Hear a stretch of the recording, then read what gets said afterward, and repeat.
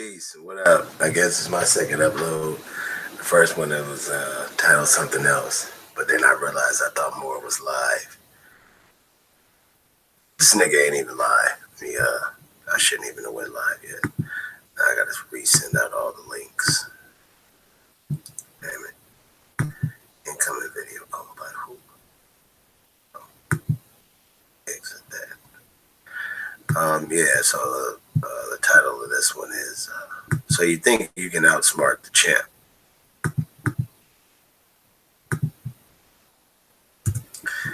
And Soul of Mine, wait. Let me send these links out. I don't doubt anybody watching right now. Send these links out.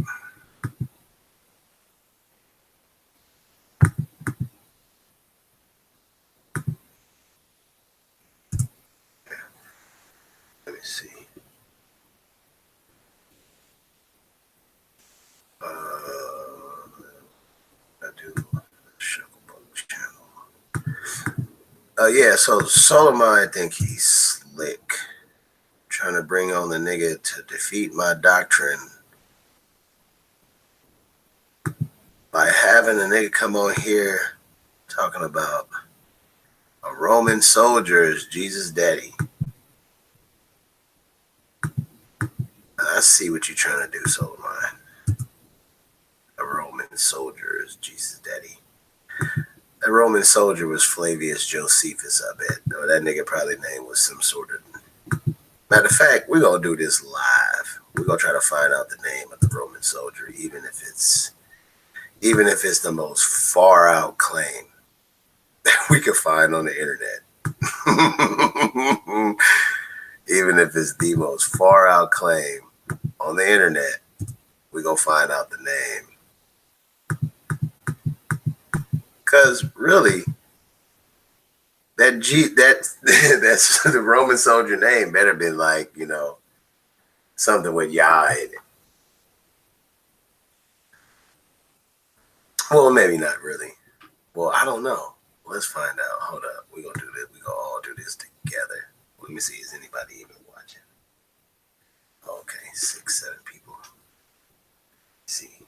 Let's find out. Hold up. What up, Duality? What up, More? All right. Yeah, what the dice, More? You got a problem, nigga. Joseph ain't Jesus' daddy. Nah, fuck that. Once I find out the name of this Roman soldier, I don't even care if this nigga's... Oh, man, it's going to be great. Let me share my screen. Screen share. Share. Present. Tap my screen in case.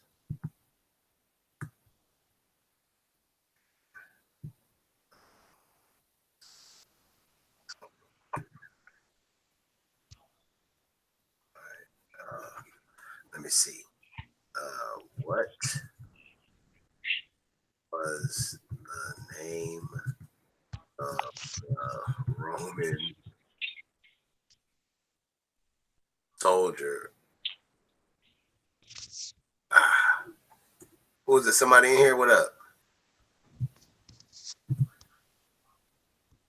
I don't know who that is. I'm not looking. I can't tell. Mr. Moore. What up, More? Okay, what was the name of the Roman? Trying to go with this Roman soldier real quick. You know what I'm saying? That had sex with Mary. I don't think they caught it when you said, "Hey, you know what I'm saying? He would have beat me in that debate, Yarah." I lost it, bro. I spit out my soul. I was like, hell no. Virgin birth. Come on, man. I'm not looking. Who was the real Virgin Mary? Mary was probably not the virgin. Oh, Pantera. Is that the name? Uh-oh. Pantera. Was this the Romans? Uh-oh. Mary and Pantera. Oh, shit. Oh, shit. Oh, you found the man name? Oh, snap. Okay, I didn't know the nigga name was Pantera. It just sounded like Panthro from... That's why. Thundercats, Thundercats, Thundercats. How do you move this? Oh, okay, right there. It's a button. All right. Nobody doubts that the gospel writers had to be influenced by supernaturalist biographies from Greece and Rome. Plutarch, for example, in his life story of Romulus and Alexander the Great, felt he should glorify these heroes with two conceptions. They had a magical and supernatural one, and also a natural one. Or to be clear, the natural conception was told, but then there was a mythological retelling. Oh, some think that with Jesus, who may have been fathered by Joseph. Okay. We are only getting the supernatural story. The natural version could be lost. It is not clear that Joseph was the father. James Tabor has made many good points about Pantera, the alleged father of Jesus. Tiberius Julius Abdus Pantera. Wait. That was his name? Oh, shit. Tiberius. Yeah.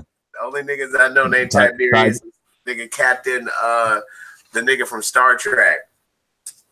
His name was Tiberius. Yeah, Tiberius Julius Abdus Pantera. Kirk. Hold up now. That's what it's. Oh, so you knew this? You knew this more? I just looked it up, bro. Oh, okay. Oh shit. I'm rocking with you, right? I did not know until Brother Supreme broke it out. Y'all was like, oh snap! There's a challenge to the doctrine, son. It could not. Joseph might not have been the father. Oh snap! Yeah, no. I mean, this is far out, but I'm finna rock with it. Fuck that. Hey, it makes a hell of a lot more sense than Santa Claus, right? Yeah, it makes a hell of a lot more sense than saying I'm a grown ass man believing in a fairy tale. That I need to have sex with a woman to have a child, but Mary don't need to have sex with a man to have a child. Yeah, and here's the fucked up part though. All they literally had to do was just say Mary was a virgin and Joseph being a just man, nigga, which is just on par as being like Christ. Then if he was the father being from the line of, then let people argue over the curse of Jeconiah instead of everything else. Take out the walking on water, sticking your fingers in your eyes. Like, just keep it more real. Like, man, Jesus was studied and he was a doctor, a dentist, a carpenter, this and that. That's where he was for the 12, 18 years he was gone. They could have made it seem like this nigga just had a good ass. This nigga was extra smart. He was, he was like a Stephen Hawkins and a fucking Bo Jackson all at once. That's all they had to do. And niggas still would have been like, nigga, can you imagine Stephen Hawkins and then Bo Jackson? This nigga hitting home runs, scoring touchdowns, and then solving the Pythagorean theorem and the theory of relativity, the Einstein's theory of relativity. You know what I'm saying? All at once. Then to be like, he's like this. It's more easier to believe that. It's more easier to believe Michael Jordan, Kobe Bryant, or LeBron James has a 199 IQ than for me to believe that these niggas walked across a swimming pool. That's more easy, bro. So, you know what I'm saying? Like, it's just crazy. He gotta be all that, right? He gotta be the son of God with magic blood, so that he can wash away your sins and whatnot. That's the Santa Claus story right now. You know what I'm saying? That God has a son with magic blood. Yeah, and you know what too? Okay, I stopped sharing. Okay, hold up. All right, I need to stop my. I don't know how to do it on my laptop. How to make it stop doing that noise for when the Hangouts click. Dude, this damn dude, I thought I was gonna be able to get me an Argument League sweater from Suave, but he sent the money back. I don't know what the fuck. Oh, he hating? Oh, wow! Don't do that. Nothing. I never said nothing. You know what I mean? I just woke up and earlier, and I was like $35. I was like, who the fuck sent me some cash? I was like, nigga, somebody just sent me the wrong, you know what I'm saying, and fucked up or did some slick shit. Because it said somebody paid me. So I looked and it was like, from Suave. And I was like, oh, that's the money for the sweater. We need to make a limited edition Rob Rack sweatshirt or hoodie, you know what I'm saying? With you having the belt over one shoulder, you know what I'm saying, and the trophy over the other, you know what I'm saying? I know. Hey, bro, you got a trophy. What'd you get? You got a trophy? I know you got one. I know it's either the MVP or Iron Man. Nigga, get out. I didn't even get nominated. Who got nominated? I forgot. No, it was it. But no, see, the only nominations that I know of was for MVP and Iron Man. Yeah, I wasn't nominated for either one. No, MVP. Then you must got too much power everywhere else. Yep. Yeah. So yeah. Well, sucks to be the vice president. So you know what I'm saying? Like you can't get employee of the month and be vice president. You know what I'm talking about? No, not at all.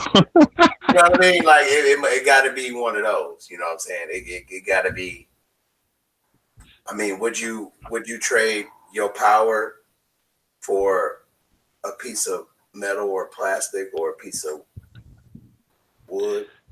No, I'm Dick Cheney's son. Yeah, you'll keep. I'm Dick Cheney.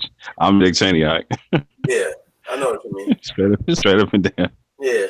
No, I just thought you would, because I don't know. I know Abdul got the judges' votes. See, who would be okay? So who would be the Iron Man? See, I always thought you would be the Iron Man because I really thought.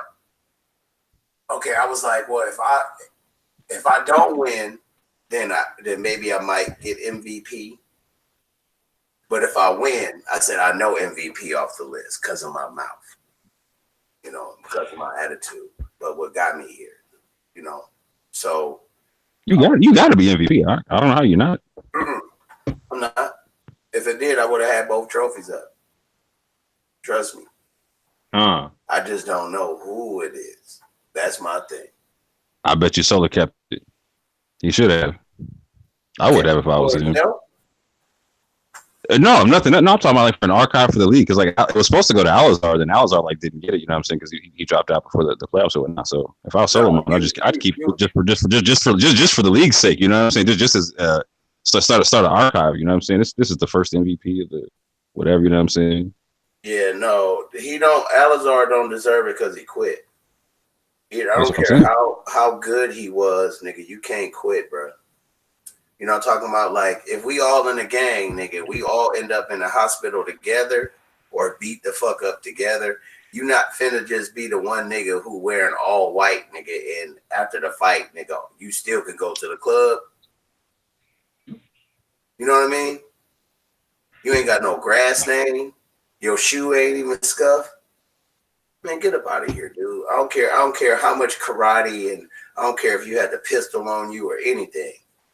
Nigga, put the motherfucker in your pocket and take the clip out, put it in the other pocket and get the fight, nigga. Fuck that. So no, I don't believe he deserved nothing in my eyes. That's Solomon, thing. That's on him. Oh no, he said no. Solomon already said no to that because he dropped out. You know what I'm saying? That's what I'm saying. If I was Solomon, I just either give it to someone else or keep it.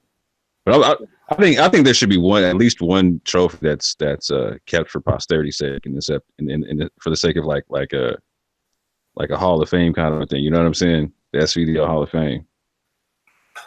I think that a Hall of Fame would be after 7 years. Like I'm saying you got to start there. You know what I'm saying? Yeah, they get Hall of Fame. Because this is the Solar Vision Debate League. And you know what, too, bro? I had wanted to say this. I don't be wanting to drop no names, bro, but it'd be other places where people congregate that come here. And they go and they're allowed to run through that Bible in a pseudo scientifical, biblical, theological way. And ain't no recourse. Ain't nobody telling them, yo, man, what? Because even with a Christian, even like when I was into the New Testament, right, I would have a belief.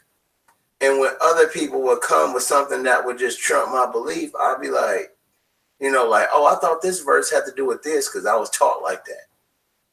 And then when somebody goes skipping all through the Bible, they'd be like, oh, maybe I was wrong. And then I'll ask a question like, well, what about this part and that part? Because that didn't make no sense. But I mean, it sounded good. Bro, you know how many conversations I had with people in like personal emails that's like, got camps, and when they only had 800 subscribers and now they got 35,000. Oh man, the classes we hold. This is back when, Israelites was dumb enough to pay to learn how to read the Bible. I'm not sure if they still is, but but yeah, man, it when you allowed to do that, nah, man, it need to be a place like Solar Minds, Solar Division of Bay League, bro. And from what I see, I think that, damn, bro, you need to tell all the Christians you can to come over here. And what I'm doing is I'm trying my best, dude, to not be Rob Rack so they could come over here and just deal with the other people. And then when I show up, they be like, oh, yeah, that's the champ. That nigga, he don't believe like this or that. You have a hard-ass time. So, because this ain't the place where you can just bounce around and somebody gonna be like, oh, yeah, we just gonna let you talk for 20 minutes. No, hold on, dude. We let you talk for about 3-4 minutes now. Like, I understand when people cut people off in 30 seconds. Like, come on, man. Let the nigga just get the shit out. Let him at least jump all through the Bible. But then, as soon as I see the conversation change, like what Brother G-Con did when we asked him a simple question, he went all the way around. He was damn near. I stopped him before he got to Isaiah 53. We asked him something about Isaiah 7. Isaiah 7. And people don't like when I just say the answer. I say the answer and not just say the answer. I just be like, man, just go here. But no. You know what I'm saying? Like, shit, you allow these Christians. Nah, man, just go right there to the next verse, bro. You know what I'm saying? And nah, they want to go all around. And then Chris got to fucking deal with that shit for 30 minutes and get frustrated. That's why I be telling Chris, like, man, stop doing that shit. You know what I'm saying? You like letting these niggas talk. You frustrating yourself, nigga. Cut them niggas off already. If you know he finna end up on 1st and Main Street and y'all on 5th, don't worry about what he finna do. Just run to 1st and Main Street and be like, nigga, this ain't it. Go somewhere else. See, you, because I know you where you finna go. That nigga did some slick shit with that stone. I was like, come on, bro. And then, Chris, last night, and the dude from the UK, that nigga had G-Con and Kev hot. That nigga get a shot of Hennessy. Hey, shout out to my man Supreme. Abel, man, you know what I'm saying? Shout out to the brother from the UK. Again, shout out to brother Supreme. We definitely got a bill, bro, man. For real. Yeah, he had him hot, bro. And damn, okay, I can clean it out there. I'm just wiping something down. But the brother had got them hot, and I had then my stepfather was over, father-in-law, stepfather. Fuck you, bro. My father-in-law was over, and You know, he was, hey, get out that phone, man. So we chopping it up. So I'm trying to listen in every once in a while. But then afterwards, when I could get on, when he left, I was like, I was listening in, and they were getting beat up.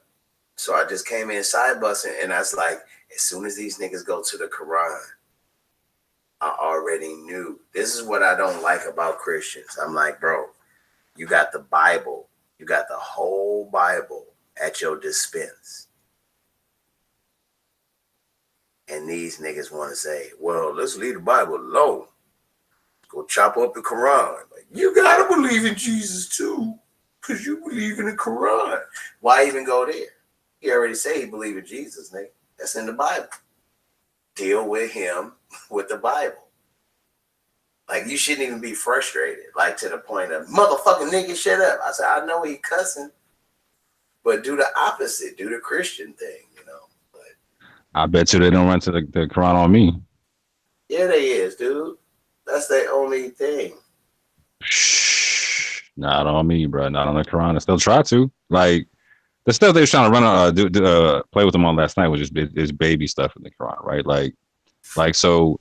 And why Muslims like they'll read the Quran, but it's different. Like they got a different bent on it. You know what I'm saying? Like the people in the MSCA, they got a different bent on it. Like people like Ahmadi Muslims, they got a different bent on it. People just deal with it with different levels and whatnot, right? So most NY Muslims aren't gonna be able to recite Quran to you. You know what I'm saying? They read the Quran, but it's not the main thing. You know what I'm saying? So when you got people trying to play word games, it was like, bro, you just admitted that you believe in a fairy tale, or you can't even admit that you believe in a fairy tale, right? You know what I'm saying? Yeah. And you want to touch a man's book? No, that's not. Leave his book alone until you break down this fairy tale thing that's not a fairy tale. How about that? How about that? I put the link out for everybody, but a lot of Christians. Oh, shout out to Yehukanan. Had just had a baby, and yeah, shout out to that brother. Blessings to you, bro. You and the whole fam, man. And the Kevin G, I got a question for you, bro, man. I need to know, how come Tiberius Julius Abdus Pantera is not the father of Jesus? What makes that not so? Yeah. Oh, he in the also the chat. Man. I need to know, how come Tiberius? I could. Okay, yeah, they went in. Yeah, they did. Sis. Okay, I'm looking at the chat now. Wait. Oh, okay. I'm thinking. Okay, so. Yeah, Yahoo, of course. Okay, Moshe, man. Sock, what up? What's up, sis? Sass, duality, I already said that. All right, and Zach, what up?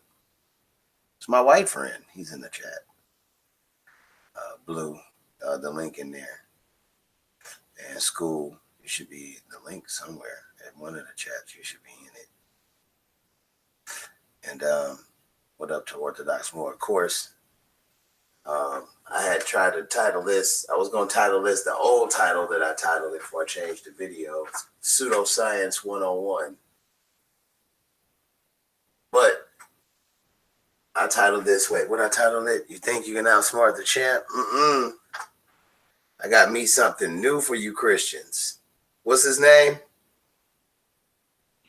Tiberius Julius Abdus Pantera. You are the father.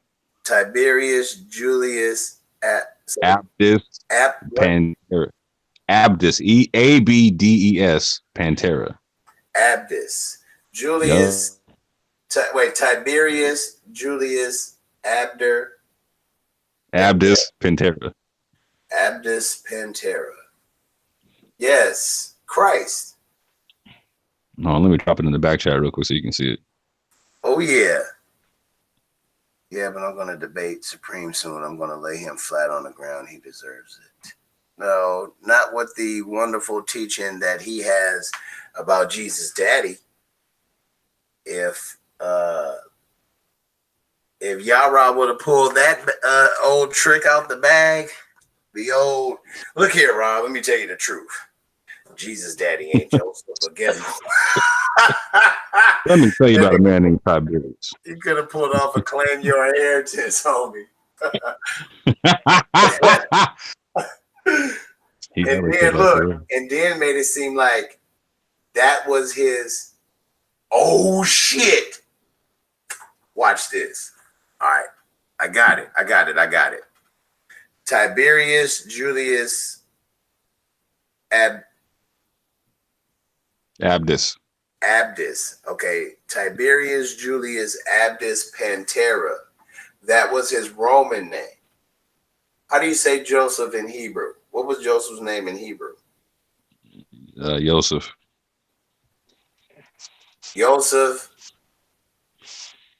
And I'm gonna find how do you say Pantera? What does Pantera mean in Greek? Hold up, we finna do this, right? Panther. Yeah, it might mean Panther. Black Panther. Oh shit, he was a Black Panther. That's where the movie. Oh shit. Hold up. Okay, let me see. Pantera meaning. Okay, let's see. Hope it don't mean panther, but it might mean. What is a Pantera? Panther. Oh, an Italian police car. Okay, so it is. All right, so it just mean Panther. And since he was, but then that nigga, oh shit, that nigga said Mary was white, yo. And then he said that the Roman soldier was black. God damn. So you mean wait? Was she albino or was she white? He said she was white from some watered down mixture. Oh shit, she was blanched. Oh my god. This nigga is probably describing his own family history, bro. Some shit like that, but holy shit. So Jesus was a light-skinned nigga who looked like Klay Thompson. No way, bro. Sure. Because a black dude and a very, very, very, very, very, very, very light-skinned black woman, like an octoroon, will still net you a Drake-looking ass nigga. Oh shit. This shit is hilarious, bro. Niggas got to deal with that. Mary was 95% white. Oh my god, dude. Where did he get this t-shirt from? I have no idea. I gotta holler at him, you know what I'm saying? Good old TJ Pantera, you know what I'm saying? Bruh. This nigga, bro. All right. This calls for this special break. No, I was gonna play the eyebrow shit, but no, I ain't gonna do that. Okay, you know what I wanted to go in on too? Babel. I need to do some more history on the Hebrew word Babel. Does it come from somewhere else? Just need to make sure if it's comes from Sumerian, bro, dude. This Bible, bro, they didn't did a number, bro. They didn't did a number with the Bible, my nigga. And I'm not gonna put the Bible down. I'm gonna just hold it. I got the moral laws and the dietary laws and the commandments. Oh, so Pete name on his name. Okay, Pete name on his name. So like Pantera obviously means the panther part. The names Tiberius Julius are required names and were probably given to him in recognition of serving in the Roman army as he obtained Roman citizenship. The name Abdus means servant of God. The Latin form of Aramaic Ebed. That's true. And suggests that Pantera had a Semitic or even Jewish background. Pantera was from Cydonia, which is identified with Sidon and Phoenicia, and joined the cohorts in he was a Canaanite. Sagittarius. Oh shit! Jesus had a Canaanite daddy in the Roman army. Oh shit! Nah, fuck that. I'm running with that. Got it. Where you get this from? I'm reading right off of Wikipedia. I put this in the back chat. Oh, oh no. Wait.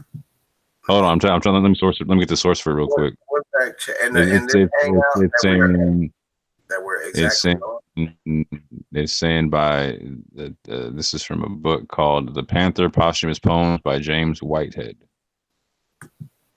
My college professor was Whitehead, but he was a black dude. Weird. Holy shit. All right. So he was from Phoenicia or Tyre and Sidon or something like that, right? So, yeah, Sidonian. Sidonian. But they're saying he was either Semitic or even potentially Jewish background. Potentially, he was potentially Israelite still. Potentially, but he was Semitic. Nigga, that nigga was a Canaan. Fuck that. That nigga was a Canaanite, bro. Nah, but okay, so he was a Canaanite Black Panther, real talk. A Jew. So let's just they say he was of the first cohort of archers that he could get down on the art with the bow. You know what I'm saying? So he was a shooter. So he said, yep. Black. Well, let's just say he was black. He was a Black Panther shooter, servant of God, Canaanite. Yeah. Bro, I'm finna, man, somebody finna get dead dirty on this one. Season. No, I'm gonna do it in the off season. I think you know what though? Let me ask you a question. How many people, I think I deserve 2 wins for what I did to Black Jesus Minister. Because not only did he call me out and then I took the challenge, but I made him not even show up at all and even jump on the stream. Because I sent it through Skype too. Like when he hit me on Skype. So that's why there needs to be an off-season record period. Damn all that. Every debate needs to be judged. We need to have exhibition records and all that shit. You know what I'm saying? Like damn all that. That's like, you know what I'm saying? You should get 2 wins for that, for real.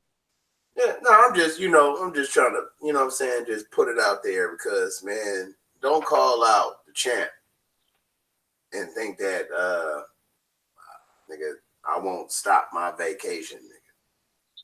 Put in a 3-hour debate in the middle of my vacation and go back on vacation. But don't call me out on my vacation when I'm chilling. I'm the off season. Is that your mouth or somebody else? Huh? Oh, we got someone else on the line. I thought is that your Yahoo or somebody else? Oh, I don't know. I'm not looking. Hold up. I don't be looking at the screen. Yeah, that's Yahoo. Yeah, it's me. Yeah, shalom, Mike. Shalom, all. Shit, what up, Yahoo? I don't know. I'm just listening, man. Just listening. What, you mad because Jesus? Oh snap! Hold on, real quick. So Rob, Ethiopian ecclesiastical literature. A soldier by the name of Pantos Pantera also appears twice in Ethiopian church documents. In the first book of Ethiopian, he is listed as one of 3 brothers who resists the Seleucid invasion of Judea. Within the text itself, he is cites as receiving his name from the act of strangling panthers with his bare hands. This name and personage also appears in the text of Ethiopian Synaxarion Tahisas 25, where he is remembered along with his brothers in the canon of Ethiopian saints. Neither text makes any clear identification of this figure with the legendary accounts of the paternal ancestry of Jesus. But just so you know, the Ethiopian Maccabees are a completely different set of texts than the Greek Maccabees, and they're unique to the Ethiopian literature. But so they they give claim to a person named Panthos or Pantera who was around during the time. Hold up, where do panthers originate from? Hold on. Why would they use that? Hold up. Oh shit! A Black Panther is a melanistic color variant of any big cat species. Black panthers in Asia and Africa are leopards, and those in the America are jaguars. Oh shit! So they did have panthers in Africa. I didn't know that. My nigga talking about he killed him with his bare hands. You said, dang. Oh, Black Panther Party. Oh shit! He was the first.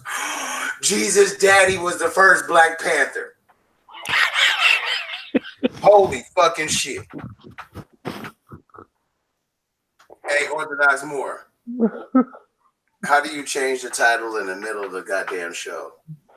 Don't do it just yet. Let me know what you want to change. I'll change it real quick. Should I put Jesus Daddy? No. First Black Panther. Oh, yeah. Hold on. I got you.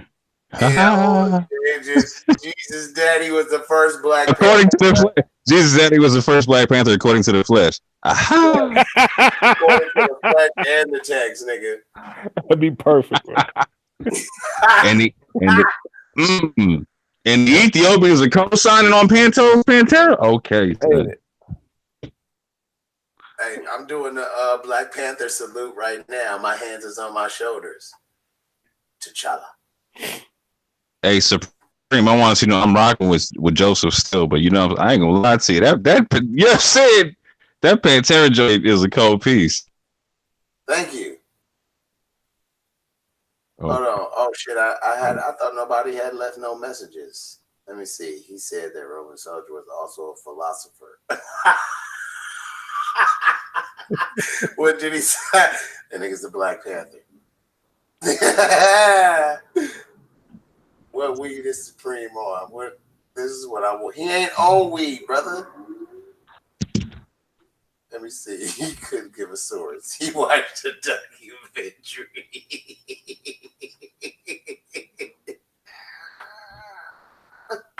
The source was the documentary. The source was Lionsgate.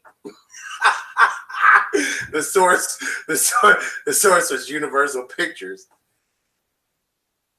Oh shit! I think the black ones are in Asia, but not sure. So the Black Panthers are in Asia, and the White Panthers are in America or in Africa. Come on now, man. Look, the thing what throws me off is, even if you was to just take this, that still would knock out the story of Jesus, because pretty much you would have to take away the whole New Testament and pretty much replace it with bits and pieces of text from Ethiopia and secular sources from the Jews and from these weirdo crackpots who you would think like somebody would say something so crazy. Like it was a bum back in 1997 who was like, if I had money, I'd put my money in Amazon. And people would be like, shut the fuck up. You're a bum. You know, and now somebody is like, oh my God, I remember a bum telling me back in 1997 to invest in Amazon. Who the fuck was he? So, yeah, you know what I'm saying? So sometimes some of these weird crackpots be coming through with the, you got to sift through all that shit. You probably sift through a whole 8-hour conversation and be like, this nigga said something that just fit. So we got it. Jesus Daddy is the first Black Panther. There is no doubt about it. No doubt. Tiberius, Julius, Abdul, some Abner. Abdes. Oh, Abdus. Abdef. ABDES. ABDES. Abdus. All right. A B. Hey, yeah. Yahoo. Mm-hmm. Now if I was to ask you,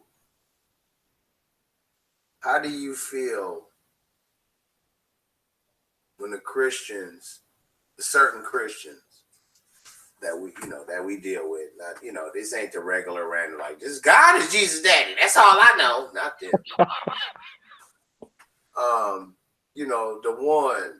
The ones that just read the script and be like, the Father never spoke, it was only YHWH. And then you say, okay, that's cool.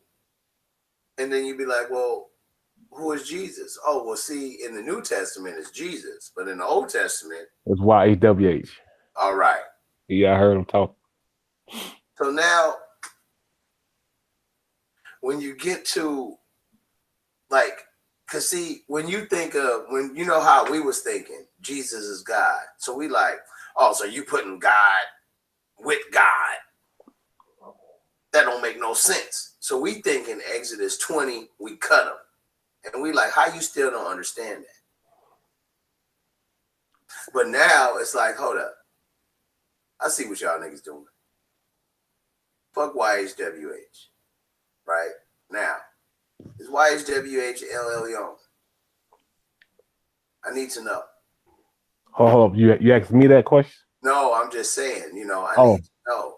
You know what I'm saying? Because whatever is the creator, the Father, whether we have a name for the Father, it, him, her, him, whatever, they, whatever the name is for the Father, okay. That entity is what I got you. Now, when people start throwing in other shit, I got a problem. I don't care what name they put on it or whatever. You see, it's kind of like this. It's kind of like Rob feel he's double crossed, right? So I'm sitting here and I got people next to me that's, oh man, yeah, you're cool and stuff. And I'm like, wait, hold on, man. Somebody just fucking slipped something in my drink. I think it's poison. But I just took another drink to block that poison. Now, don't let nobody outside this room. Security guard, shut this door, bro. Now I need to find out, what's going on here. And all I'm saying is, I'm willing to shoot my brother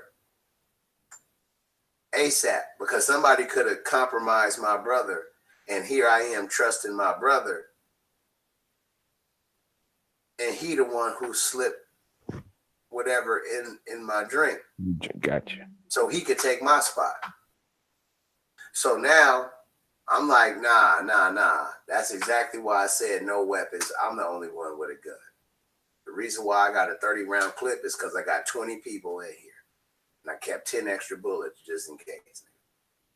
You see what I'm saying? One bullet for each one of y'all heads. Y'all don't tell me the fucking truth right now. You see what I'm saying? And I'll start with my brother. Did you put this?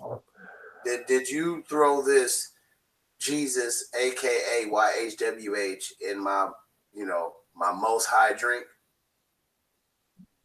Gotcha. You see what I'm saying? I asked for some water. I didn't ask for some water with a splash of lemon. I didn't ask for some water with no ice cubes in it. I just asked for some water. I didn't say ice water. So give me some water. You want to bring me some Kool-Aid? You want to bring me some beer, some liquor? You're going to bring me all these liquids when I say bring me some water. Now, if I say, okay, I want some Kool-Aid. Now, as long as it contains the water that I want, then I'm just worried about how good the Kool-Aid tastes.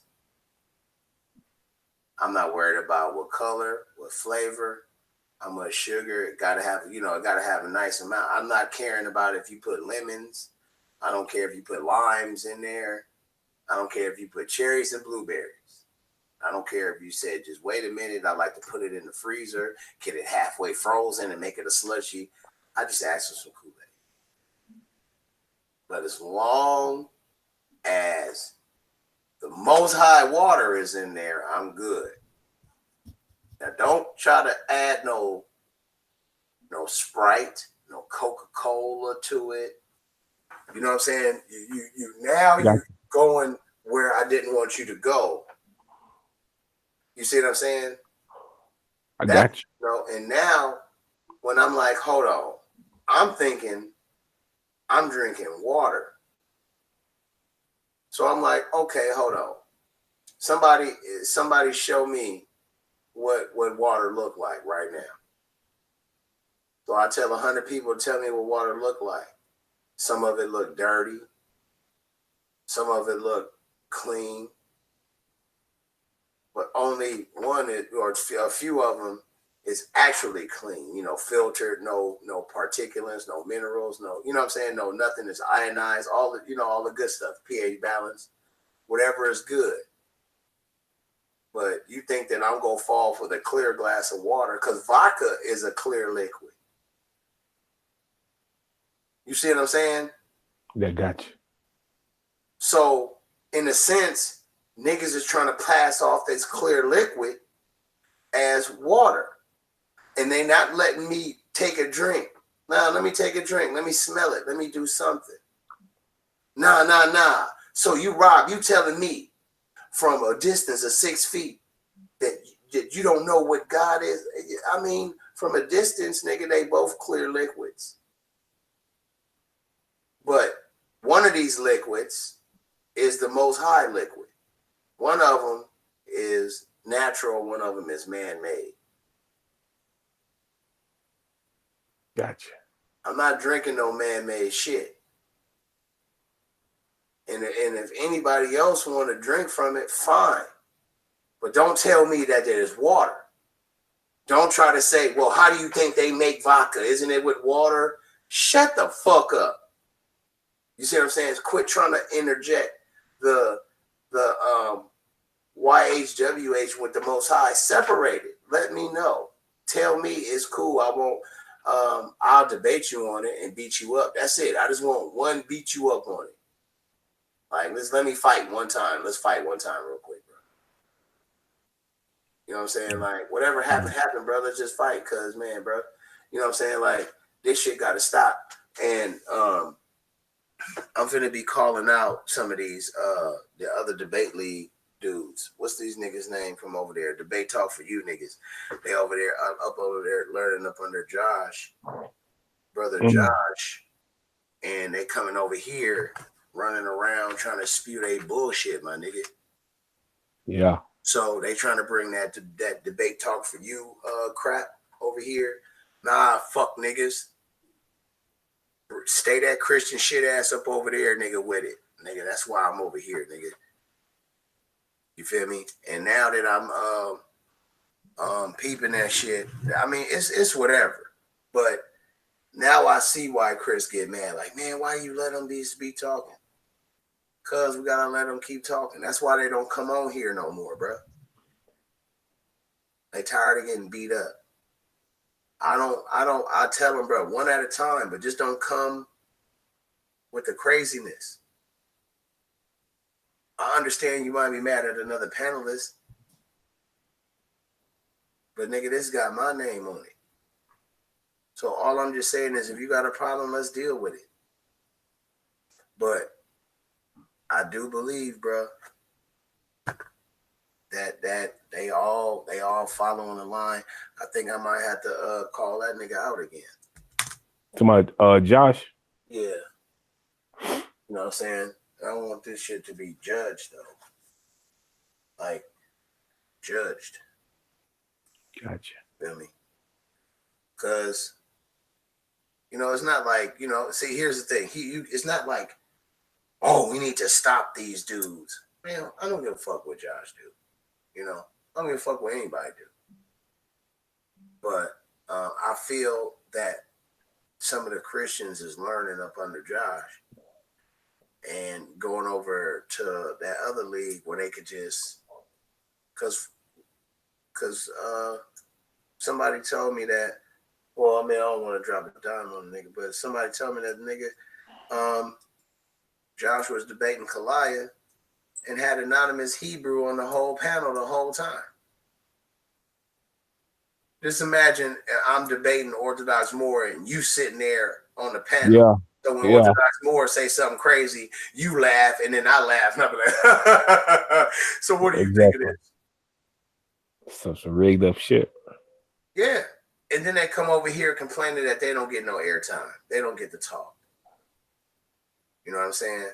But I don't be saying that when I be seeing niggas on other niggas panels and they be talking and then they want to come over here and do the same thing. Nigga, just because it's your day off, you think you could just run around and everything come over here. Man, I just don't say nothing. Because I feel like that's a bitch move sometimes.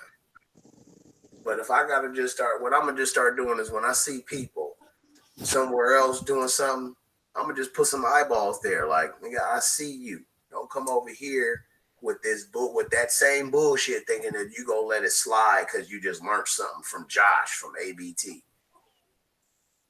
Or nigga, you was on somebody else's panel trying to, nigga, please. Nigga, the conscious community, especially in the Israelite community, is not that big. Stop playing. So, you know what I mean? I bro, man, I can't wait till season 2. Bro, it's gonna be, I'm finna get it all off my chest, bro, season 2. I feel like how I did after I had all my debates and I had to damn near wait 2 months. I had to wait damn near 2 months. It was like 45 days, bro, to my player. I was jumping out the window. I couldn't do anything because I didn't want to give Yarah no advantage, no nothing. And that's all they were searching for. Him, Anonymous, and Bishop. You see? You know, now them bitch ass niggas ain't over here no more like that. You know? Shit, nigga, now I'm finna go hunting. So yeah, anybody out there that's in this panel, tell them coon ass niggas, Yarah, Anonymous Hebrew, and all them. I'm finna start sending people over there. I'm finna start having people just say, this verse is from my brother Rob. Even if it don't come from me, I just want them to say it. So that you know I'm over there too. And none of that shit gonna be sliding through anymore. Man, my bad, y'all. I've been talking for like 10 minutes, man. What's up, Moore? What's up, Yarah, bro? It's a lot of goofiness that gotta stop. Right? But no, all right, here's the thing, man. Just note, and then therefore to understand this. Everything we see, hear, touch was created through wisdom. Yes. Just that simple. Just that simple. I mean, there was no Jeebus before time was. That's falsehood. That's not true. No one in tech doesn't make this claim. They make this claim. They say that I've heard them say Jeebus is YHWH, and that's not true. Because then he would also have to be what you call him Elion Elion. Yeah. See, that's the thing. They don't do that. There's only one brother, two brothers that do that. See, but it's false though. It's not what's his name? Critic. Because it can't be true, because then we're saying that that the Most High, as y'all say, or something Yahweh, I say Yahuwah, but then we're saying that that he was born. Then if he was born, then he could die. And I just don't vibe with it, man. Just okay. So how do you no. Hold on, let me look. I haven't paid attention over there. I'm glad he's still okay though. I'm saying it's just elections. Oh wait, hold on, wait. There was something. Oh, I wish you had that Pantera info for the Face of Yah video. Which one? He hasn't been in a minute. Oh yeah, that info. I had told Yarah that I could have brought that up. I think it was in a post interview. argument or something. And I told him, I said, I could have brought that up. He was like, I was ready for that. I was like, yeah, I knew you was. See, because your ass was over there thinking that I was going to do all kind of stupid shit. You know what I mean? So, nah, I wouldn't have brought that up. But since that dude, Supreme Abel, then got G-Con and Kevin that mad with that information, oh, yeah. The Christian of Bel Air, and yeah, they got to deal with that shit. But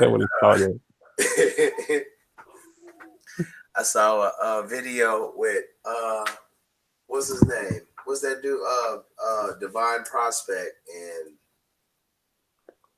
they met up in the airport. The dude who G-Con. I saw it too. Yeah, me too. I saw it too. I watched some of that. I didn't listen to all of it. And to me,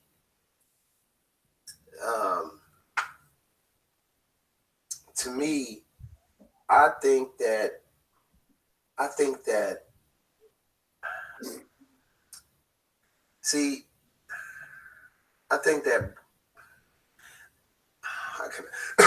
I'm gonna say this, right? I think that we need to stop giving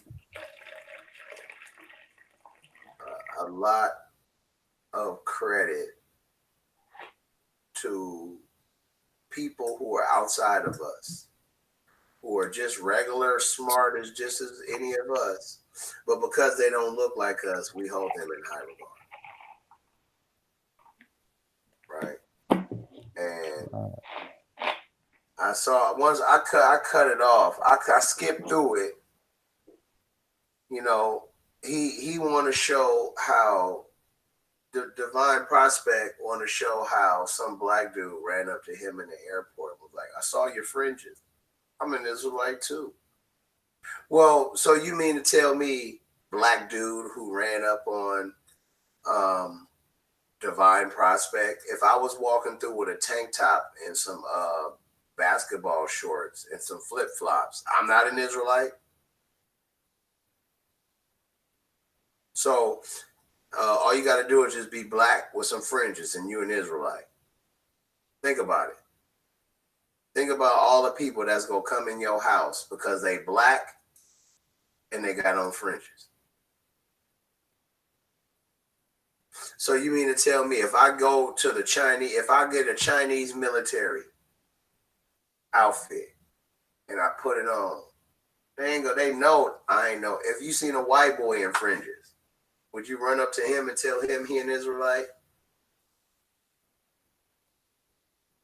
You see, and then he wanted to big up the Malone nigga. Oh, I know he's out here for work. I must be out here on some bullshit. And I only got a little bit of his time. So, man, I cut that shit smooth off. Nigga, especially in Atlanta, nigga, you'd have had to meet me at the goddamn TGI Fridays, nigga, and I'd have been lighting up. Nigga, I'd have been smoking my weed pen, nigga, and cigars. Nigga, and cigarettes, nigga, and drinking, nigga, smoke whatever the fuck to let you know, nigga, that I'm regular and real like that, nigga. We ain't finna sit there and goddamn airport and this nigga having another dude walking around with a camera. Man, come on. Wake up. It's okay. If you want to believe in the scriptures, fine. Whatever worked for you, let that work for you and tell people how it works for you. Like, when I tell people things like, well, I keep the law, and then you don't have to. That's not me to forcing any of my ideas on you. Truthfully, do what you want. I'm just telling you how it is. You're not going to come around me with a piece of shrimp and say, and then have me thinking that it's something else. I'm going to tell you what it is. Well, according to the Bible, you're not supposed to eat that. Don't you believe in the Bible? Okay, then. But if you don't believe in the Bible, them words won't come out my mouth. You see what I'm saying? That's how I am. I love you. I love you too. Shalom. Hey, Rob, question for you. Yeah. Now, going off what you said, Yeah. are you trying to say something? All right. Are you attempting to say that the thing that took place between Divine the prospect and the guy in the airport was staged? Well, I'm pretty sure that they talked to each other and they probably was like, yeah, man, I'm probably going to be at the airport on the 24th. Oh yeah, me too. And then they probably was like, well, I have a layover from 1 to 2. Well, I have a layover from, whatever. And then they were like, well, what if I pick a returning flight and stretch it out and take the extra, you know what I'm saying? Like instead of leaving at 4, leave at 6. So yeah, I'm pretty sure it was like that, bro. I mean, so you mean to tell me that I'm just gonna accidentally meet up and have a nigga filming? No, nigga, that's set up, and I understand, but what I think it is that the way it was, it affirms that vocab alone, and you see the nigga with his little Argyle sweater on, little sweater. Yeah, I saw that. And his little hat. He was rocking the quote unquote hip teacher look. And then you got Divine Prospect with the goddamn dashiki and the fringes on and the goddamn knitted beanie on. He probably had a fucking suitcase full of books. So, but you know what? In the same breath, now we do know that Divine the prospect is RBG. Revolutionary but gangster. Red, black, and green. Okay, he's red, black, and green. Yeah. Anybody who's black and think black is red, black, and green. You ain't gotta just go sign up, put your name on a paper. I could show up to a black pride and tell them niggas I'm an Israelite. Once people be like, oh, that's Rob. People be like, oh, he an Israelite. He probably think the Mexicans are this and the goddamn Chinese or that. And they be like, nah, not him. You see what I'm saying? So it's different, nigga. If he was RBG, nigga, I'd have been like, nigga, where your fringes at? Oh, that's right. You're not an Israelite, huh? Oh, you just a Christian. But they both Christians. I'd have beat Jesus up. If I was in that motherfucker, I'd have crashed that party. If I was over there and I saw them niggas, I'd have crashed that shit, nigga. Hey man, your hair don't match your eyebrows, Rob. I know. Oh, okay. I'm not even looking at the screen. I'm over here. What up, Kevin? His nigga eyebrows got soul glow in it. Yeah, I stopped watching that though. What up, though, Kev? What's going on, man? Shit, you think you can see Divine Prospect in the debate? Me and Devon are real good friends. Man. But I'm gonna be honest. I used to learn up on Divine for a long time. Now you learned up under brother Josh, huh? Josh, I spoke with Josh. I never actually got in contact with Josh, but I spoke with. I think I spoke to him one time on Debate Talk for You, but he's a good teacher too. On Debate Talk for You radio, that motherfucker got like 4,500 views. It was a few years ago. I smashed that nigga. You smashed brother Josh in the debate. Hold on, here. Let me show you my Debate Talk for You debates. Let me go to screen share. Oh, you thought I would. By the way, shout out to brother Divine Prospect. He was the first one to drop that I saw drop that who gave Yahweh his inheritance concept. Yeah. Shout out to Divine Prospect. Peace. I'm gonna run through your pockets when I see you, nigga. Your money back. I just want to pull your wallet out your pocket and take a picture. Like. Wait, hold up. Like Jaguar. Because this Jesus Daddy was the first Black Panther. We got proof. You missed. Booyah. Joe do. Prove it. That Jesus was the first Black Panther? Jesus' daddy was the first Black Panther. His daddy was the first Black Panther. Yes. Oh, yeah. Yes. What, I'm Yahoo, man. Stop trolling, man. For real. Oh yeah, we know what chapter he was in and everything. We got his due receipts. Like, no, you don't. Oh, okay. Orthodox Moore, you here? Oh Yeah, man, it was good. Okay. What in the text, in secular text, some people believe Jesus' father was a Roman soldier, right?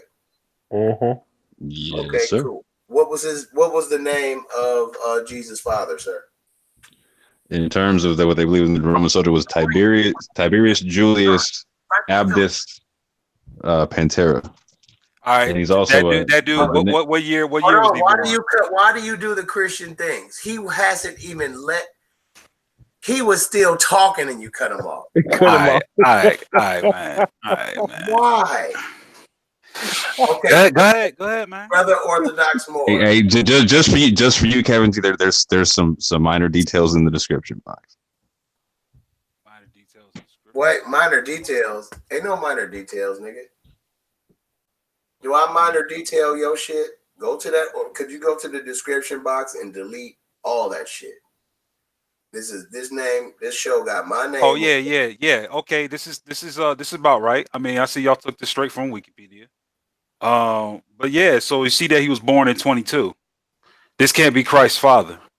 Okay, he was born in 22 CE, or Yeah. 22? Hold on, let me see here. 22 BCE. Really, That's this when he was dude? born? I'm asking. Hold on, Hello? let me see where y'all get this information from. I'm asking you, was he born in 22 BCE? It says 22 BCE. So he was old enough to be that nigga daddy, nigga. Straight up. Now check it This out. can't. So what proof do you guys have that this guy is his dad? Nigga, the internet is the proof. Oh, Nigga, you got a bunch of words on the book from a white man. I got a bunch of words on my Nobody screen. getting no words from a white man. Nigga. Where you get that from? Nigga, the internet. Nigga, straight up. Man, get out of here with Where that. you get your Bible from? Now, if it ain't white people, tell I me. get my Bible from Barnes and Noble. Nigga, the white man own Barnes and Noble, nigga. I don't own Barnes and Noble. I got stock. Okay, this nigga that got 2 stocks of Barnes and Nobles. That's right. Barnes That's right. And Nobles. That's right. Now, straight up. Now, okay, so what do Tiberius mean? Tiberius Julius Abner Pantera. What does that mean, sir? Not sir. Well, sir, but Orthodox Moore. What does that mean, my brother? Pantera means Black Panther. Okay, exactly. A panther. He was black. In the Ethiopic text, it also says that he was a black servant of God. Yeah, he was a son of hold God. on, man. Hold on. Pantera is a Guinness name for the Panthera. Panthera is a Guinness name for a type of big cat. That'll be your lions, your tigers. But goddamn, he was a black panther. Nah, bro, it's tigers, lions, jaguars, ocelots. I mean, listen to this. Cheetahs. Or listen, a black panther is the melanistic. What does melanistic mean? Bro, where are we seeing this at? Are you looking at my screen, or is my screen not popping up? No, I see a black panther, but that's the species. That's a jaguar that is melanistic.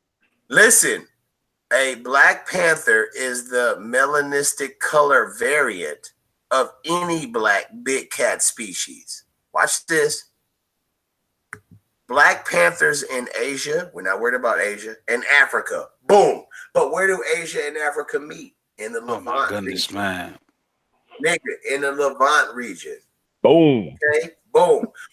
Orthodox Moore, what region was this Roman soldier born in?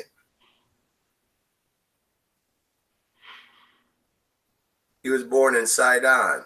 Nigga, that nigga was a Canaanite, bro.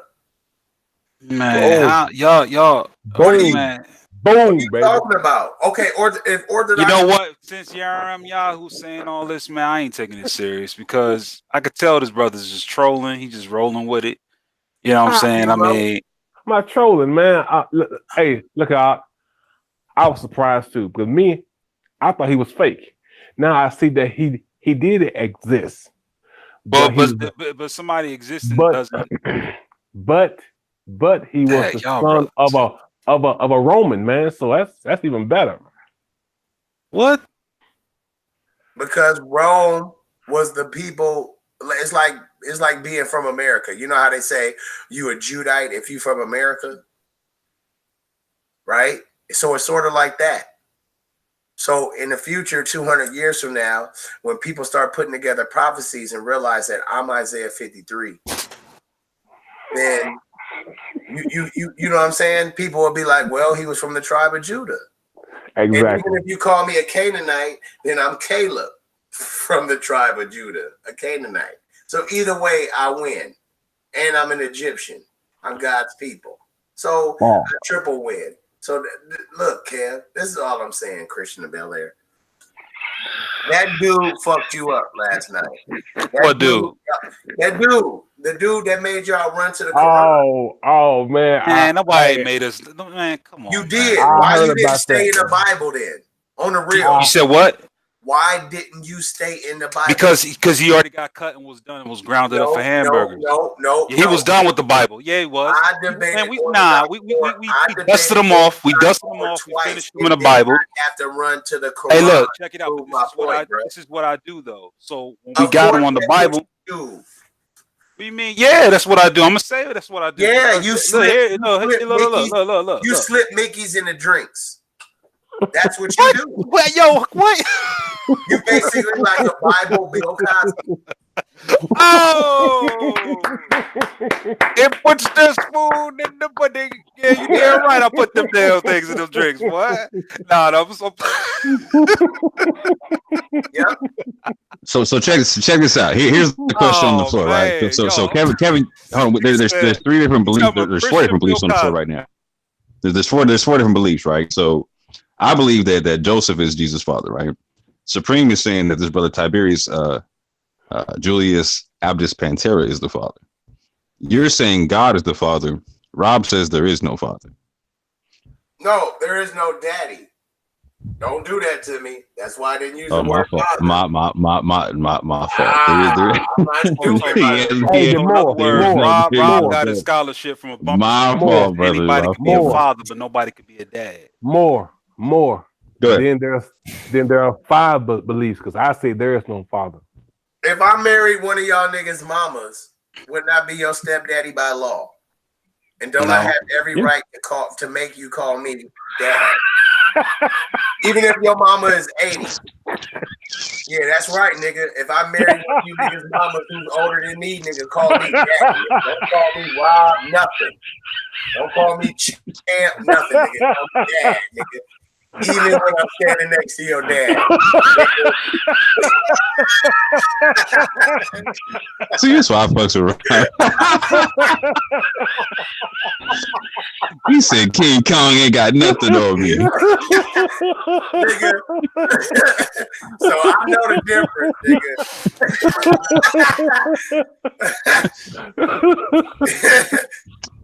Oh, shit. Oh, man. Nah, I'm not looking at your sister, nigga. I'm looking at your mama, nigga. Might marry her. This nigga trying to get a retirement check. Nah, I don't even want the money. I just want the power. I just want to look at you and then be like, come on, Miss Ethel. Let's go lay down. I know it's 4 in the afternoon. Let's go to sleep. Go to bed. Would you make me a beneficiary of your life insurance? Oh shit. Yeah, you get a little chunk. I mean, like, what's up with the health? What's up with the health insurance too, man?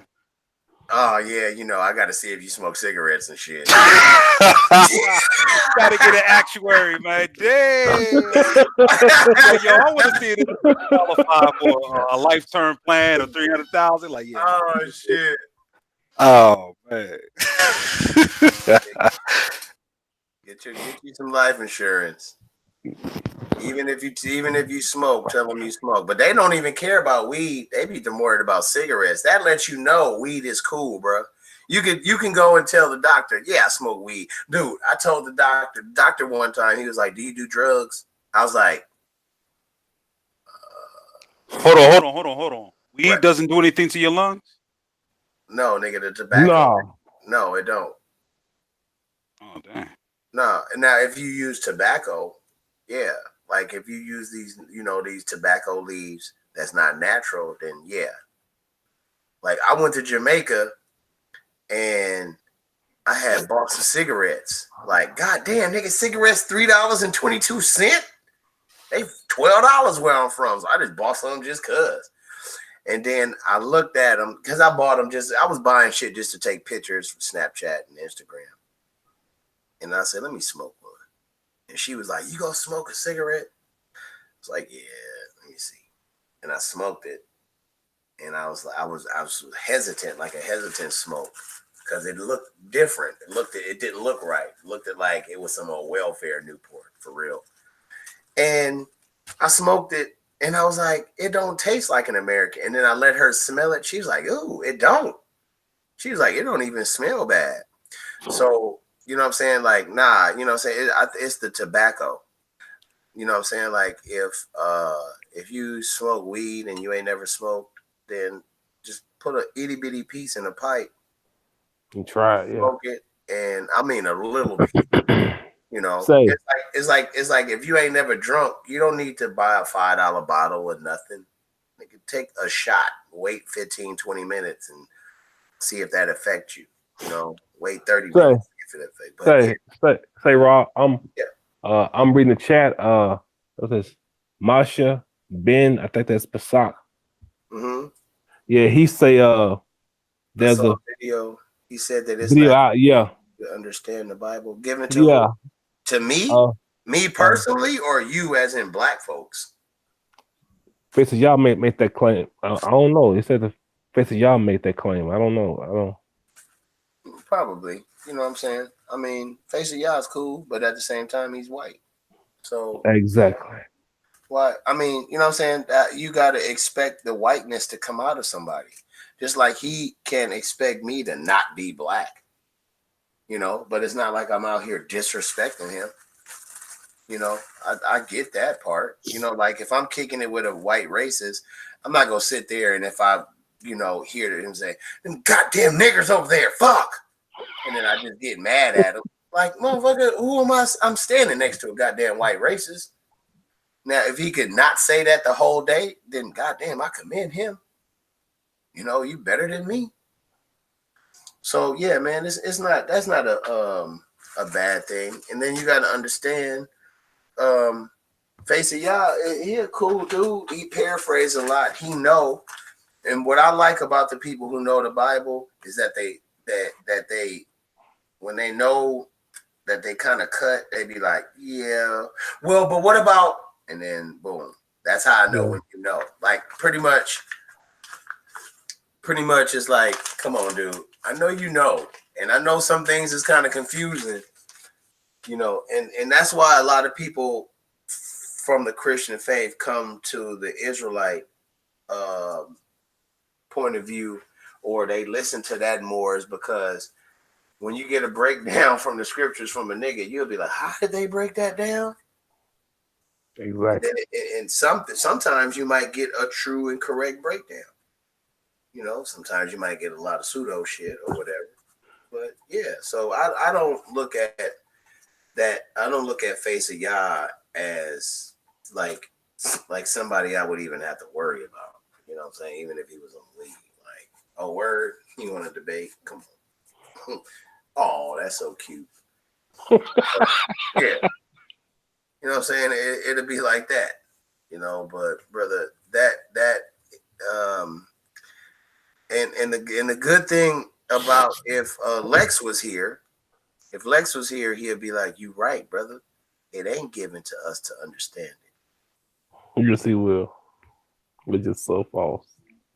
And that's absolutely right. It's not given to us for us to understand it. It's given to us for us to follow and do what the fuck whoever is talking. You see why? That's why it was a problem for niggas to learn how to read. Man, I don't know, man. I think it's a problem for people to learn how to read because it goes away from their culture. Wait, reading goes away from someone's culture? It does, yeah, it does, man. Unfortunately, from what I learned. Could you Elaborate. Yeah, Yeah. you don't mind. Yeah. All right. So like I saw this one documentary and I also looked at some stuff on how blacks do in schools. Okay. And what I've seen is that this documentary talks about how a lot of people uphold, or a lot of different cultures, they uphold education and cognitive activities within their religion. So if you have Buddhist temples that are in Southeast Asia or even throughout Japan and South Korea, they have even within Christianity in those countries, they uphold education as one of the pillars of their religion. And they'll send in prayers, they'll write a lot of notes and do a lot of uh, ceremonies concerning their children's education. So it's really embedded into their lifestyle and their culture to do good in school and to study and to make sure that you're learning something. Now, within black culture, what they found is they looked at the SAT scores and they looked at different things. And what they found is that blacks do well in science, but they don't do well in math and reading. And they were like, why is that? So even when they looked at schools that are doing real good, you can do this now. Go to greatschools.com or great.org and go to any school that's got like a high rating between the 8 and the 10. And when you look at it, you see that black folks, we do significantly well in science, but we don't do well when it comes to reading and math. And so in this That documentary, must be white, bro. Because what do you mean by science? all right, let me show you. Biology and science, because I love math and nigga, it's fun learning words. So I must be white. Nah, it's not even really that. Like, okay, like let me do what's a good area that you think that let me choose shoot. What's a good area? I'm trying to think. All right, let's do this, right? I'm gonna choose these schools here. It's an elementary school here that's primarily white and they have some blacks there. So I'm gonna go over to ethnicity. All right.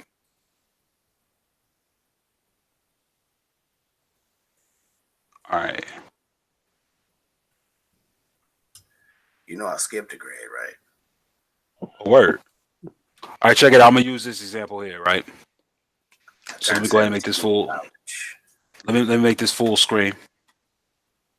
All right.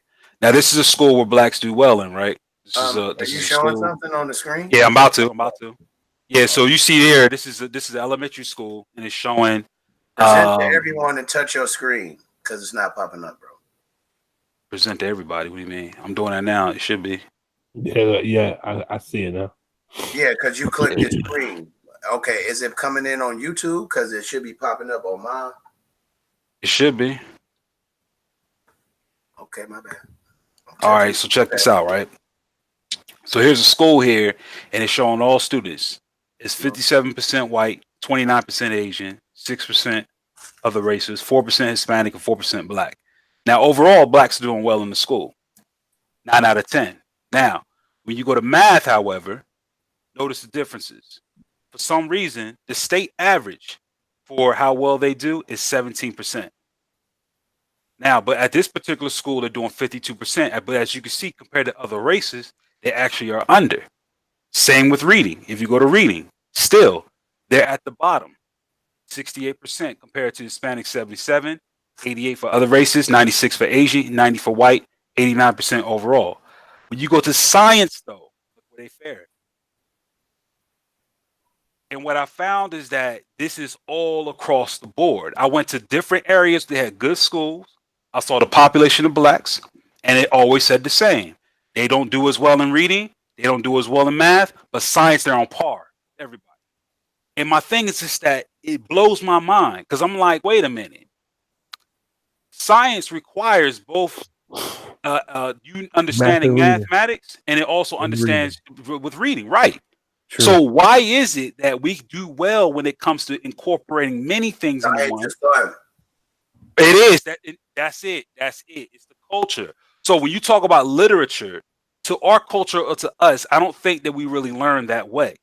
Because I'm looking at it, because I went to a learning facility when I was young. They thought I was damn near retarded.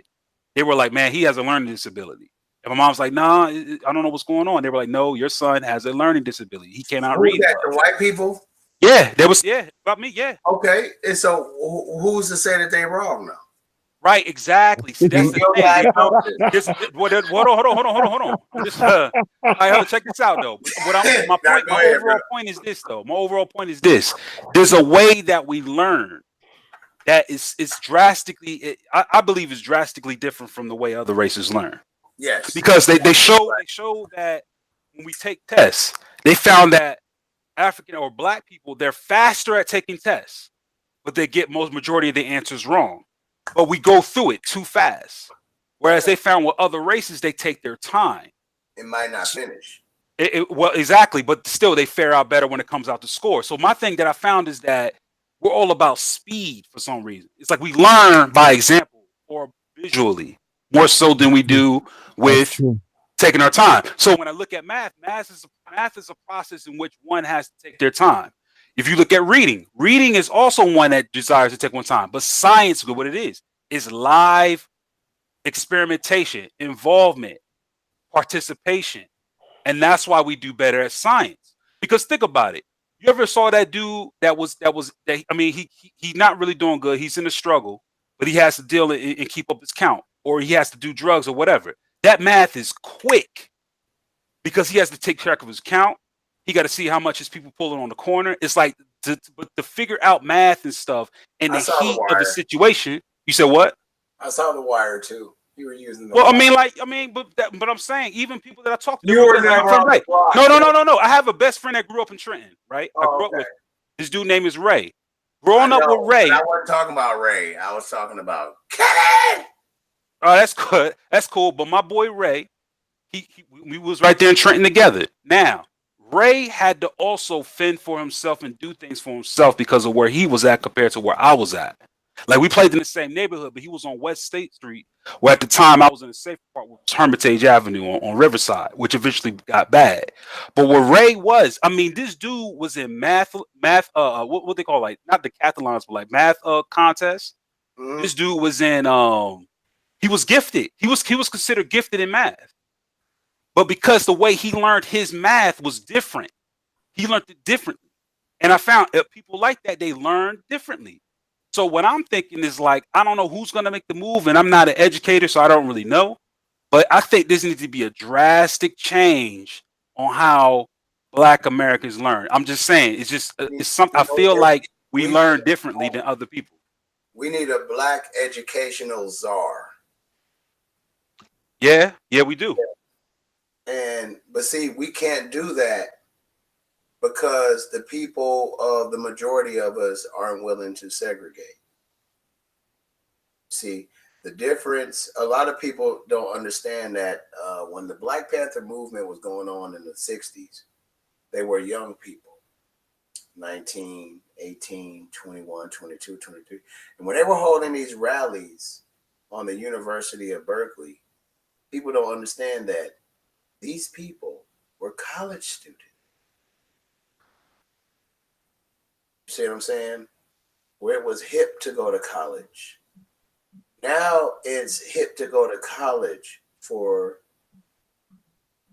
just for a purpose, not an educational purpose. Like, oh yeah, man, my cousin, he go to such and such university or whatever state. Well, oh, is he going to be? And you know he's not going there to be an engineer. What he did? Oh, he's trying to hoop. Oh, he's playing ball. What happened when he break his knee? Oh, he'll be back on the block. Oh, so he's not really in college. They just pretty much giving him a fake education so he can make them money on the football field. I mean, let's call it what it is, man. Right? And once we realize that, look, our educational system needs to be more life-oriented as well as a above basic education. Like if you're going to say, if you were the type who can strip a car all the way to the bare bones and take fiberglass and mold it into, like you could take a Ford Escort and then get fiberglass and mold the fiberglass and make it look like a Ferrari. You're not using algebra. but in the sense of the algebra and calculus and trigonometry and things like that they taught us with numbers, you're using your mind. Like when I watch people who cut hair, when I watch their videos and they be like, see, I put the number 1-8 over here and then I go up just a little bit. I'll be like, nigga. Right. Right. That's true too. That's how you learn. That's true. Now I have proof for that. I was building a cabinet. I was building an arcade cabinet, and I designed it, and I was gonna cut out the panels. And when I did that, I went into I went into work, or I went into a facility, and this dude there, he's Italian or whatever, but he grew up in America since 4th grade, and he's really good at math. And so I wasn't that good at math at all. I didn't really get it. I didn't like it at all until I got older and I got interested in it because of where I could apply it. And I'm like, oh man, you can use math for this. So that's what got me interested in math. But I remember I was doing this thing custom and I got it even, everything. I just used my own technique. And I came in, I said, yeah, I drew these points and did this and this, that. And the guy was like, oh, you use Pythagorean's theorem. And I'm like, what are you talking about? He says, A squared, B squared, C squared. And I'm like, oh, yeah. But he was like, yeah, that's Pythagorean's theorem. But the thing about it is that I did that naturally. I didn't go and actually remember Pythagorean's theorem and how it was applied. I just naturally did it, just me trying to solve my problem. And that's the thing, though. Now, would you say that we learn by experience, meaning when there's a problem in front of us, do we solve the problem? And that's how we're educated, by dealing with a real world situation. Whereas, what good is it? Because my son, he loses interest in school a lot. Like, I have to get on him about focus. He's really smart, very intelligent. But when he deals in the school, he's like, it's boring. You just sit there and you're learning this for what? Like, what's the point? And he doesn't get it. Push him up to another grade. Well, yeah, just have the teacher just say, oh, yeah, oh, you think you smart, huh? So you know what 17 plus 8 is. All right, well, since you think you smart, what is 157 plus 75? And put him in front of class. And then if he take care of it like that, like, oh, okay, yeah, this nigga need to go somewhere else. Yeah, like my son has his own way of doing math, but he gets to the answer faster. And I have to look up like, how did you do this? He's like, well, I think it's something about being creative. Like you cannot. I think you can't take a majority of black folks, just stick them into a thing, and then have this bar and say, okay, they got to reach this bar in order for them to understand this. I think it has to be more creative. I think there has to be more. You can do that, but they got to be the people that make the setting, right? They got the situation. I'm about to we got to be segregated, and I'm about to show you something in math. Right. The rule exactly. Rule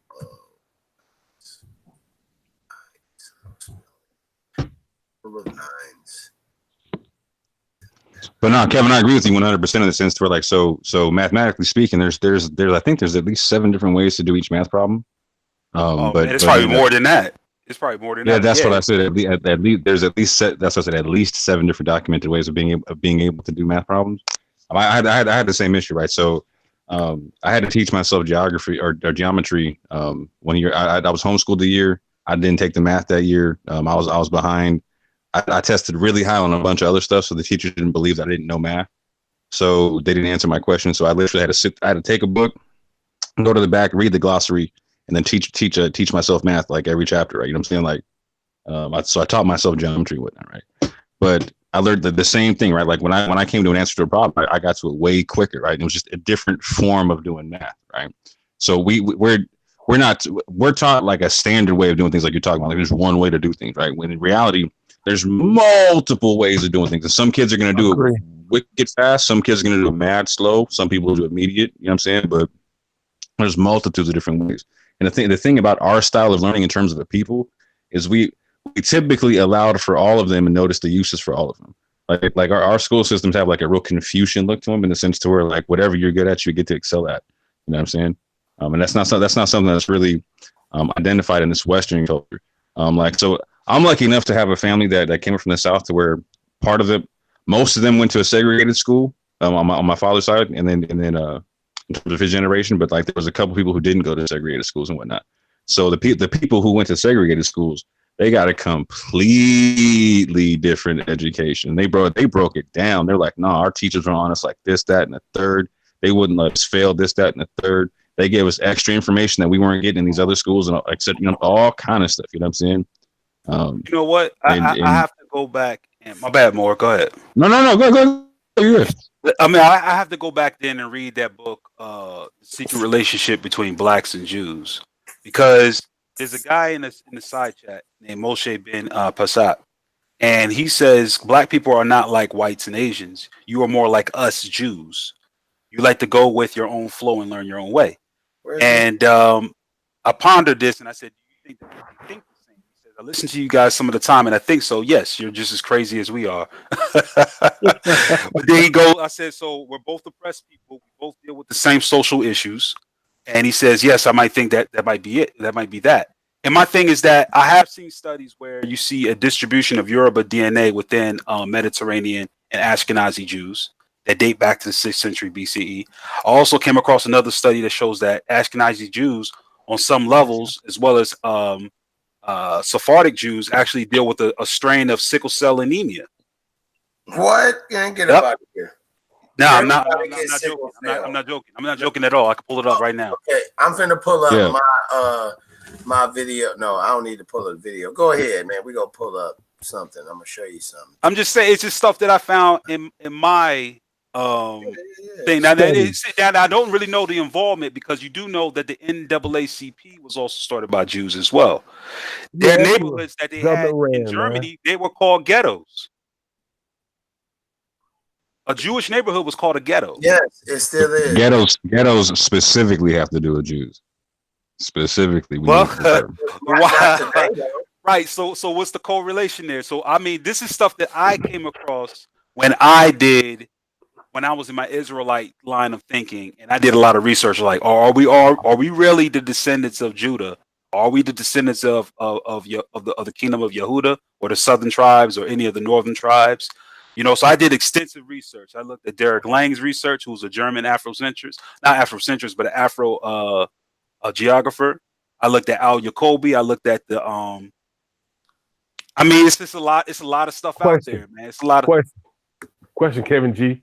One question: did you ever read Hitler's shit? No, I never read Mein Kampf. I never read it. Never read any of his other. If he has other works, I haven't read anything that belonged to Hitler. I heard scholars talk about him and what he was doing, but I didn't really hear a lot about that. The research that I've done is one of the main papers that I mess with is, and I'm sure there's people out there have enemies out on YouTube who are against this. But you have Derek Lang, okay, and he writes in his papers. Actually, I could show one of them right now. So let me do full screen on my thing, so you won't see my browser links, and I'll share my screen. We looking at pornos. Nah, man, nah.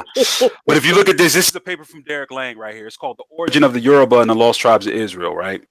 And now, and this is the part that's very, very interesting here that he wrote. This is in his abstract. It says, according to the Odio-Yoruba tradition, the ancestral Yoruba saw the Assyrian conquest of the Israelite kingdom from the 9th and 8th centuries BC from the perspective of the Israelites. After the fall of Samaria in 722, they were deported to Eastern Syria and adopted the ruling Assyrian kings as their own. So there's like a document called the Dawans, which is an African geographer by the name of Al Jacobi, who was a Muslim, actually did a study on the Dawan chronicles that existed down in the House of States that dates back to the 600 BCE. And according to that, and in the linguistics, this guy Derek Lang concludes that there was a strong Shemitic influence from over the land of Canaan or from Israel that shows that these people actually migrated to West Africa eventually and adopted some of the Israelite traditions as their own. So as you can see on this page here, this is the great migrations of the refugees from the collapsing Assyrian Empire. Now, here's what's crazy.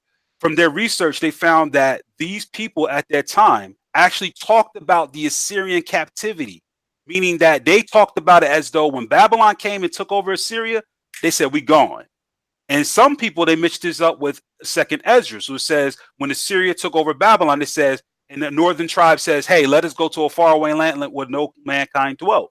So this guy's pulling up all this historical information to show that this is where possibly those refugees from the collapsing Syrian Empire, as well as the northern tribe of Israel, which is speculated still, actually made that journey as well. He also goes into the King's List, which is here, that shows that the patriarchs described in the culture of the Oyo actually matches up with Nimrod, Dad, Tiamat, Jacob, Isaac, Shemashi, Joash, Jeroboam, Sargon II, all the way down. And he shows that their King's List may match up word for word, not word for word, but time to time with the actual patriarchs that they see from the Assyrian kings and the Assyrian domination during those same years. So like a lot of this stuff is speculative. I mean, I'm still doing research. Of course, there's other papers this guys wrote and things that I've been looking at, but that's the question that always been on my mind. I always said to myself, what is the correlation here? For example, I could show another one. Let's do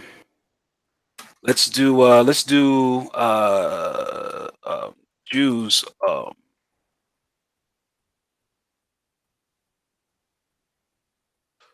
So there's a distribution. If I can find the actual link, I don't know if where that. Let's see here, education history. Let me see if it's under my history. Nope. Biblical studies. Yeah, here we go. And let's go to. Let's see here. There's a paper here. It is. Boom. All right. So here we go.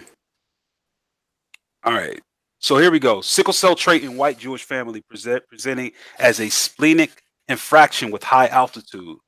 So within this paper, what they explain is that we report the presence of sickle cell trait in several members of white Jewish families. The trait was discovered when the prosperous Propostrius, sorry about my pronunciation, I don't know what that is, developed massive splenic infraction at a high altitude. And the markers are characteristic of African ancestry and were detected in the family members.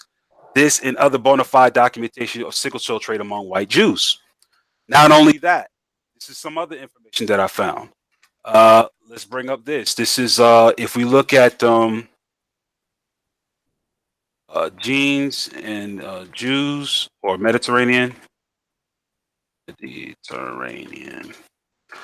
So my assumptions or my conclusions on the genetic distribution of being called, like when someone challenged me with the question, are blacks the Israelites? I didn't rely on scripture at all. I heard scripture, I saw Deuteronomy 28:68, all that, and I just said, nah, this is not enough for me. I need to see where this really goes. I want to see if there's actual evidence out there in history. I want to see if there's actually scientific evidence that shows or lends any credibility to this. And I had to see that. If we look at let's see, there's another one here too. The sickle cell trait. Here's another one here too. Sorry, this one looks like the link is broken on this one. I can find it. I can go ahead and pause for a bit and let y'all speak. But there's the paper that I'm looking for right now. I'm not going to bring it up. It shows that if you look at the traits of Ashkenazi Sephardic Jews that were in 6th century BCE and around that time, it shows that there is a 1 to 2% or 3% distribution showing admixture between what we call African or present day Africans from West Africa, Sub-Saharan Africa, with Jews during that time. And you can see a 1 to 3% distribution of Yoruba gene within Ashkenazi Jews as well as Sephardi Jews, showing that the distribution didn't come from recent mixing, that the distribution actually came from ancient mixing or interaction going back around, guess what time? The 6th century BCE, which was the Assyrian captivity or the Assyrian takeover and fall to the Babylonian Empire. So it's interesting that Derek Lang's research shows that there was a group that came from this that settled in the House or Lake Chad region down in West Africa. distribution of Yoruba gene that's actually in Ashkenazi populations that date back to that time. And we also have a scientific paper here that shows that in some Jewish families, specifically the Ashkenazi, we see that there's a distribution of sickle cell anemia that shows a characteristic of African ancestry. We also have the anthropologists that did the study on the skulls that were found in the region of the Mediterranean that belonged to Jewish families. And the skull shapes themselves are said to show some African admixture. So, again, it's a lot of evidence out there to argue. So, I don't claim myself to be an Israelite because I don't have all of the haplogroup and DNA information. Laron, who studied this with me, he doesn't believe so because he looked at what's called the Cohen distribution. But he's kind of getting away from that because of what we found recently. But yeah, I'm gonna stop and I'm gonna yield the mic. Yeah, Alright, that Cohen stuff is crazy. But real quick, I want to touch on something you were talking about. So you were talking about our testing and how we test with reading, science, math, etc. So what's interesting is like a lot of people, like I'm sure you're probably familiar with the concept of the bell curve and a lot of racist doctrines and whatnot that go along with that. You know, and in terms of Jews being at the top of a lot of stuff, etc. What's interesting is you're talking about the Yoruba and whatnot. And so in the UK, a recent study came out to where they test IQs and they're testing placement, all that type of stuff. And the Jews are where they're normally at, the Asians are where they're normally at, etc. But they're like, oh snap, what's good? Like, so there's the Yoruba people who identify as Israelite, etc. You know what I'm saying? Or the Yoruba in general, etc. Like they're whooping the Jews' ass. Like they're like they're just as much above the regular Ashkenazi Jews as the Ashkenazi Jews are above everyone else. So everyone's like, whoa, what just happened? You know what I'm saying? Because in West Africa, like they're math whizzes. You understand what I'm saying? Like it's a whole nother, like it's their natural language. Do you understand what I'm saying? So like with like where we're bad at math over here, like no. They go figure it out like in a heartbeat. And no matter what country they go on, Nigerians and people from Europe, etc. You know what I'm saying? Like that's their thing. You know what I'm saying? So yeah, I would definitely go check out those UK studies when I follow you, bro. On a whole other level, what you're talking about with the Sephardic stuff, it makes 100% sense because when you understand the history of who the Sephardim are, they're a mixture of the Maghrebim and they're a mixture of Roman and German Jewry. So the Maghrebim are the Israelites who are already in Africa. They got drowned out afterwards when the Sephardim got expelled from Spain, and they kind of like drowned out the Maghrebim identity in a sense. However, there's still separate cultures amongst the Maghrebim and the Sephardim. There's still separate practices and whatnot. But yeah, Yeah. The Yoruba are also like they got a real interesting history period because they talk about coming across that Sudanese route. You know what I'm saying? They even talk about a certain sect and talk about they're related to the Queen of Sheba and that they're Sabians and whatnot. But if you have not looked into a woman by the name of Dana Marnici, please look into her. You will find her fascinating because she's like an ethno biographer in a sense, and she goes around and traces the stories of people that say they descend from biblical people and biblical tribes and whatnot, from Canaanites to Amalekites to Moabites to all that. All right. Yeah. Yahoo, I saw your comment on the side that you talked about the letter J. I just want to say, brother, that actually comes from Judah or Yahuda.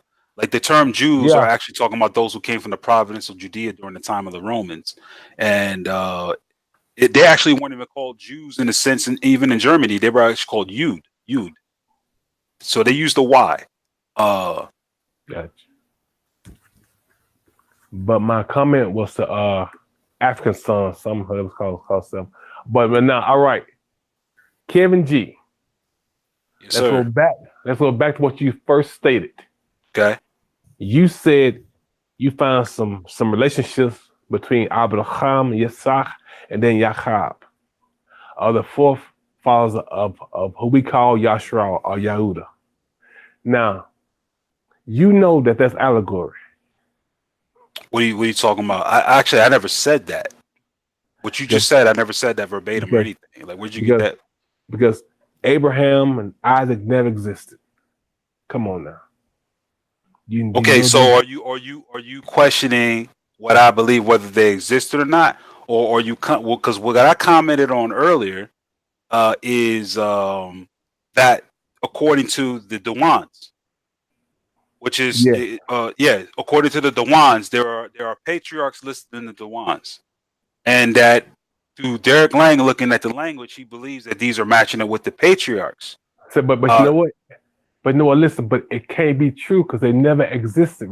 Remember now, what they're saying now? They saying that Abraham, Isaac, and Jacob never existed. Who says that? Shit. I'm gonna see. Jabari, the young phenom. Yeah, the young phenom, Chris Harris. I mean, oh man, you had to take a shot at Chris Harris like that, man. Come on, bro. Oh no. I'm just saying. I mean, like, okay, so are you agreeing with that? No, I don't agree with it. Oh, okay. So, I see what you're doing. So you're just trying playing devil's advocate and asking a question from their perspective. Yeah. People say that they don't exist. Well, I don't know. I mean, they say that they don't exist, but my thing is that I lend the Bible credibility that they did exist based on some of the archaeological evidence they was to find. Like if you heard my argument with Lex, I kind of do vet the Bible in the sense that it has like a credit score. And I know this sounds strange, but if you look at some of the archaeological finds that we find and cultures that we found in the text first before archaeologists actually found these places, I lend the Bible some credibility that some of these things did exist. So like the patriarchs of the Bible, they said that, they never existed. However, we have a document that dates back to the 6th century of this Dewan, because the Dewan itself, did you know that this document that they found, that Al Yacobi found, and a lot of Mohammedans that came through West Africa, they actually found stuff in this collection that talked about, it was actually translated in Arabic. And what they found was that it had mentions of the Ark of the Covenant. Now, the Ark of the Covenant was something that's not really favored or talked about in the Muslim religion. Like they don't really look at it. They think it's like I don't know if I'm using the right word here, but I guess it's kind of like blasphemy in a sense to talk about such an object. Let me see if I can find it. Is that the case? Just to be clear. Well, hold on. Let me go ahead and find the exact term I'm trying to find here.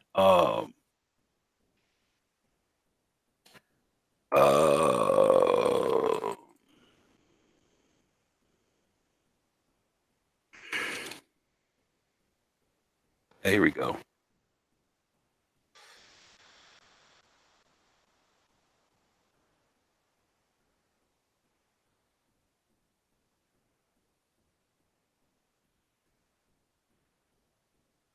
Okay, I think this may be the wrong paper. It's been so long since I got into this stuff. Y'all want to fill the air. That's cool. Yeah, just to be clear, I'm sure there's probably something in the Hadith about that. But just to be clear, there's nothing in the Quran that speaks against the Ark of the Covenant. The Quran confirms the Torah, and it doesn't abrogate anything about the Ark of the Covenant. Say, let me find it here. Masha Ben Pesach says that Abraham, Isaac, and Jacob. Abraham, Jacob have tombs in Hebron, Israel. Yep, caves of the patriarchs. I can believe that though. Like, and there's some other religions and some other things that are mixed in with West African culture, like in the Ife, talking about the Ugaritic, the New Year festival of Ife and the dying and rising of the god. That's probably African centered or Canaanite Israelite type of things that ended up in there. But let me pull up if I could find this document. I'm sorry, it's been so long since I got into this. Yeah, I've been spending this whole time looking for this one website, but the video on my channel is called "Sickle Cell Isn't a Curse, It's an Identifier," Part 1 and 2. And there's a website, and it goes to show how even though the malaria region stretch all across, say, Africa, sub-Saharan Africa, and Europe. Yeah, let me just do this because I was trying to show, but I can. Well, anyway, I found the document here, but and yeah, so that's what it. Sickle cell isn't a curse; it's an identifier. So it goes, and I'm looking at the region right here, and this is like it's a malaria region, and it goes Ethiopia and Eritrea and stuff, and across India and some of the Middle East, but none across Saudi Arabia and stuff like that, but none across South Africa. That's the malaria regions. But then when you go to the sickle cell regions, it's different. It's kind of a specific. It shows it more specific, and then it also shows a skin color graph. You know what I'm saying? So basically, like just because you live in an area, like okay, also sickle cell also helps to protect from malaria, right? So the people who die from malaria if they had sickle cell. So basically, the chart shows how even though sickle cell is prevalent in these specific regions, in Africa, these people get it the most.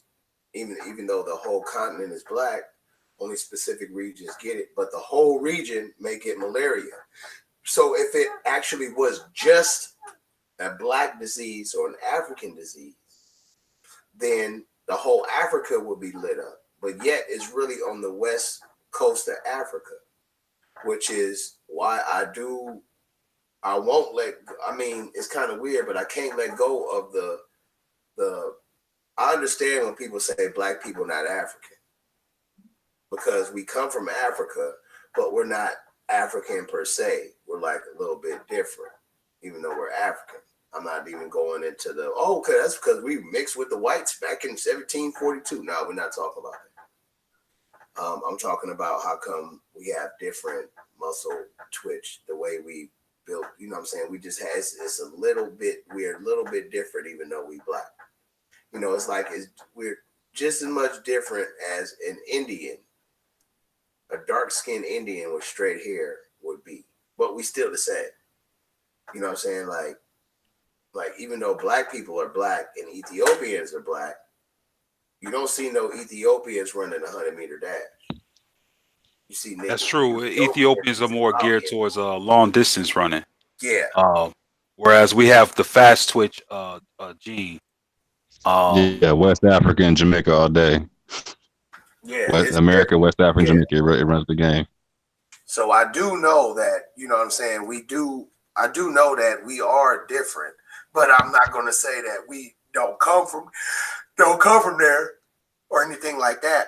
Like I wouldn't just go, like somebody couldn't say, well, go back to Africa. Well, I'm going to drop your ass off in the middle. Nah, nigga. That's not about, just drop me off to wherever they say, yes, my brother. That's my brother. All right, cool. That's good enough for me. I'll figure out the rest. Bye, white dude.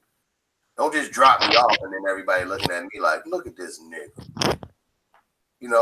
Like looking at me like, yeah, you black, but you ain't one of us. It's like throwing a Korean or Japanese dude because he's Asian, throw him in China talking about go home. Right. So, I'm not that stupid. You know what I'm saying? But yeah, my bad. I just couldn't find this website. I just wanted to just to say that the video I was talking about, it really cuts up a lot of people's, like we all as black people as one doctrine. I mean, I know we could be one under a political system and then we fight amongst ourselves to get to the top. But other than that, you know what I'm saying? Like we all the same, we all like whatever, but we like even though in a big family reunion, yes, grandma and granddad died, and then you got 7 or 8 uncles talking about, well, I'm the oldest. Yes, you are the oldest, but you're the stupidest. And we all know this. And yes, he's the youngest, and he might have the most potential, but yes, he's still young. He could be influenced, and then, you know what I'm saying? So we have to pick the best one of us to be the head, and it might have to be, this uncle from over here, and then this auntie over here. You get what I'm saying? It might be the second oldest uncle with the third youngest auntie, for them to be the new grandma and grandpa to hold the family together. You know, she making all the phone calls for the family reunion, and he making sure you know what I'm saying, as far as that in leadership roles. But as far as internal family problems, we don't have to go out and go to work and be like, man, see my uncle and my other uncle over here fighting for family power. Nigga, that happened in every family. But as a whole, as black people, we got to look at it like that. Like, don't worry about what's going on in our house. But I heard your uncle go leave your auntie. Yeah, well, he go leave her to fuck your mama, nigga. Now let us mind our business so we can deal with this. And people don't want to let us do that. We always got, you know what I'm saying? It's always some, excuse my language, it's always some crackers, some Jews, some Mexicans, some chinks, some Africans, some other Africans, some Indians, or whatever, some space aliens, a pet dog, a goldfish.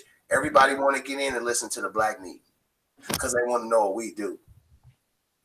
And then if they can't get one of them inside, what they do is they send a G-Con. Oh man, come on, bro. Right. Hey, I can say what I want, but I mean, whatever, man. But okay, I wanted to read this. If you agree with G-Con, then you agree that even though that white supremacy is a lot of causes for the problems on this planet, with G-Con, he's saying, well, pick yourself up by the bootstraps and deal with it. Right. So what's wrong with saying that? See, ain't nothing. Here's the thing. Wait, hold on. Ain't nothing wrong with it. Now, how about this? Now that I do that, how do I deal with these white folks calling me nigger, G-Con? I mean, here's the thing. Exactly. Here's the thing. You just said I mean, nigger. You hear me, Kevin? You fucking nigger boy. You That's short, fine. fat nigger. That's deal fine. with that, nigger. Right. I'm gonna tell you something though. How do you deal with it, bald-headed fat nigger? You pseudo smart nigger. As you can see, it's easy. What if I was to kick you off? Well, I will say this. I will say this. What if I was to enact white supremacy on you right now? You said what now? Let me show you what white supremacy is. Keep talking. I'm going to show you a little taste of white supremacy. Keep talking.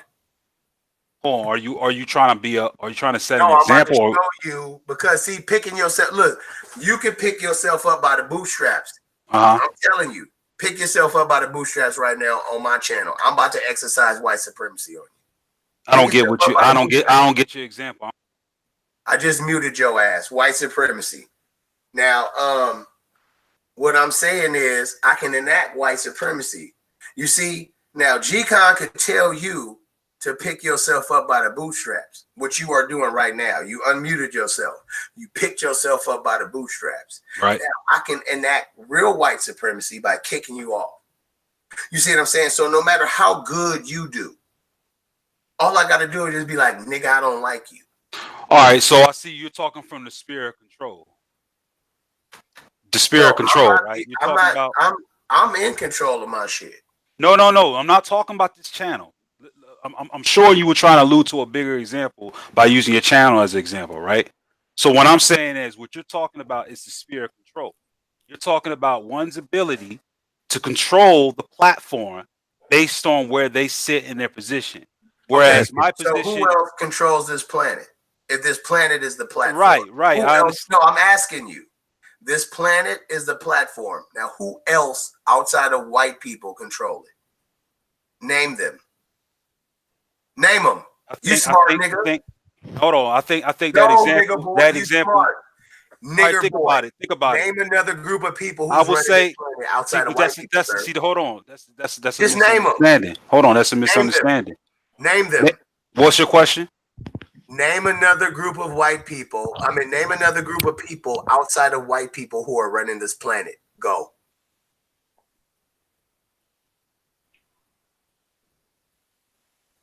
I think your example is a bit exactly. off. I'm finna mute you. Nah, hold on, bro. I get 1 minute. I muted you. I get 1 minute of talking because I asked you a simple question, but yet your coon nigger ass who love G-Con, who always say that it's black people's fault. I really feel like it's BS at this point. Right here, white power. Why would you? White power. Okay, check this out.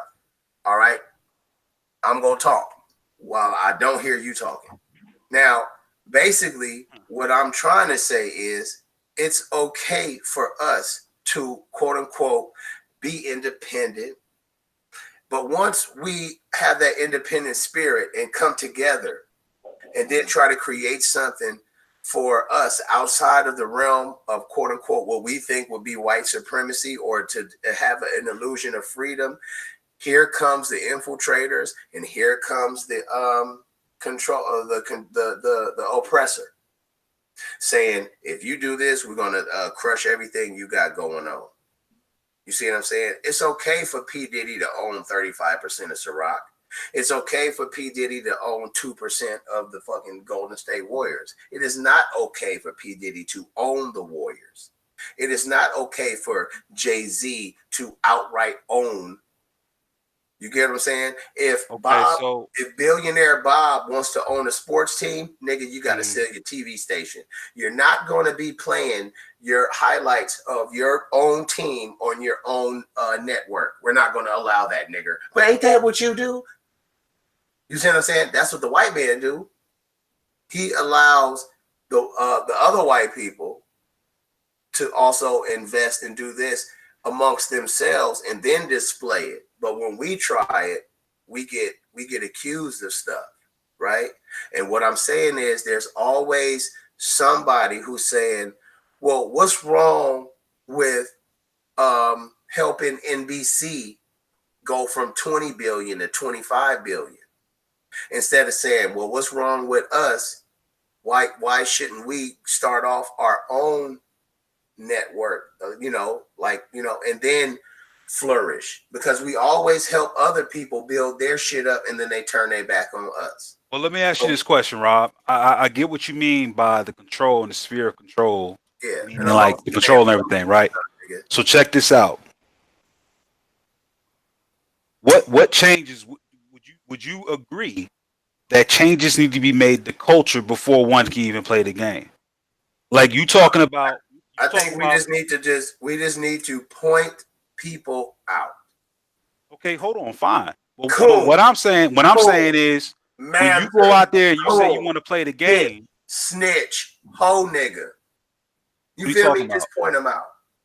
Like my thing is, if I'm kicking it with a dude, and then somebody walk up to me and be like, "Hey, bro, you might not want to kick it with this nigga because he a snitch."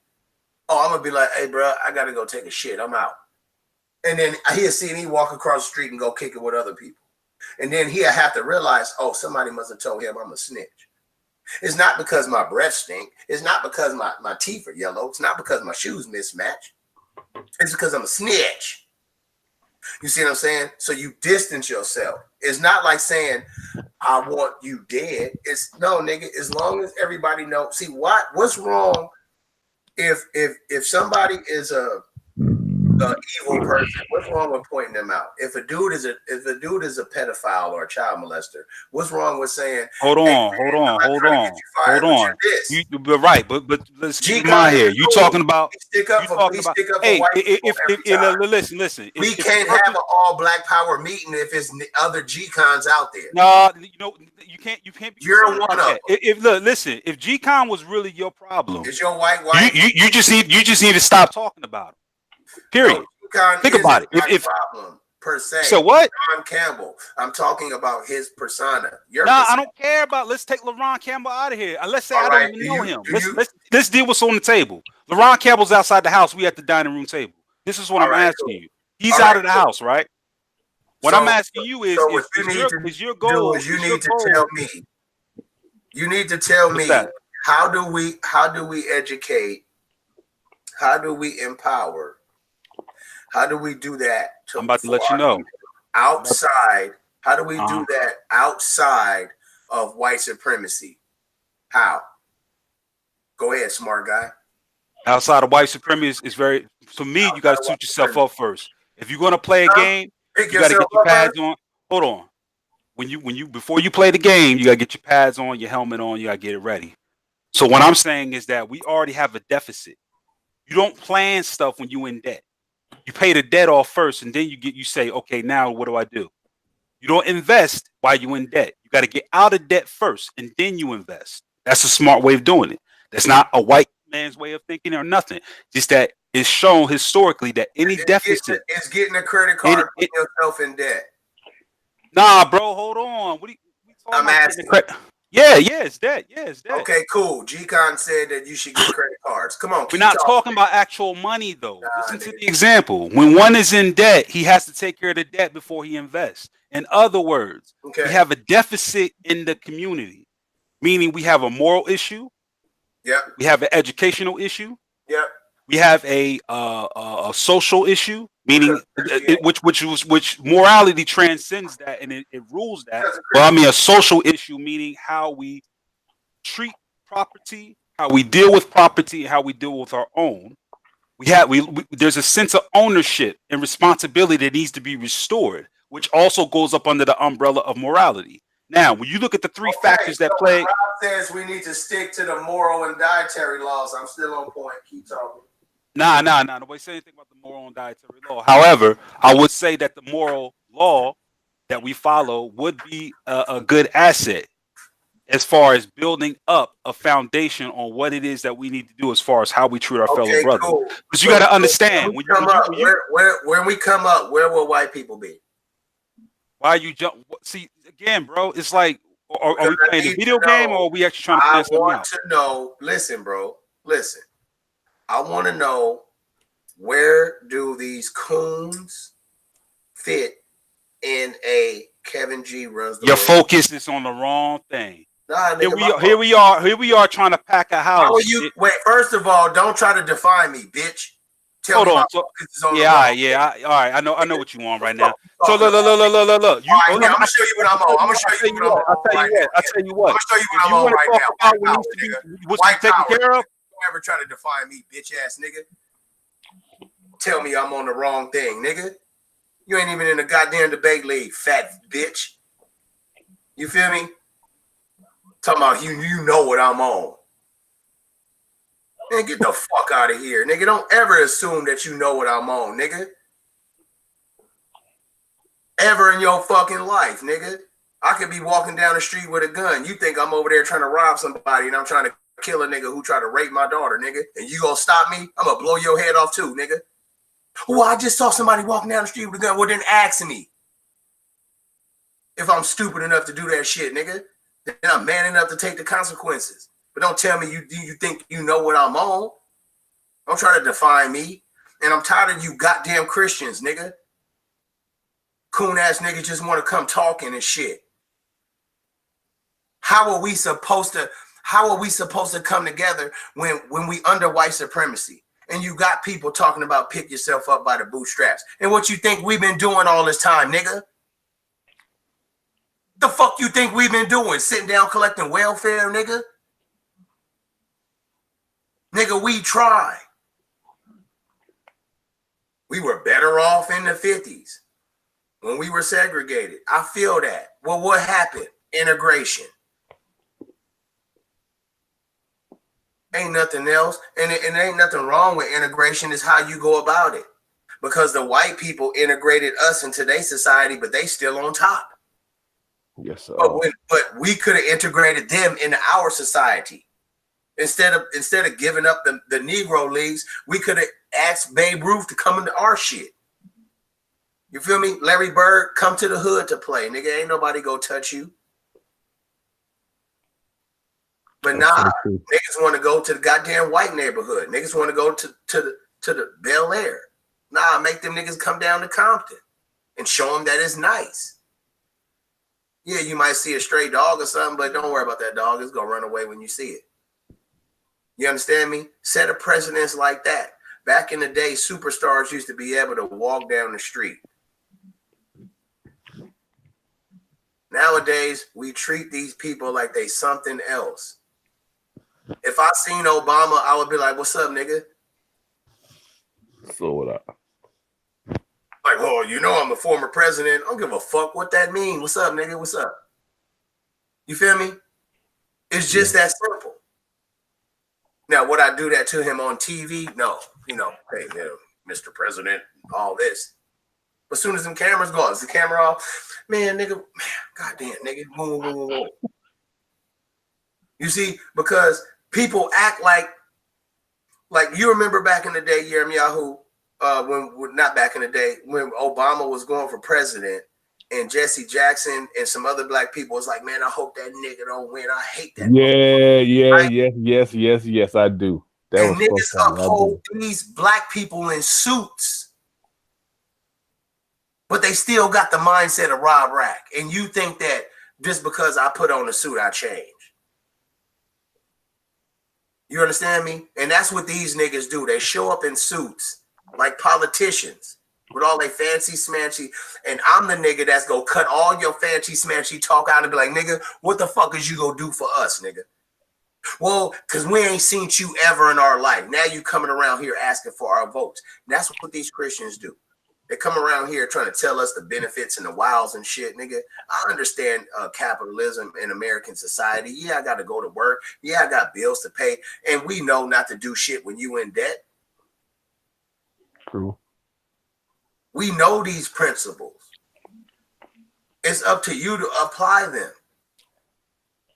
You see what I'm saying? When I go out of town, I don't have to be like, hey, man, let me borrow $50. No, I'm always the person like, hey, can I borrow 50? No. And then why am I fucked up? Nigga, who?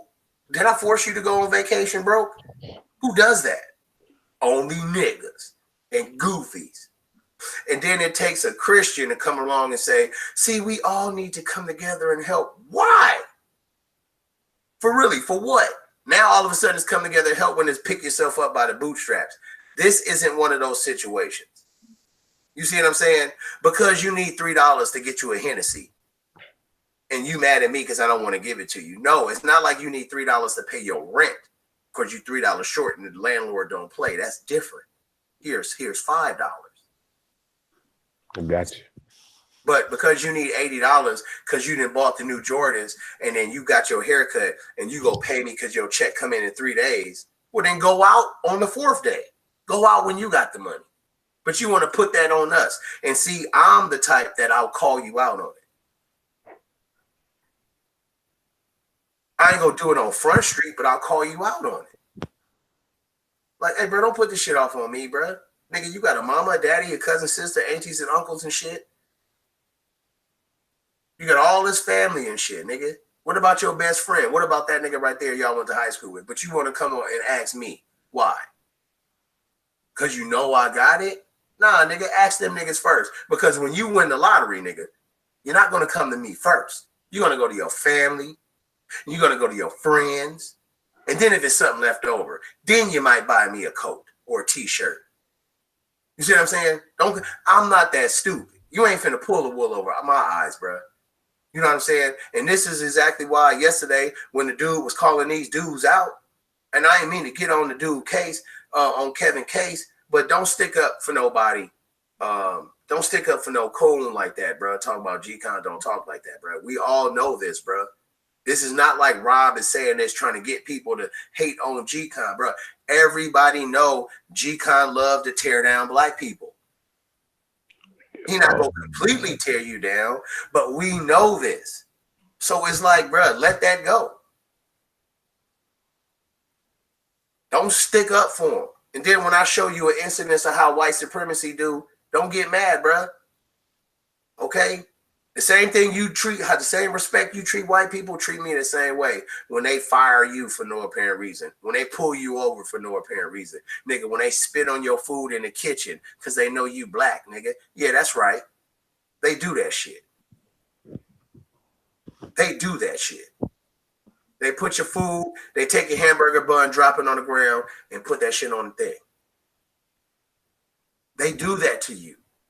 They do that to me. They do that to us. But we sitting here talking about we need to pick ourselves up by the bootstrap. Okay, and then what? Oh, okay, so then buy some land.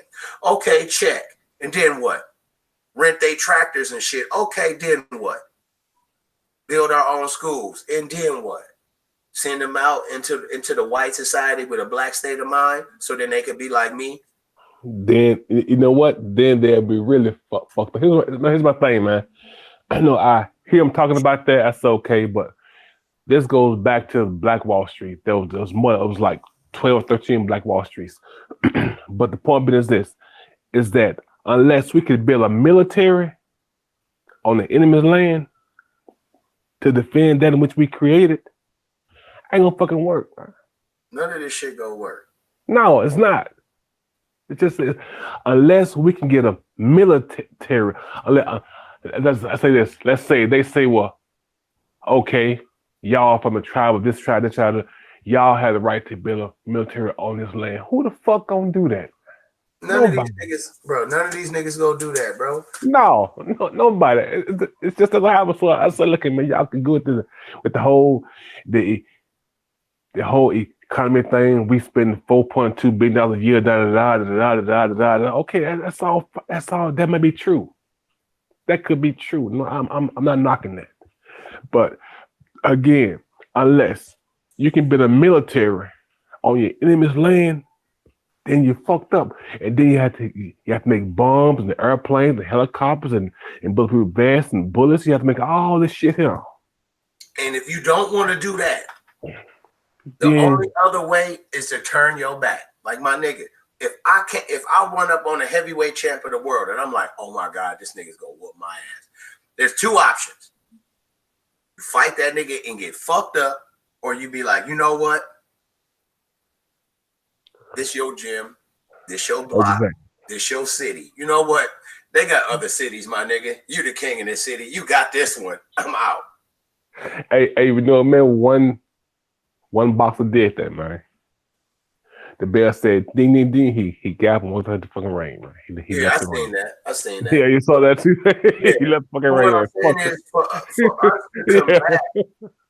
For us to combat white supremacy, right? In this day and age, with the technological advancements that they have, along with AI, then I truly believe the only way is just to become separate and then wait for them to hate on us. So if black people said, you know what, what's the least populated state? South Dakota. Fuck it, let's move there, right? Just give an example. So we move to South Dakota, right? We get a million, you know, just not everybody, just enough of us to just try to show. Yeah, that, you know, right? So we doing these things. Okay. So then when people say, well, let me come through and do all these, okay, cool. As long as you understand that we are the ones that, like, if you want to send your white people or your Mexican or Chinese people to our educational system, they go get the black point of view. Plain and simple. Don't be over here whining and crying about, you know what I'm saying? Because we don't go to China talking about how come y'all not teaching African history, nigga. This is America. So you fucking Chinese don't come to our black part of town talking about how come we not teaching Chinese study or Asian studies. I'm not trying to hear that shit. You see what I'm saying? Because if I go to your whole ass country, see what I'm saying? Like if we were in America, yes, go outside of our area and go to the American school system and deal with the black people there. Here is black centered and black everything. And it's not in a hatred manner. It's we have to brainwash ourselves. Hey, look, nobody said anything against that, man.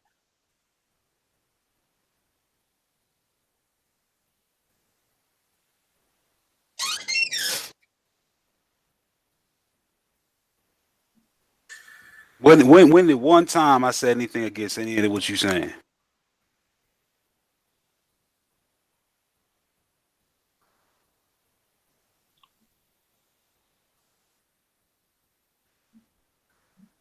Quiet. Nothing, bro. I just had to count to 10, my nigga.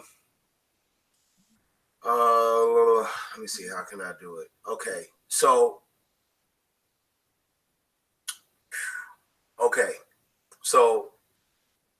small percentage of black people have the spirit of Black Wall Street. Okay. No, matter of fact, let's use Black Wall Street as the example, Mr. Kevin. All right. All right.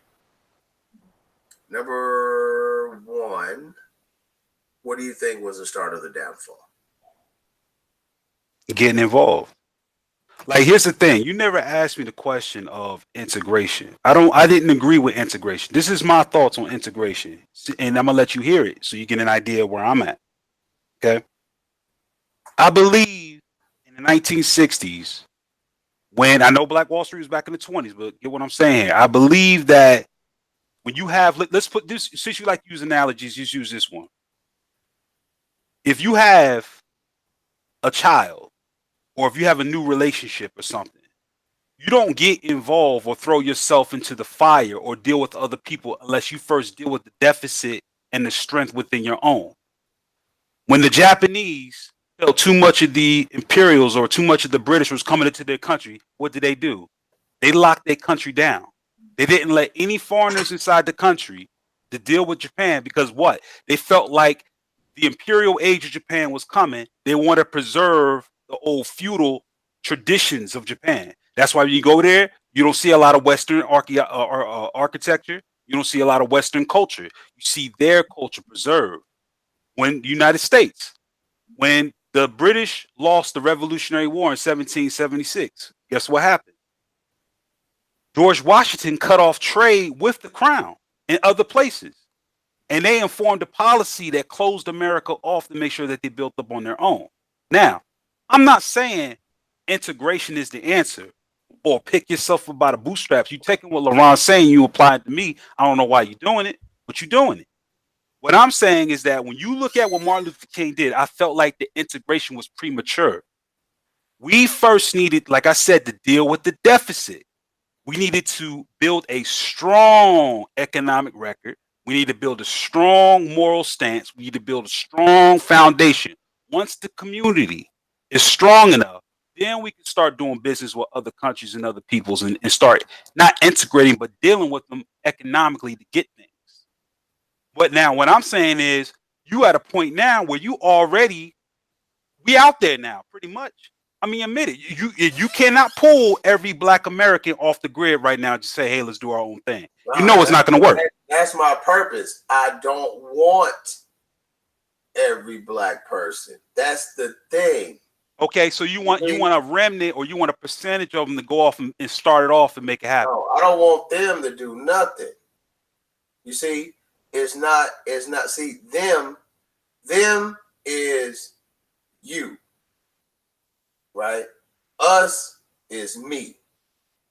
So I want us to learn how to be holy. All right? Quadash, separate. People Right. think holy is walking on eggshells on the freeway while you're carrying an elephant. Right, it's separation. Thank Holy you. is separation. Thank you. I know what Quadash means. So you don't tell me you're an Israelite and you're holy, and then you got to go to the white man's job at 8 a.m. and then kind of try to tell me about the Bible. I ain't trying to hear that shit. You are not. So should a person? So what should come first in your opinion? Then when it comes to empowering the people, should identity come before action? Or should action determine identity? First, you need to identify yourself. That's exactly what we're doing. And know yourself. When you know that's exactly what we're doing. Then you can know your partners. You see, now, without being disrespectful,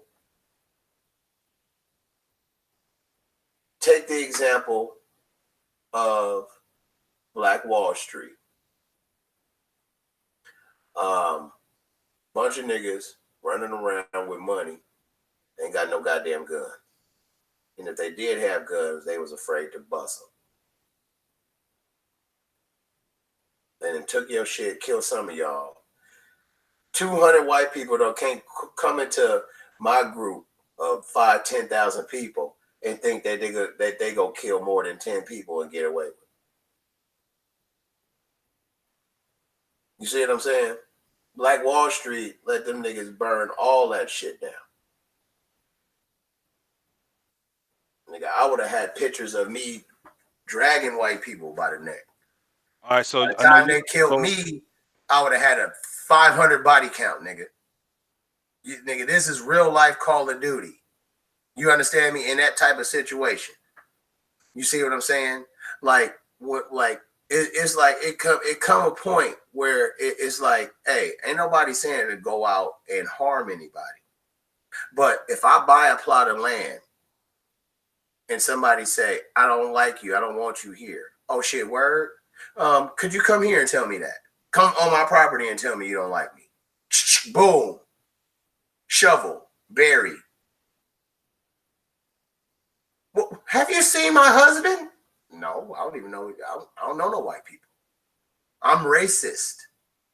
I segregate myself. White people shouldn't come around here. Well, my husband said he was coming to talk to you. I don't know who your husband is, Miss White Lady. And if 20 years later, they'd be like, you did do it. Why you lied to the old lady? Man, that nigga came over here with some bullshit, nigga. I'm using history and examples of white interactions with black people and the indigenous as my way of dealing with it as a whole.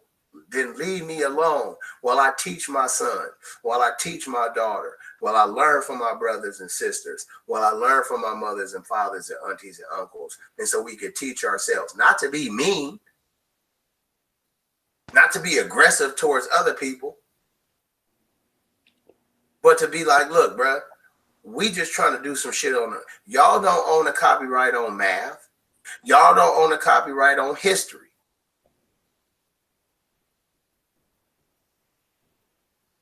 All right, so here's my question. It's like this, Rob. Let me ask you this then. In 1776, when you was like, when the United States cut off the borders, right? Did black people have anything to do with that? Because what if we wanted to deal with Africa? So, but the white daddy was like, nah, nigga, you can't deal with Africa. And we had to deal with it, right? It's going to be the same way 20 years from now if you niggas keep talking this shit like, well, it's too late. We got to integrate.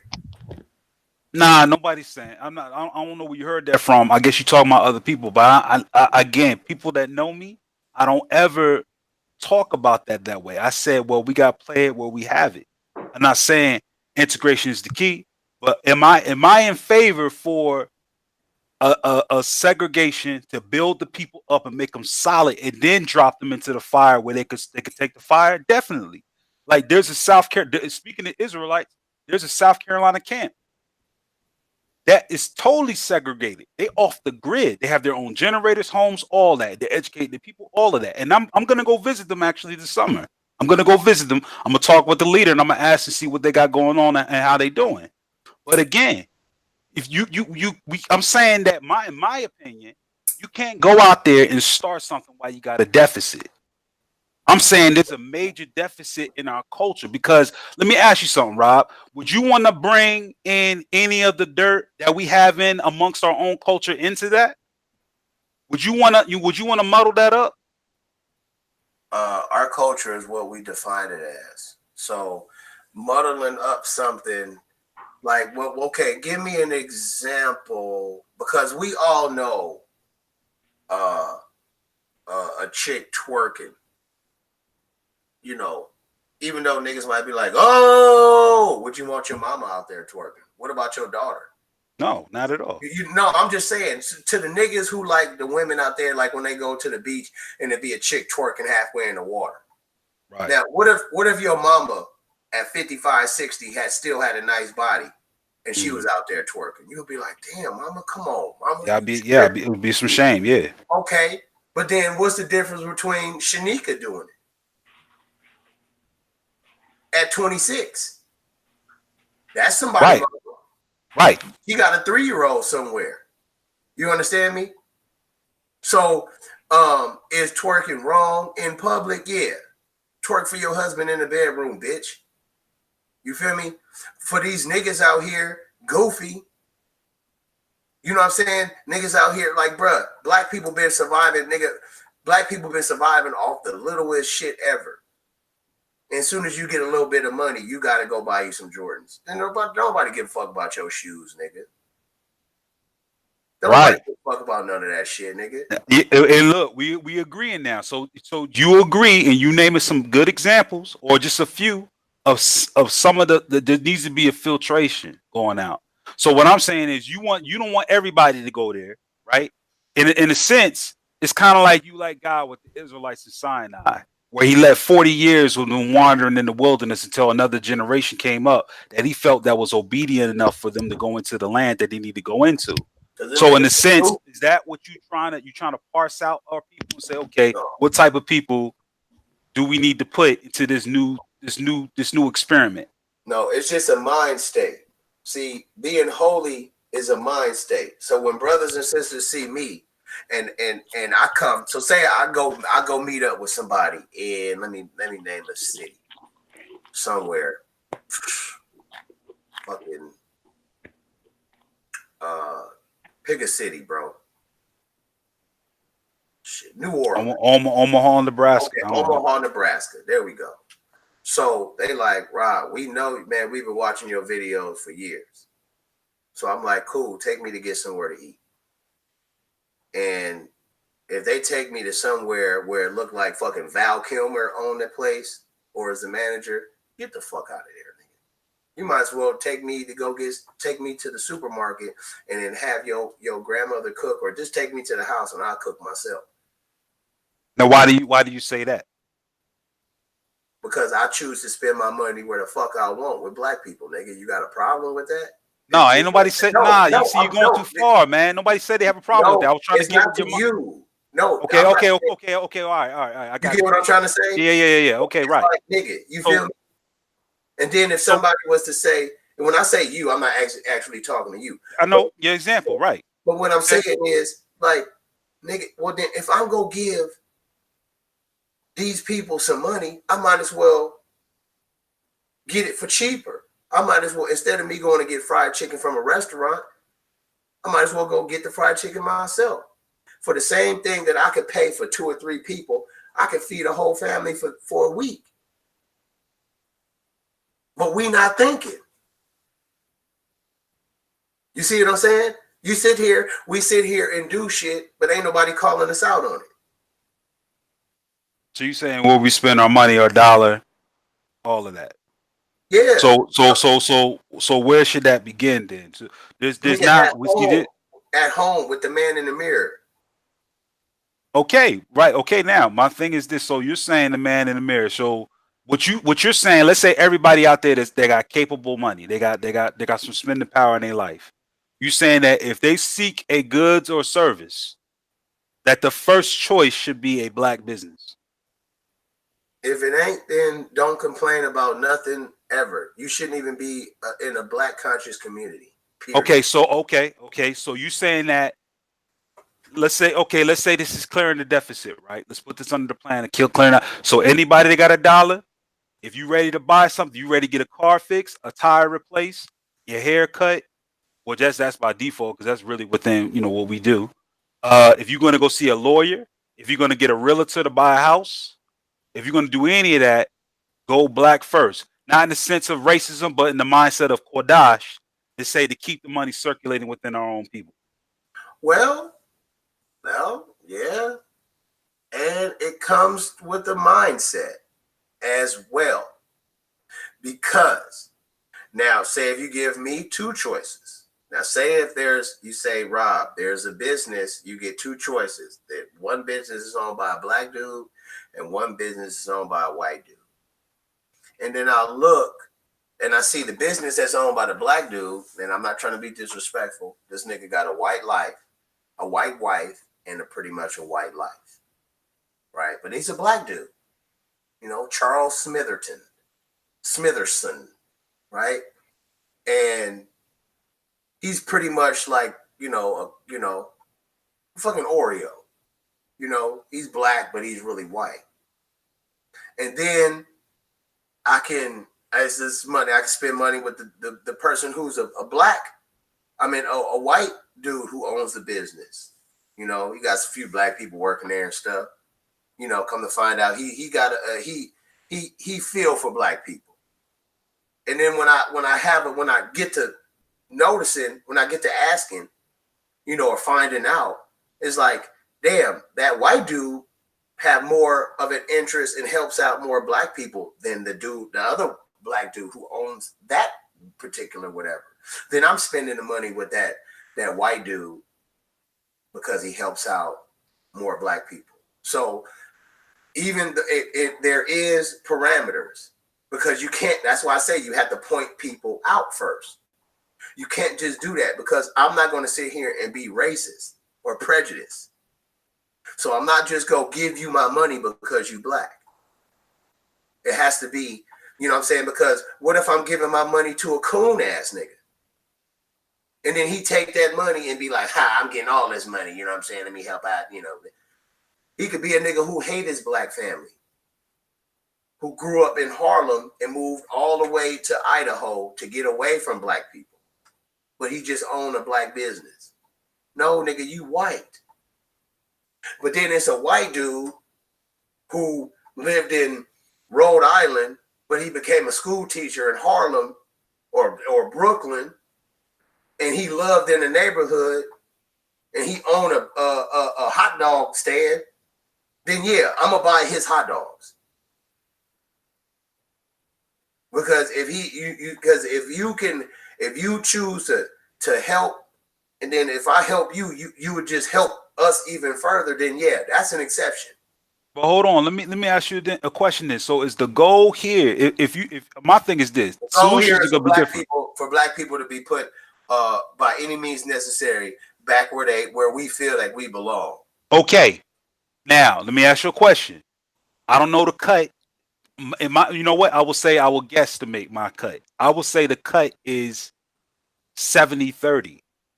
70% under the roof, 30% outside the roof. That's 70-30. That's my cut. And what I mean by that is where the effort and where the effort needs to be made. The effort is mostly at home. It's not outside with the white man, Asian dude, Indian dude. It's at home.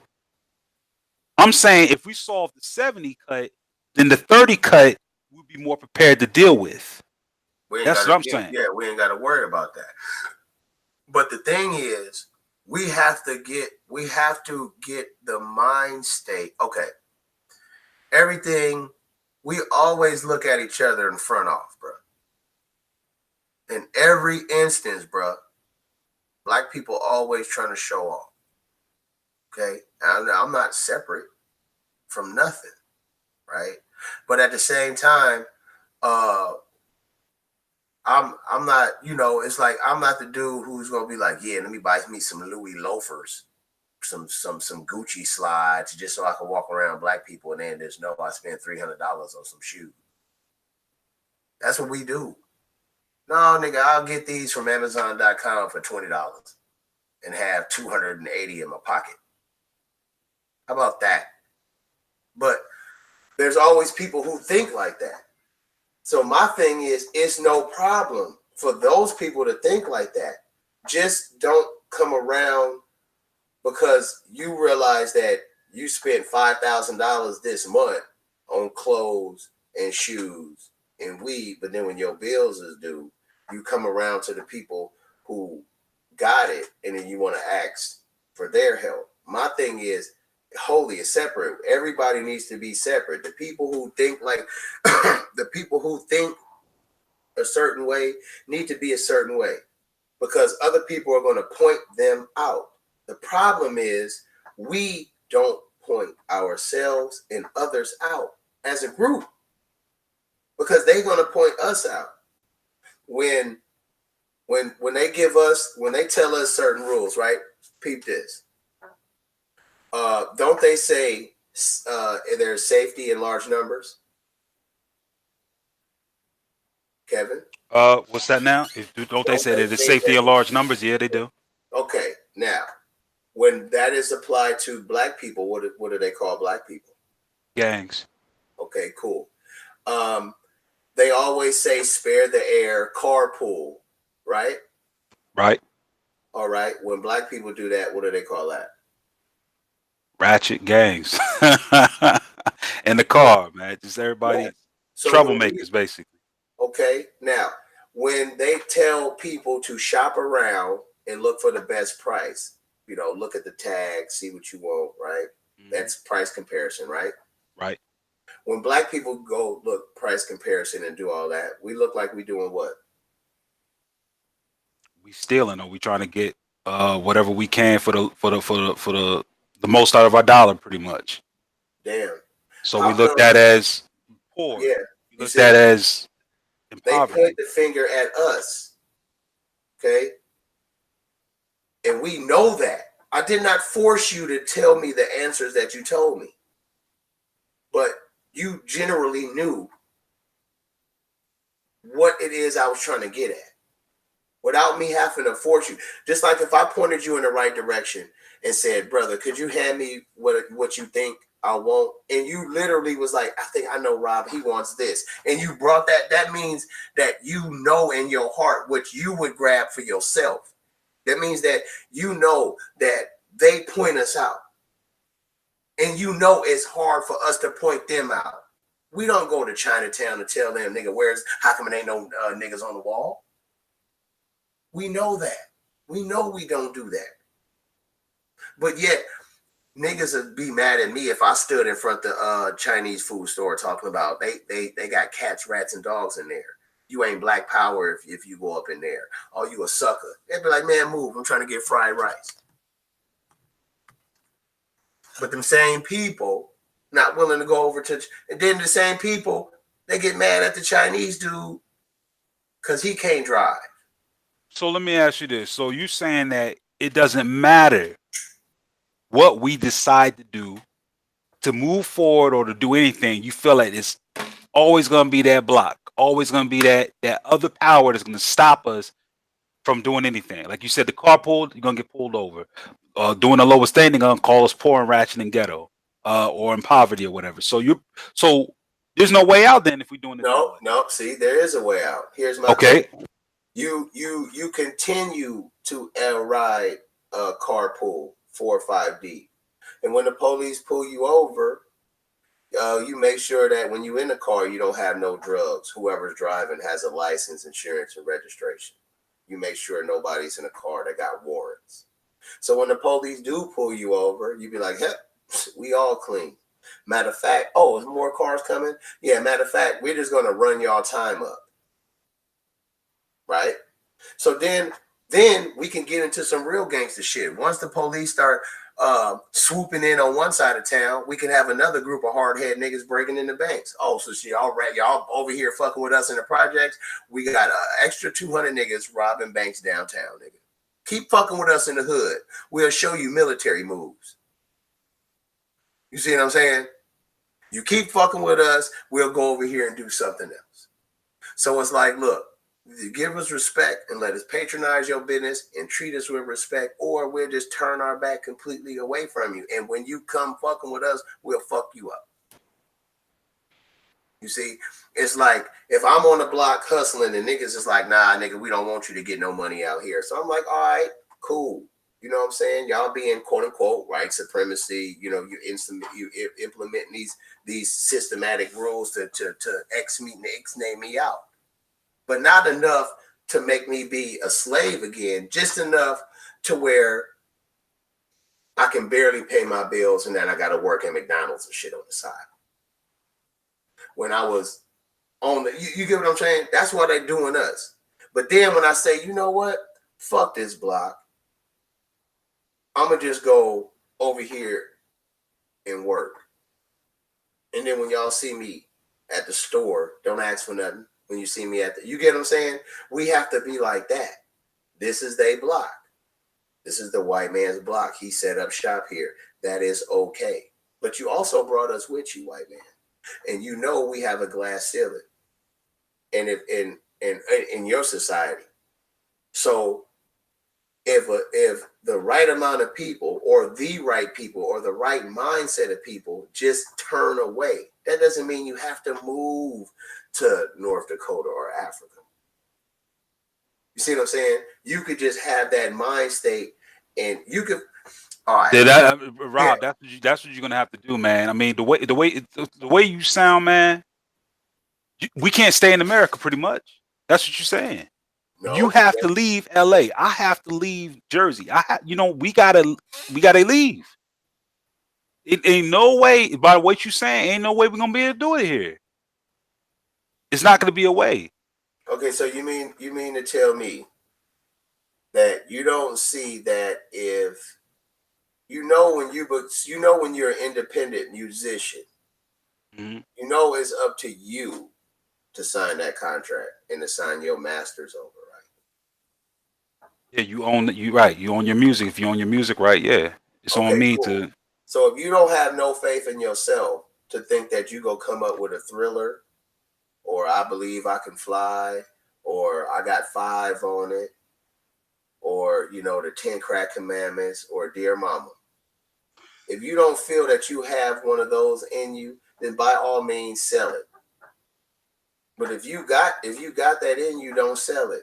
Shop yourself around to your people, as far as you got something like, okay, you got two choices. You could be like Tech Nine or Jay-Z. Okay. Tech Nine is super completely independent. He say he made $8-9 million a year. Jay-Z is with a corporation. He make $20-30 million a year, whatever the fuck he make. But now, can't nobody tell Tech Nine what to do. He could be at home and call up 5, 10, 15 promoters and say, hey, I want to hit the road. I'm finna do a show. Jay-Z can't do that. He got to call. Some white people got to tell him. Now, granted, Jay-Z got money. He could buy a yacht. He could buy my house and kick me out. But if I knew his white boss, Jay-Z couldn't do shit to me.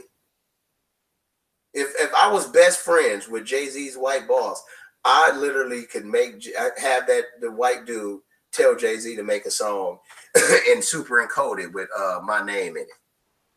R and then O and B, and niggas be like, what? This nigga rapping? All right. So again, I get what you're saying. You talking about the sphere of influence. You saying because a white man runs his shop, he pretty much has control of that artist and his product. And I understand that. Now, what I'm saying is you talk about Tech Nine, owning your own masters, having everything. It may not be as much, but you don't have that overhead. He works with white people and not for them. And not for, okay, that's cool. Now, what I'm saying is that, do you feel, let me just ask you this basic question so I make sure we're on the right page. Then we can start discussing maybe some hypotheticals and some plans and stuff. Do you feel we can do that in America, in United States of America? Do you feel like we can do that? This is the perfect place to do it. Okay, cool. I think we are more getting on the same page now. Now, you thought I wanted to be in Africa where there's no Six Flags or Disney? Well, no, I'm just saying I heard a lot of talk about the sphere of influence and changing the laws and what they say and police pulling us over and how they judge us and this, that, and the other. And there's ways to me out before, that. Huh? There's ways to combat that. Check it out. Watch this. If you are legally able to have a concealed weapon, right? And you driving and you get pulled over, you know what the police go do? They go ask you for your license, insurance, and registration. What you do is you tell them that you have a firearm. You tell them where that firearm is. You put your hands up. They go ask you to get out the car. You get out the car. You say, what do you want me to do? Matter of fact, since I'm black, why don't you handcuff me? Put me in the back of the car.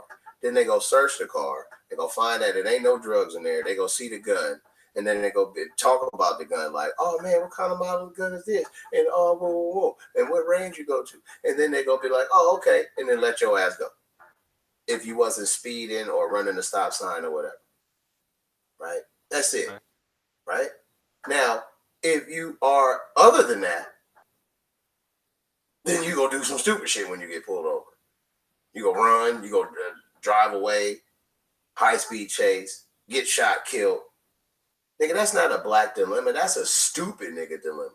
When all you had to do was go through the proper paperwork in the channels. They give you that opportunity.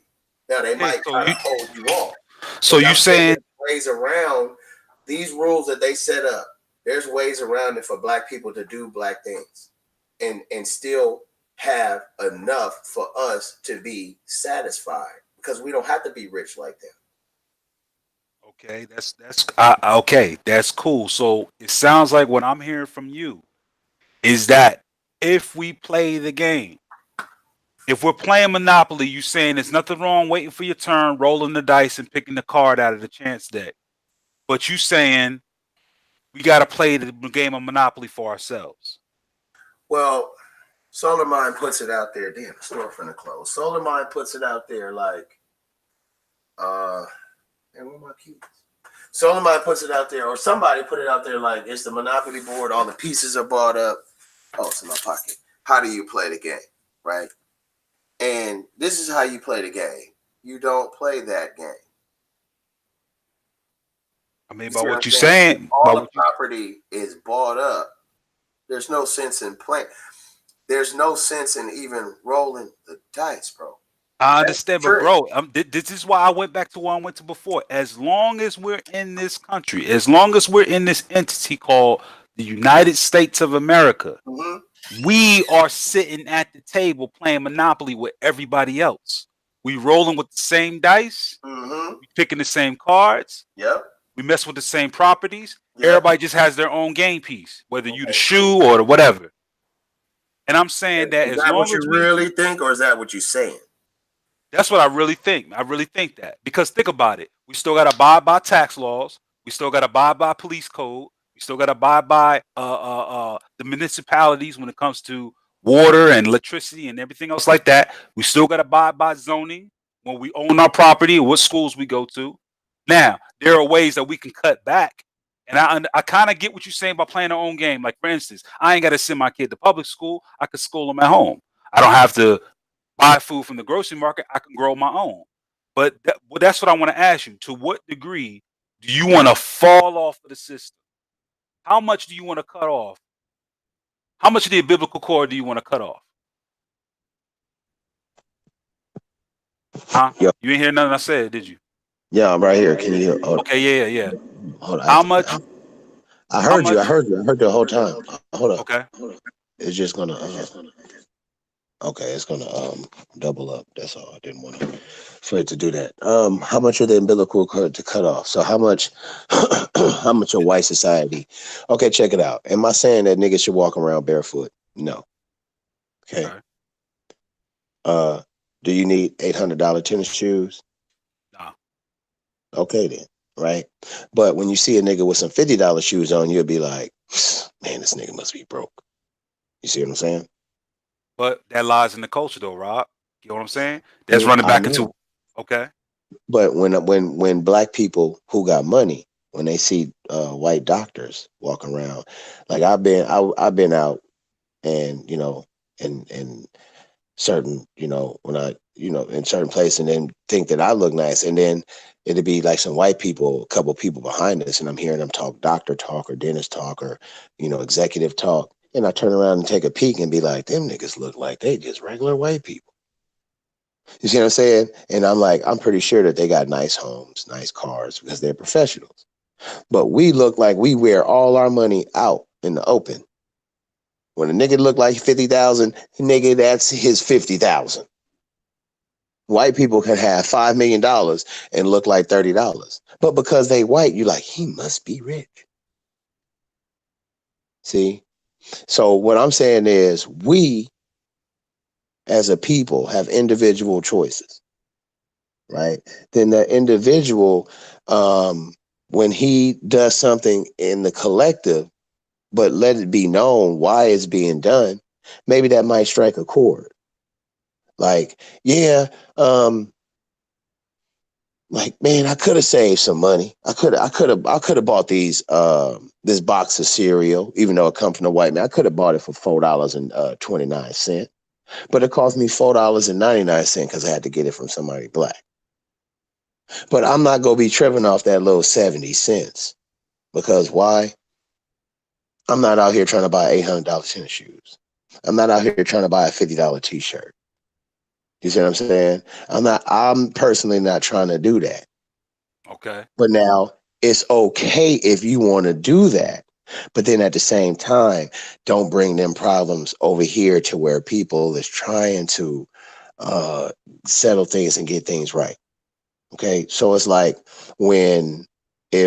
and I'm not trying to, I'm just going to do this real quick, but I don't want to go in this direction. When people are talking about the Bible, you rarely see somebody from the Muslim community just hop on and come around and be like, bro, put the Bible down and read this Quran.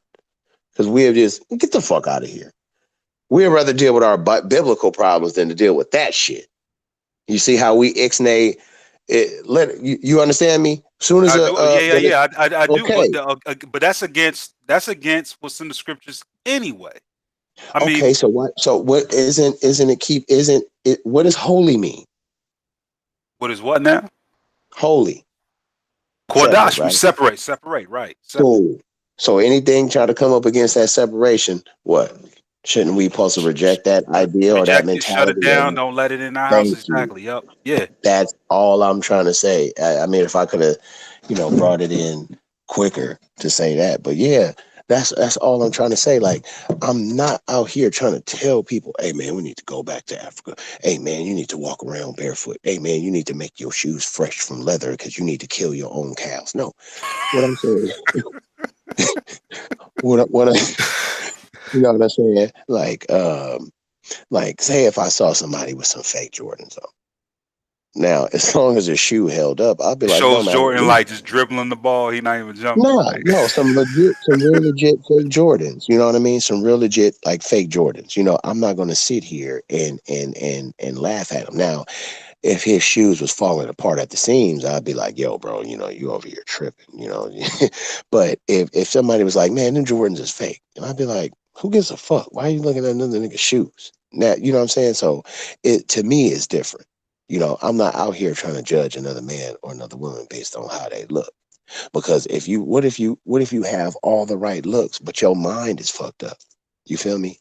Like, man, this dude got $5,000 suit. Yeah, but he's a pedophile. Nigga gonna be okay, like, fuck Rob, that but suit. that's going back to what you said. Listen, I am with you when it comes to you said what's up with the mindset. If you're saying you Kodash is the mindset. I agree with you. When you say, oh, you out here living like this and where you put your dollar. I agree with you. So far, we all agreeing, well, both of us at least, are agreeing that it's a cultural mindset and it's a spiritual mindset in the sense that we're not thinking Kodash or holy, as you will put it. Now, I know you want to come at religion. You want to say, oh, it should be the Bible, this and this. I know we just talking about economics right now. And so far, when it comes to that, we agree. Now, we could talk about But the Bible. I was gonna bring that shit up anyway. okay. But my if thing we is stayed in that, America and got rid of Jesus, that'd be a huge step.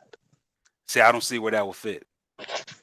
No, it would, because then when little Tay Tay gets shot by the police, niggas ain't gonna be like, oh, pray to Jesus. Niggas gonna be like, where's that white boy at? We go do to them what they did to us. Remember back in the day when they just accuse a nigga. They'd be like, yeah, nigga, you raped this white woman. Be like, what? I don't even know no white people. Oh, I know Miss Gertrude and Miss Martha. Put them on to it. You know what I'm saying? I don't know nobody else. And then the police will put them in the police station. And you know what the white people would do? Sheriff, send that nigga out. We know where you live, Sheriff. So don't get it twisted. And they'd be like, Deputy Doodah, get out the way. And he'd be like, oh, I'll get out the way. And then the sheriff would try. The sheriff would be like, Wilbur, stand down. And they'd be like, look here, Sheriff. Our kids go to school with your kids. And that's enough said. And then, the sheriff would be like, look here, Tyrone, I don't know what to do, but maybe they'll take care of you. And they'll toss Tyrone out to the white folk. Just off the assumption that black dude, did something wicked to a white woman or somebody else. Yeah, but So what you're talking until about, we have that mentality. Now, I'm not saying we have to kill them. Until we have that mentality of being like, no, nigga, we go find out where your kids go to school at. We go find out where your wife work at, nigga. We go find out all this shit and make it hard for you to live. Every time your wife go to the supermarket, somebody go drop kick that bitch in the back. Every time your kids go out to that school bus, another nigga go come up and sock that little nigga in the face. All right, man. So Realizing they just you talking about being overprotective in the community, basically getting in their ass the same way they were getting our ass if we did something in their neighborhoods. Meaning that if I drove around their neighborhoods and the woman calls the police and like, there's a 6'4" black man, he's walking around my neighborhood, he looks big. I never seen him around here. We should be the same way. If we see a white dude walking around the neighborhood, pick up the phone, call the police or whoever, or get in their face and say, "What are you doing here?" Question them the same way they would question us. Yeah. Okay. When I used to live in when I used to live in the projects, right? They used to have the big garbage bins, right? And people used to come down there and dump their trash. Now, for a long time, I would be like, it's trash, right? And then, our trash would be, overflowing. But they had people working there that would clean it up, right? Damn, it's cold as hell. Not the people, the workers, And the neighbors one time told me, I had to be like 16, 17. And the neighbors told me, they was like, man, all these people keep dumping shit. And I'm like, I'm thinking that there's people in the projects. But they like, nah, these people, they whites and Mexicans and, coming to dump shit. Other niggas, just dumping shit down. Because I stayed at the end, right?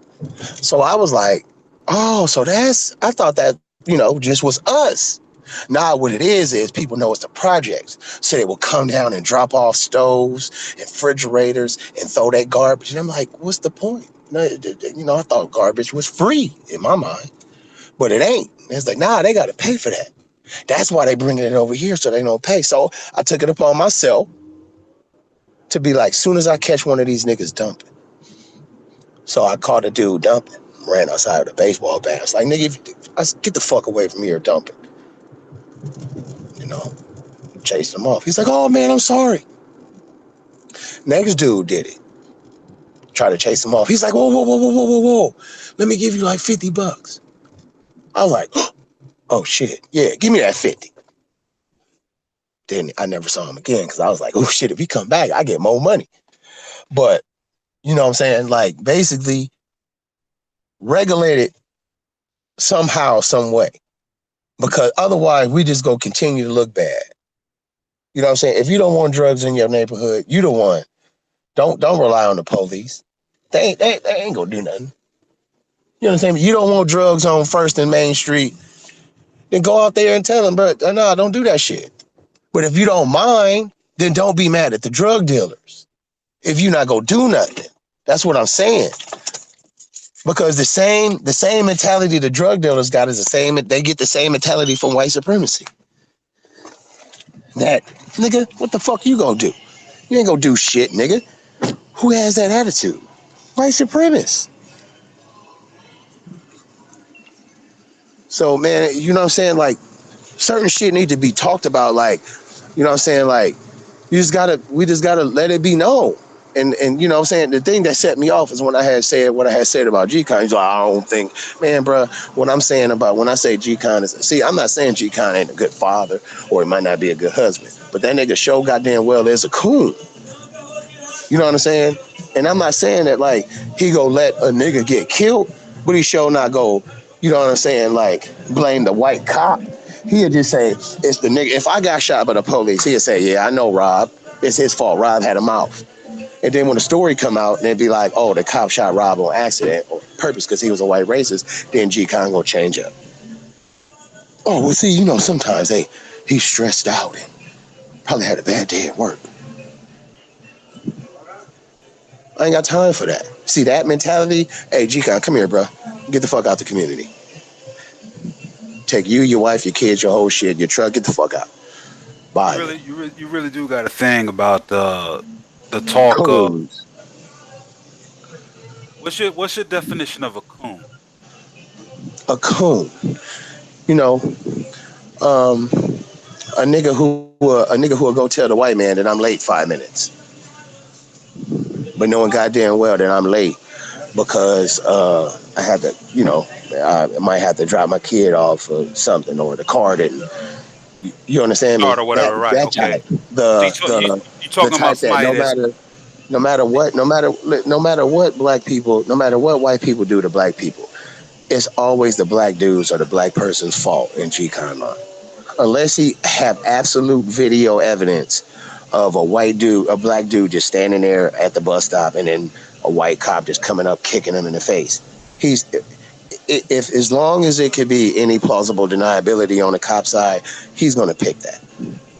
Straight right. I up. don't really know. I don't really know if he decides like that, and I hate to just get in. I just asked generically. What is your definition of a coon? Did you say like a person that's just basically what you're saying? Come on, bro. You asked me what it is, and I told you my answer. That's the short answer. I ain't So say you want who. to I dance? said, bro. I think you got G-Con all wrong, man. I feel like y'all need to really sit down and understand one another to He see didn't where want to y'all sit at. down and talk. I tried to meet that nigga in Stockton, but that nigga was too spooked. Brother. Listen, I'm saying that if you're talking about somebody that's gonna be petty and reporting everything that you do that's little to white people, that's Yeah, that's not, G-Con. bro. When has he ever done that? All right, he's not here. I'm not here to speak for him or nothing like that. He's his own man. But I'm talking. I'm talking about generic. You keep saying somebody's name. What is the what is the definition of a coon? Like to you, you said somebody that's petty. That like if you No, 5 minutes no, late no, for work. no. No. What I was determined as a coon is a person who is dedicated to the upliftment of said the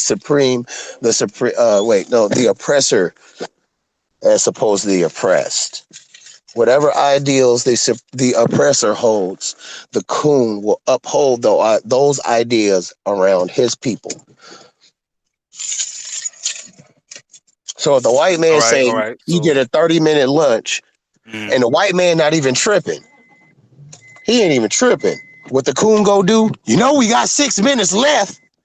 Bruh, the white boss ain't even tripping. Why are you tripping? You ain't even the boss. Well, I just like to keep my jobs, man. Bro, shut the fuck up, bro. You see what I'm saying?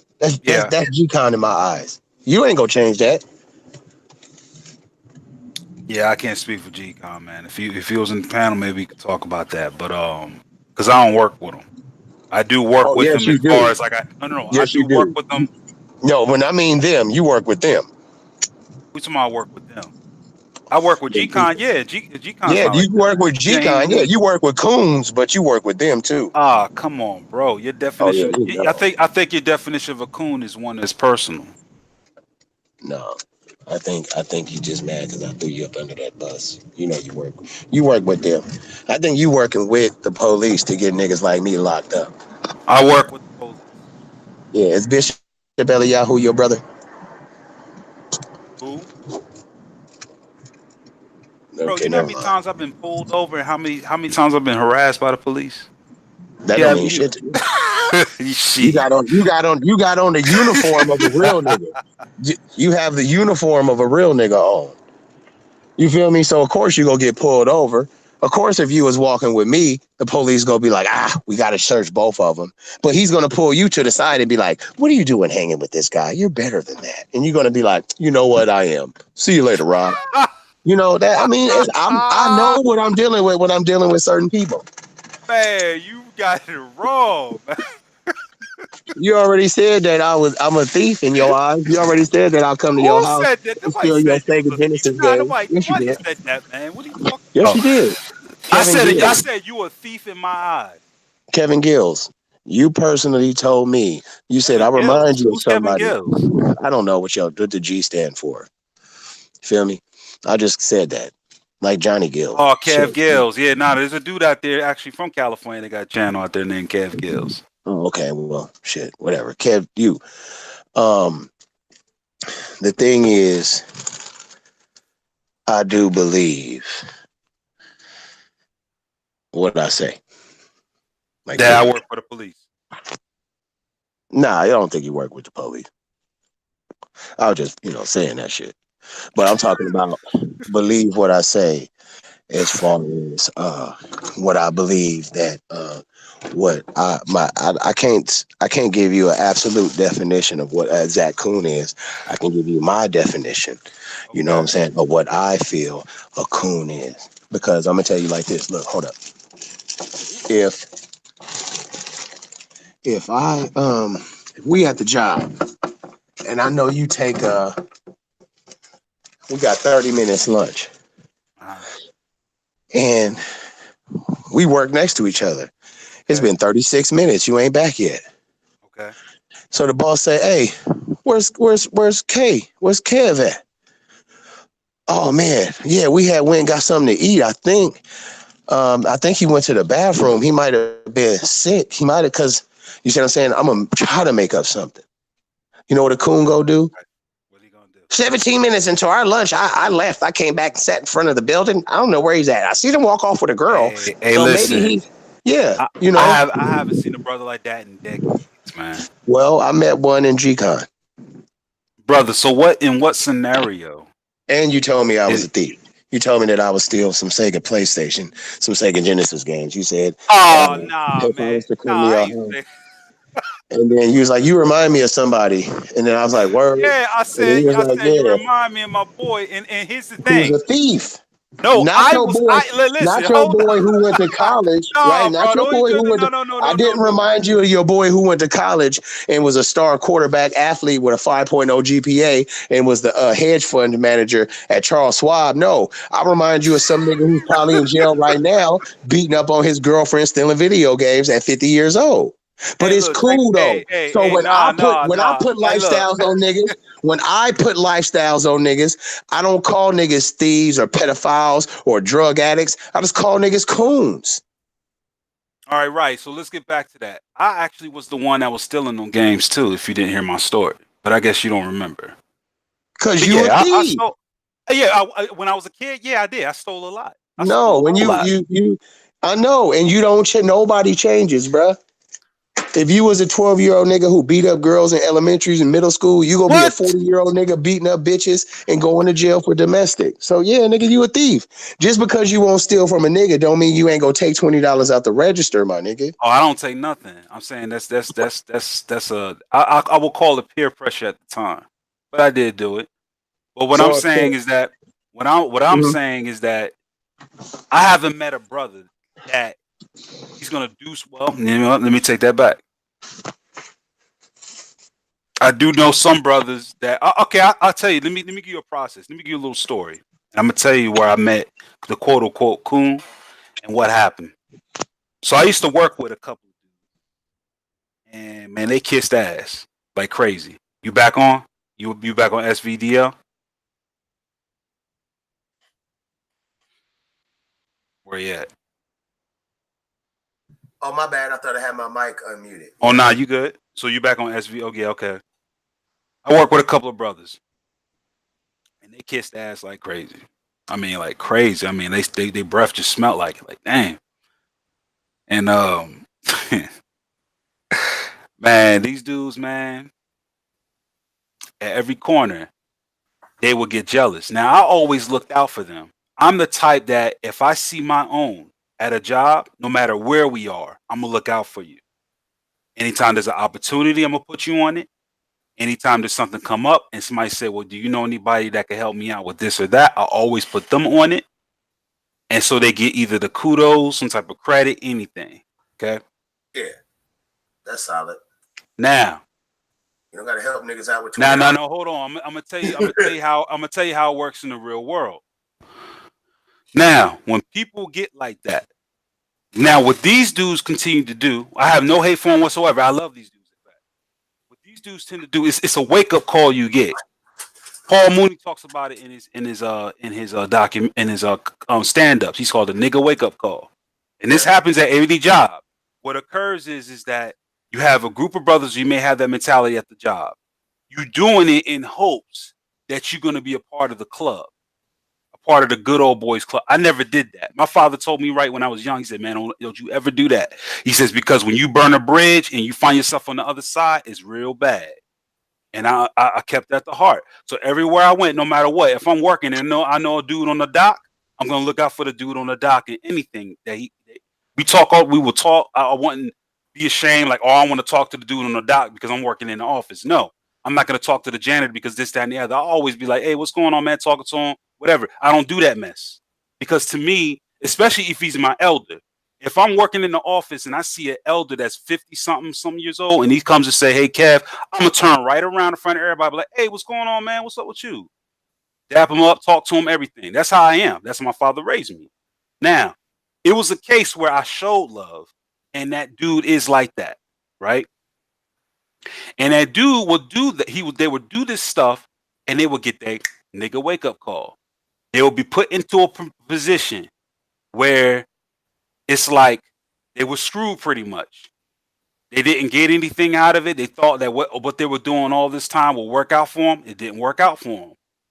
But the key is that I think it's better than to sit back and call that man you a coon. Because let's say you do that or anybody else does that. You really just making that person feel bad, if anything. But I feel like what I do is I say I'm still consistent with my love towards them. Okay? Like it says, the brother just Terry brought up earlier about when Christ says turn the other cheek. And the concept of turning the other cheek is how we should build a relationship morally with our brothers. Now, when these brothers slapped me, I did turn the other cheek. But guess what it did?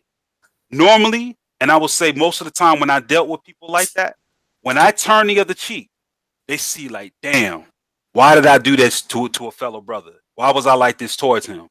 And the relationship just it's solid from what I've seen. So say that brothers, those two brothers that try to, kiss up, be a part of the good old boys club, and then they try to put me and throw me under the bus. And then when they get snapped up and I'm still there consistent, they get that wake up call. They see the reality. They kind of look and they like, man, you know what, bro? You all right, man. I don't know what I was thinking. I wasn't in my right mind. So I'm saying it's best to treat your brother like that so that you will give him because it says in the scripture, if a man goes through the fire, make sure what he's made of is not of wood, hay, stubble, and this, that, and the other. Because if it is, all that he worked for will be burnt up. But he will survive it so that he can live again and do it the right way. So I'm saying, from the perspective of the scripture, I stand up to be a consistent fire. That when that brother does get burnt down, I'm saying, look, you just got to build your foundation of gold, precious metals, diamonds, and jewels, so that when you do go through the fire, you found to be more precious. And you can use that same concept with your brother. So what I'm saying is, instead of calling a brother a coon, be consistent with the culture and how to treat him. And maybe through the fire, he'll see and be like, damn, you'll get, as we can call from the secular point of view, his nigga wake up call. But what I call from a spiritual point of view is awakening to understand who he is and where he's at. And that he's not going to be reckless anymore. Well, maybe I need, look, I just go 100% with everything. Like, I just don't like halfway crooks.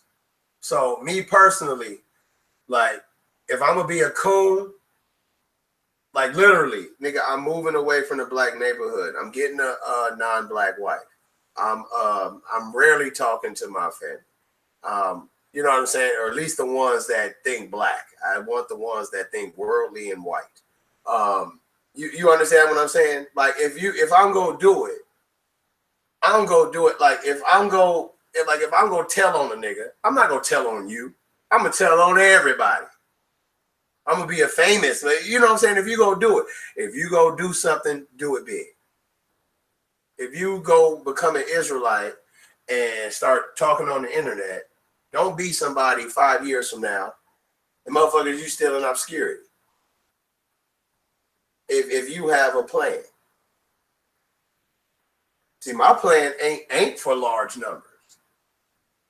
I talk too reckless. If right now it's like 12 people, 20 people watching or whatever, if I had 5,000 people watching, nigga, didn't have to change up the way I talk.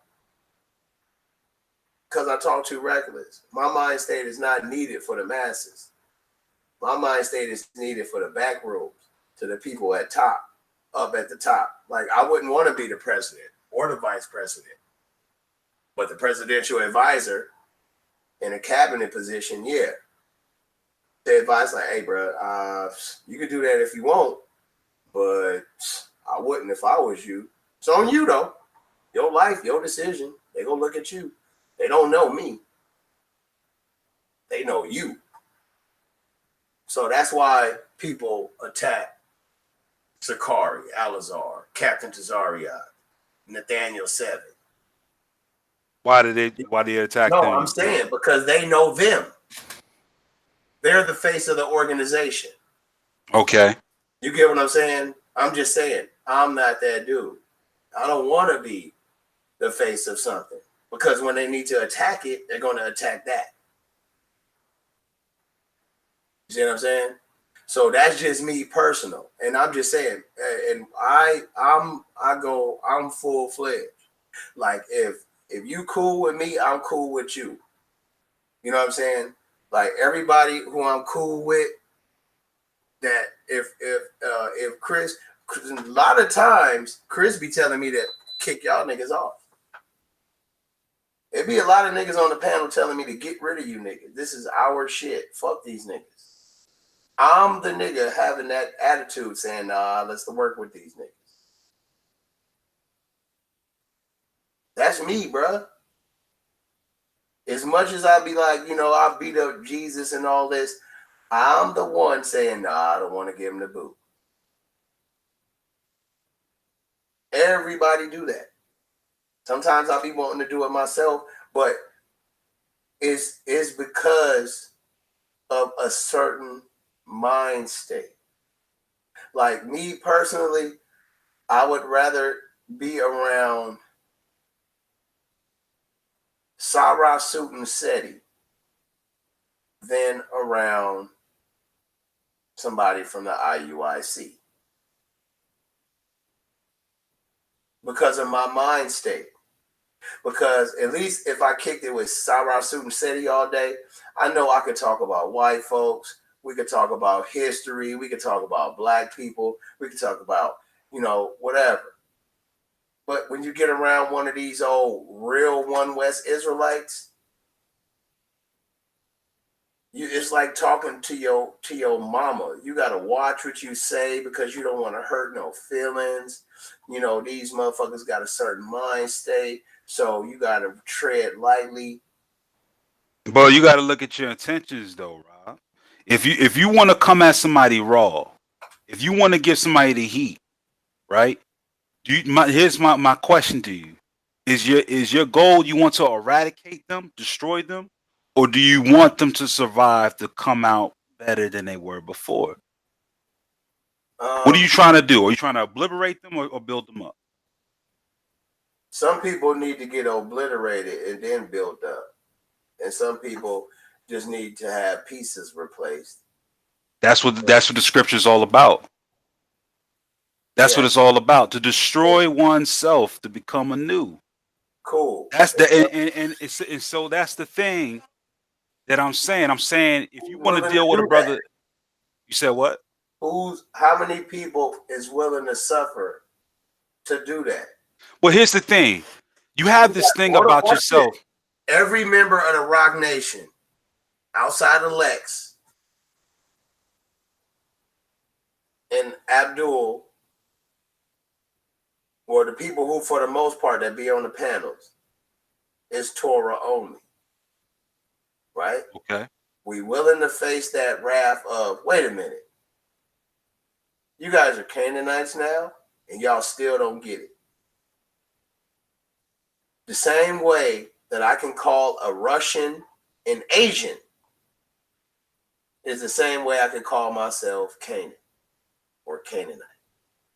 Hold on. You said the same way you can call a Russian an Asian, you can call yourself a Canaanite.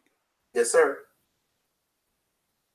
Do I have to use the same analogy as I did with G-Con? Please don't tell me you're that Christian. Well, hold on. I don't even understand. Okay, hear me out. Watch this. Can I call Chinese people Asian? Yeah. Cool. Do most people consider them Asian? Yes. Cool.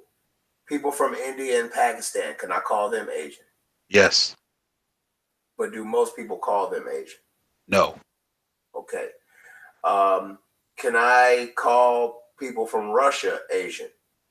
Some you can. Okay. Which part of Russia is it on the continent of Asia? Far East. I got you for the whole time. I got you. Okay. So there's a part called Eurasia, but I feel what you're saying. So no, you can't. Hey, are you literally separating Europe and Asia? Nah, Eastern Europe is a little bit different. With the No, I'm not Slavs. talking about. I mean, okay, literally that continent is one continent. Literally, Right. like you don't need a boat to go from South Africa to Northeast Russia. You can literally walk. You can walk there, right? Yes. So, and then you could go from there all the way to the west part of Spain. Walking. Right. That's one continent. Mm-hmm.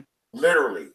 But because of there's one last landmass, but there's several continents that are connected. But yeah, you can walk. You can walk it. I'm talking about in terms of continental plates, like the African plate. There you go. The continental plate under Europe, that's false. I want to debate you on that.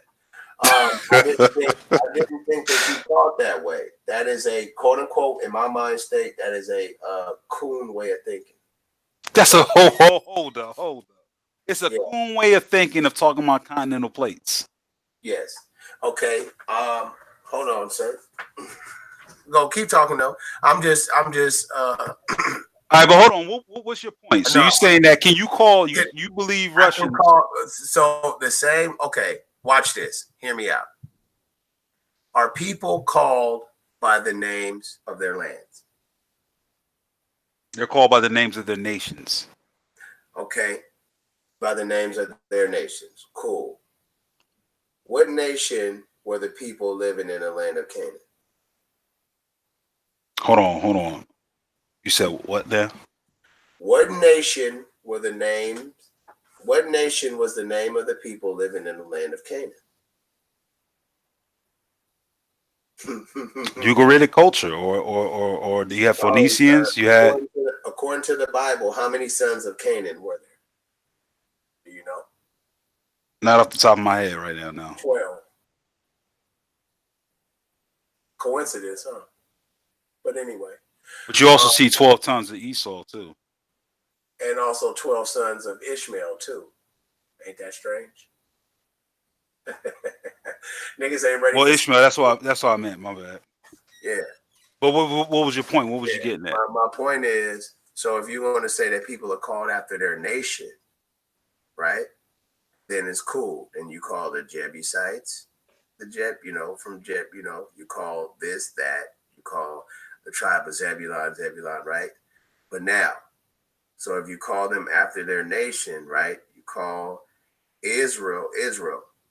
You call them or Yasharal or anything, right? And then you call the Canaanites, the Canaan, whatever, right? Now, I'm just asking you,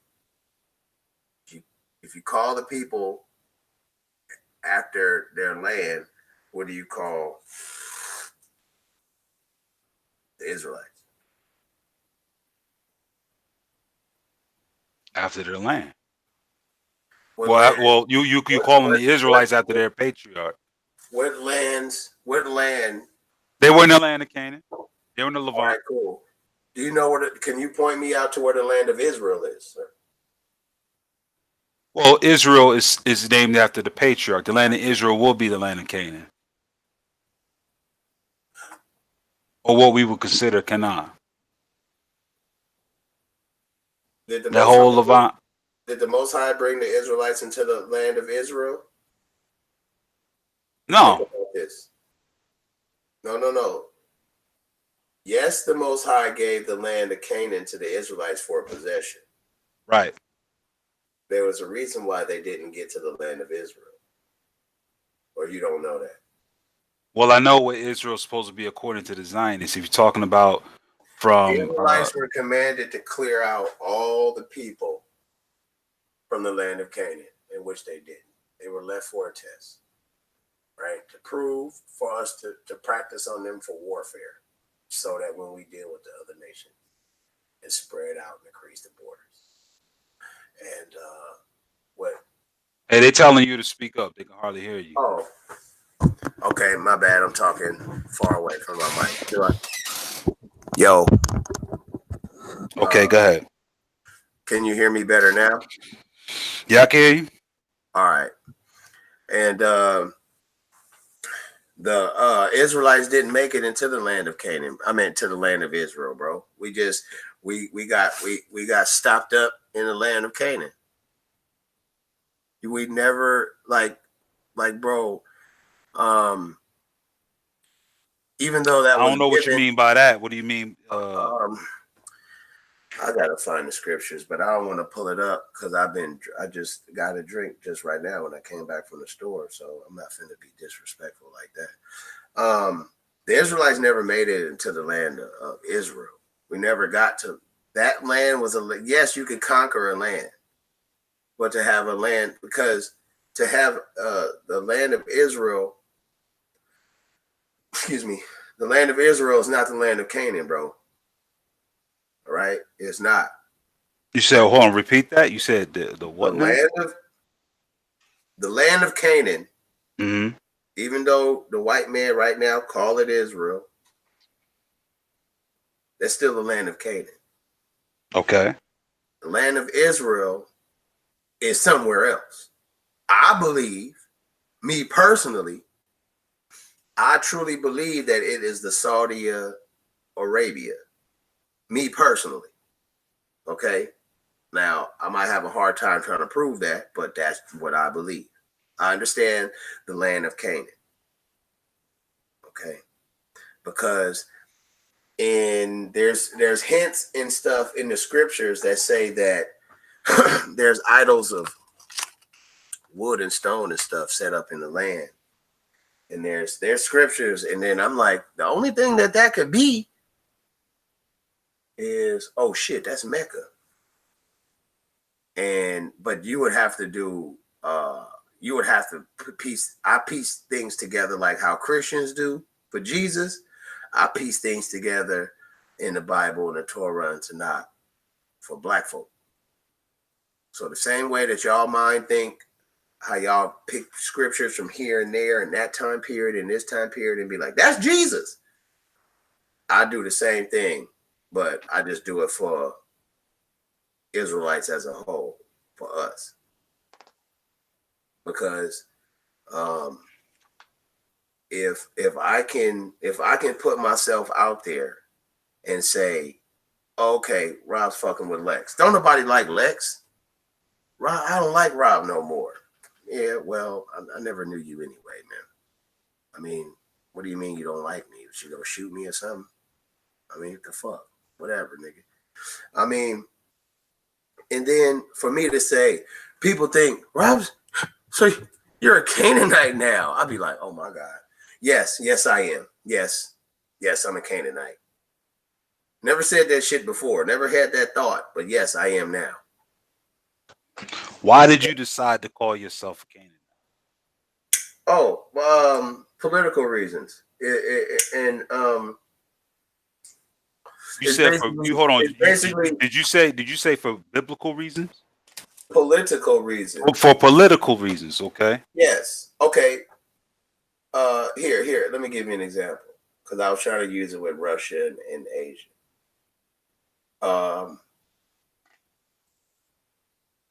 Israelites, in a sense, are Canaanites because if you call them after the name of the land, then it's Canaan.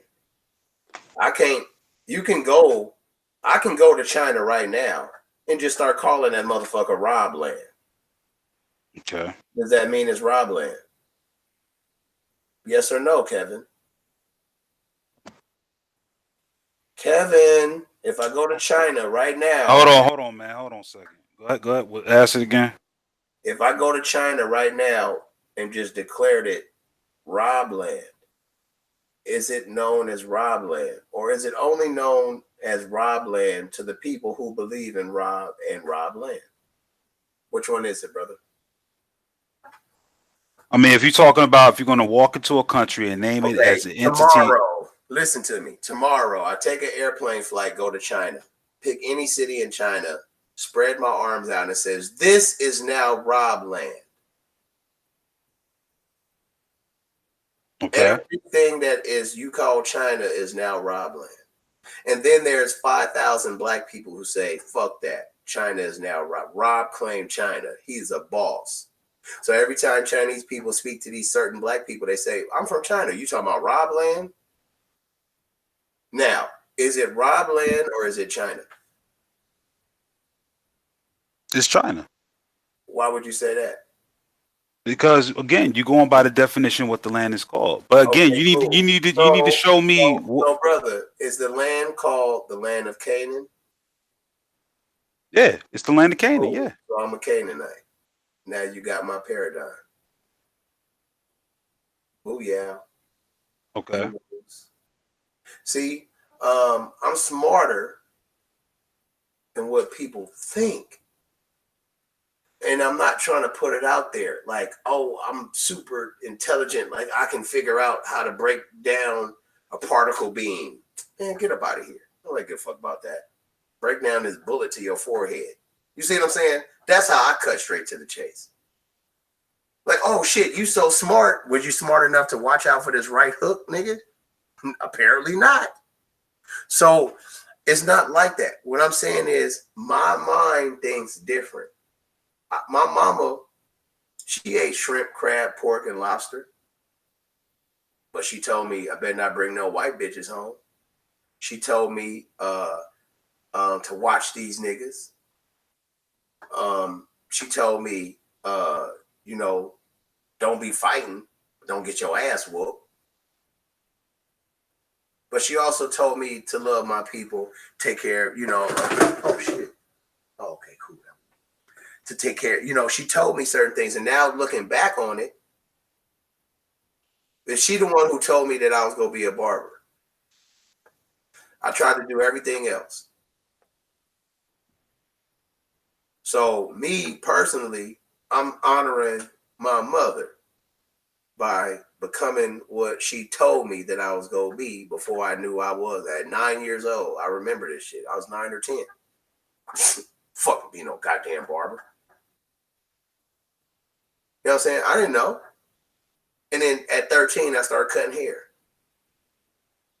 You see what I'm saying? When people say things like, man, it's a disconnect between the elderly and the youth. I'm like, from who? What? How is that? Well, let me ask you a question. For every objection that I gave you in regards to when I said did you want to obliterate a brother or did you want to let him survive? Did you want to teach him No, or did you want to be cool? survive. We're not talking about G-Con. Oh, the mentality. I'm talking about yes, I'm talking about the mentality. I'm talking about your view of black people. You say your mother taught you.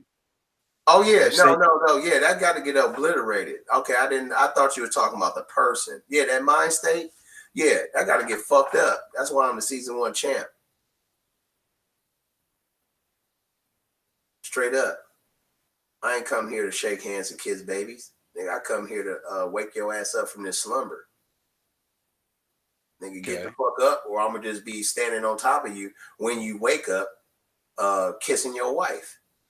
Which one do you want? You can wake up now, wake up with your wife and kids, or you can wake up with my foot on your neck and me French kissing your wife, holding your baby. It's one of the two, because that's what the white man do.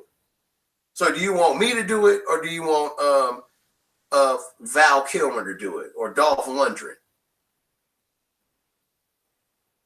Because it's gonna happen.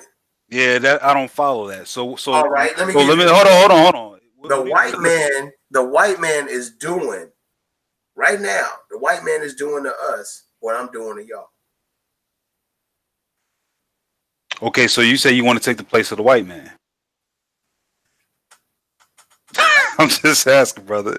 Yeah. No, I had to think about it for 5 seconds. Yes. All right, so you're the new white man. Not in their capacity. You see what I'm saying? So it's Why? like let me ask you something. Hold on, but Rob, before you go into the example, I want to ask you this. I don't want you. What do you hope to accomplish as the new white man?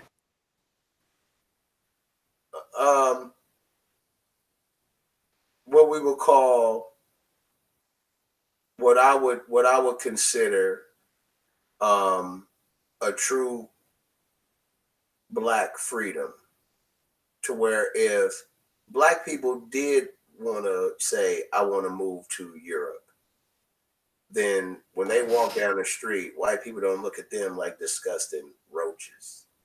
They look at them like, oh, that's just a black person. I wonder if they're going to buy something for me. Oh, they didn't. They went somewhere else. That's his life. If a white person want to come to the middle of Africa and go to school, oh, okay. Well, you know, hey, wear some long sleeves, nigga. You know it get hot in the summertime, white boy. All right, and here goes some sunscreen. Thanks. And we don't trip off of them because they white.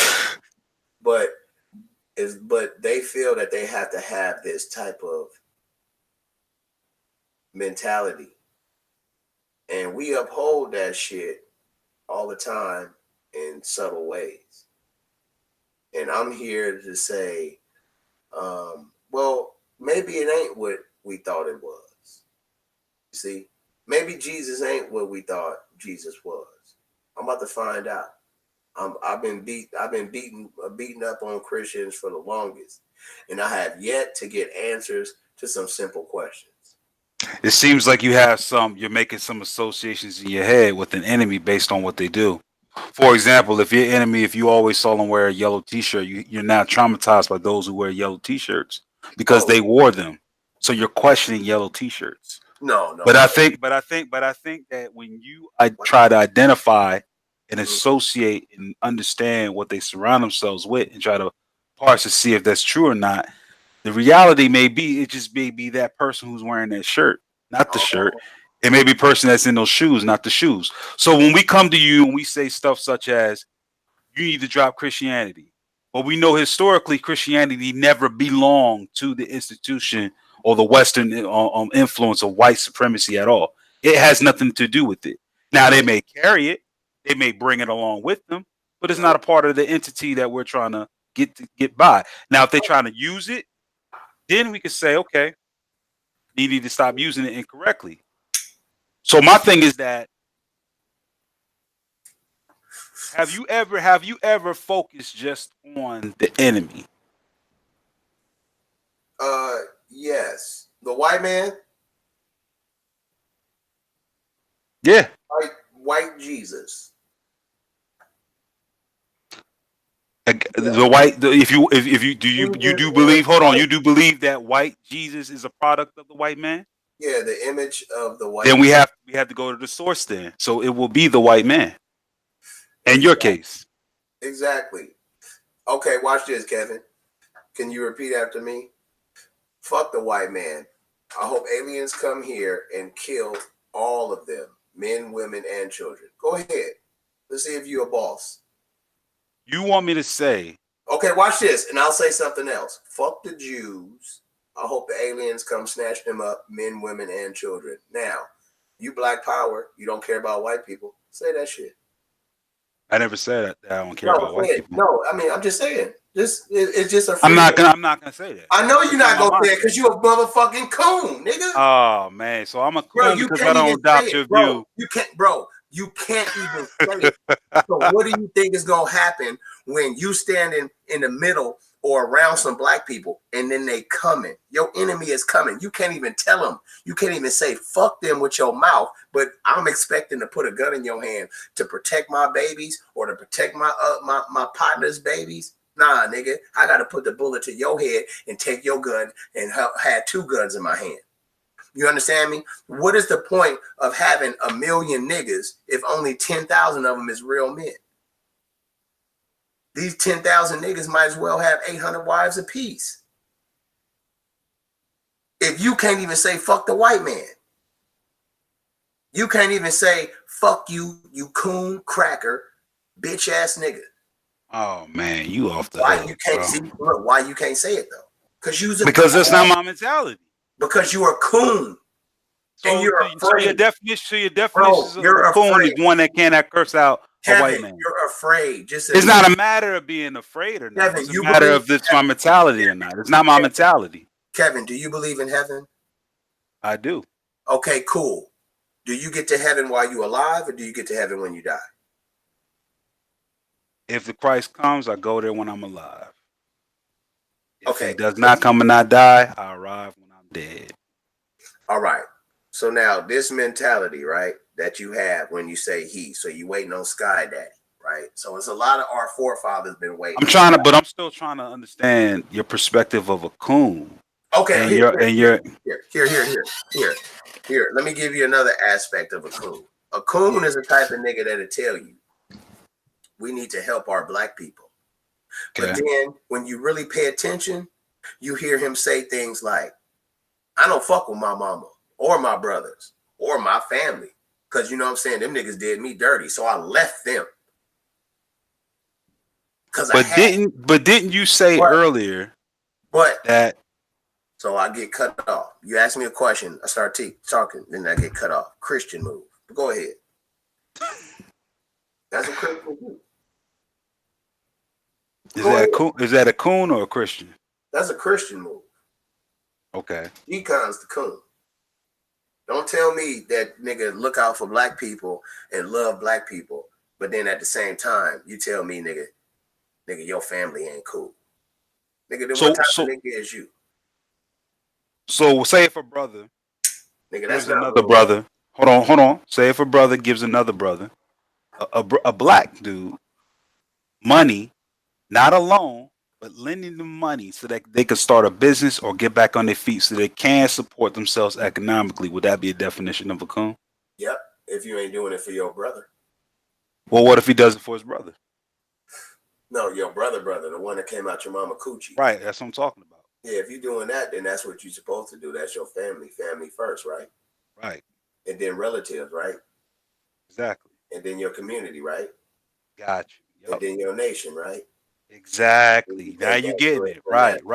So the foundation. So don't tell me, listen, what I'm saying is, don't tell me that I need to help out black people. I'm not telling you that you need to help out black people. I'm talking about the ones you identify as coons. If they are helping out their own people and doing things for their family, that they are in fact not coons because they're supporting their people. That nigga's a coon. Like, you ain't gonna give me the chance. Look, you can't get me. Look, if a nigga snitch, he a snitch. You feel me? My thing is, don't be mad at me when I just be like, hey, man, that dude is a snitch. But that don't mean I want him dead. It just means he a snitch. That's it, bro. You get what I'm saying? Look, bro, look. When people say Rob is foul mouth, I don't look at that as, I just be like, oh, okay, I am. I cuss. But at the same time, I'm not afraid to use that foul mouth against the enemy. The goddamn white Jew cracker devils, which you seem to can't say. I know why, because the white man is your daddy. He gives you a paycheck. He allows you to live in a house as long as you pay for it and work for him and pay taxes. He allows you to live a wonderful life and have internet. I get it. I understand. I would never talk down on my daddy either. If he was my daddy. I put it to you this way. If you want me to adopt the mentality that you have, I don't want you to adopt nothing, dude. You cooned out too. Oh man, I'm not talking, bro. Nah, this just listen. Here's the thing. Everybody has their own ways in which they deal with the issue and what they do for their community and their people. Yeah, some people. What you want me to do? People get stressed out and smoke crack. You feel me? Right, a lot of people get stressed out, drink a lot of liquor and smoke weed. Yeah, and smoke weed. What I'm doing right now, smoking weed and drinking liquor. I mean, yeah. So that's what you choose to do, right? I'm off. So whatever I do in my house on my off days, even though y'all know what I'm doing, is my business. Let's take the example. Let's take the example a little bit further, right? So you're saying that I won't say on the camera on this live hangout, quoting you. Look. Let Google know. Let Google know. Right, with your voice recognition and your face. Tell these crackers that you feel me. Tell them that if you get the advantage, like if some aliens came down and put you in an Iron Man suit and gave you some guns, what would you do? Huh? Tell him. Cause I'll tell him. Let some aliens come, nigga. These white people in trouble. But until then, it's like, well, they ain't here. So, nigga. Let me ask you a question. Why do you have to wait for the Iron Man suit? Why can't you do it as Rob Rack right now? Who said I ain't doing it as Rob Rack right now? You are doing it as Rob Rack right now. I know that. I'm holding my trophy right now. You talking about the debate league trophy? Nah, that's a Jesus trophy. The Most High gave me this trophy for whooping up Jesus. All right, look. So what This trophy are you talking about? Say it again, sir. What trophy are you talking about in regards to the Rob now? It's the Rob now out there. The first ever and only right now so far, the only Solar Vision Debate League champion.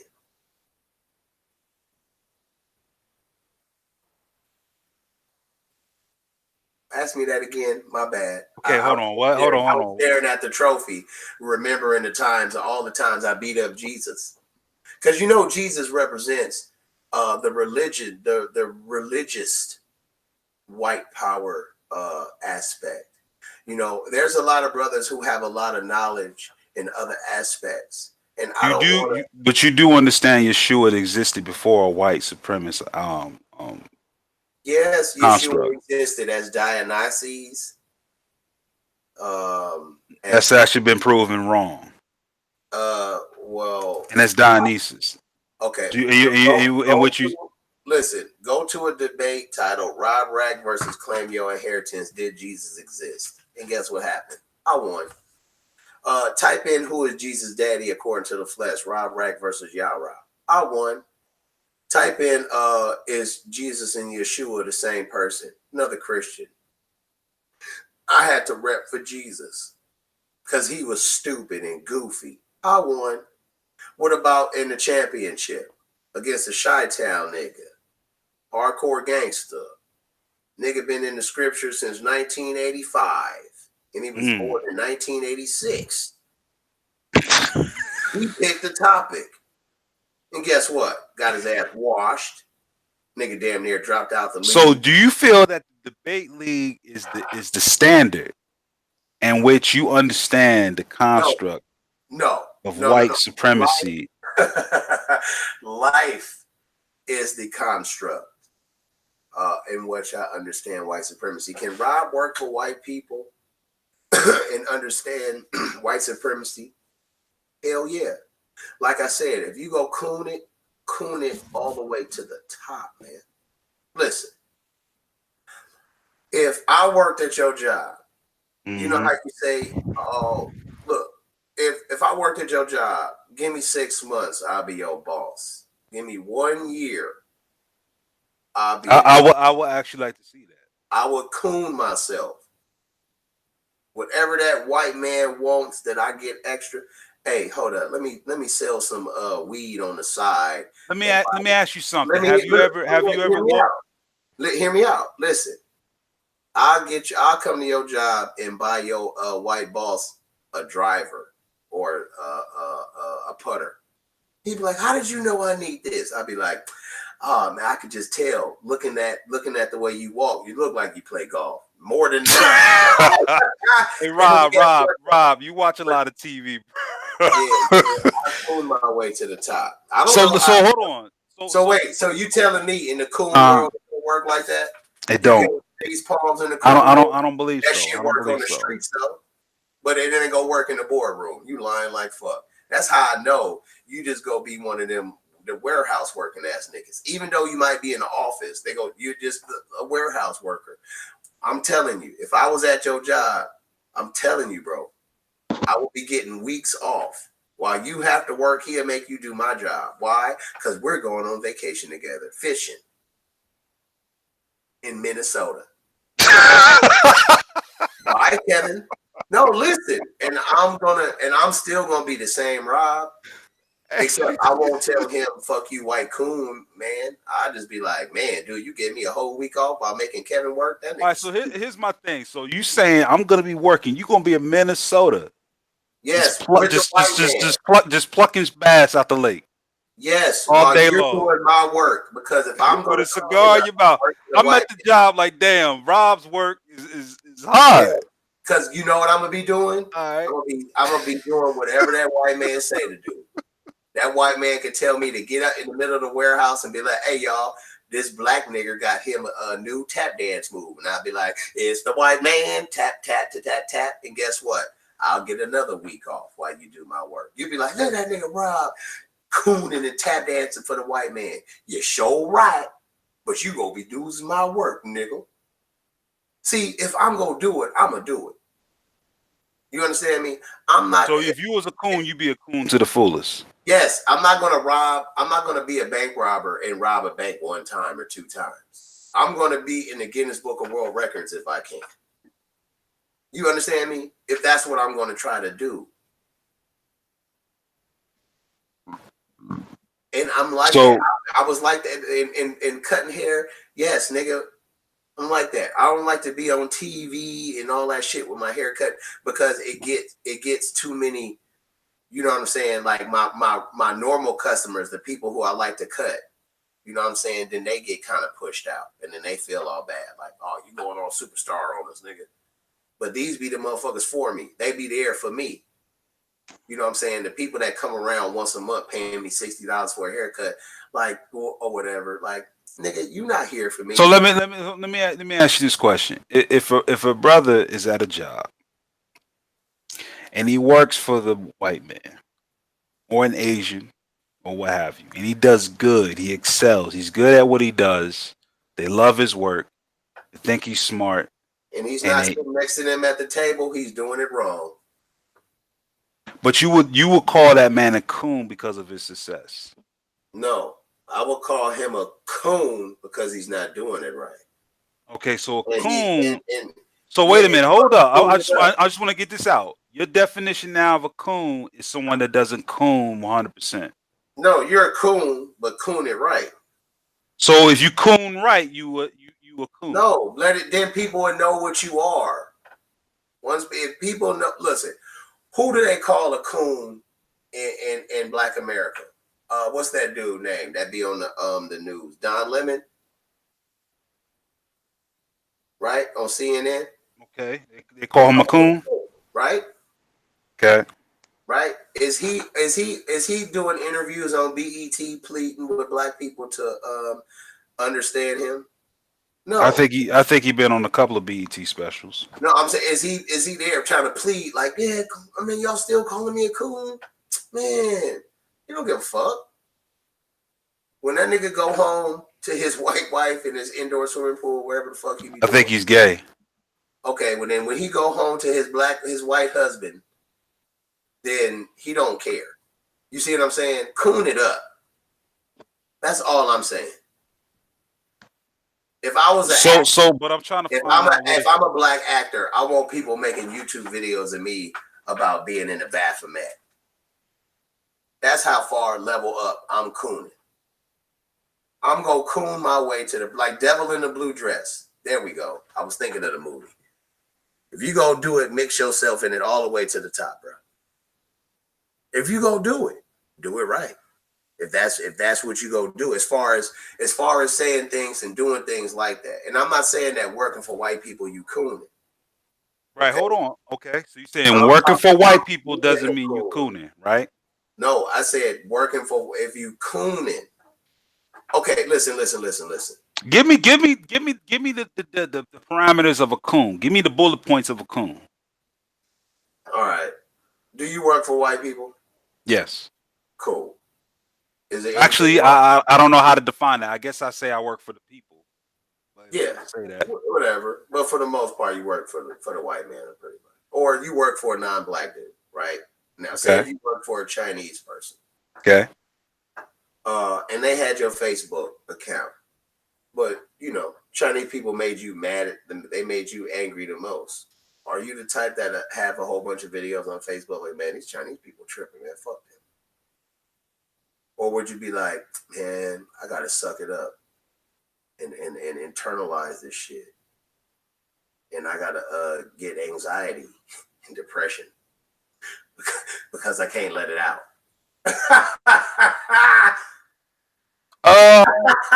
Nigga, I No, go I to don't, work. because I I go to work and be like, fuck white people, nigga.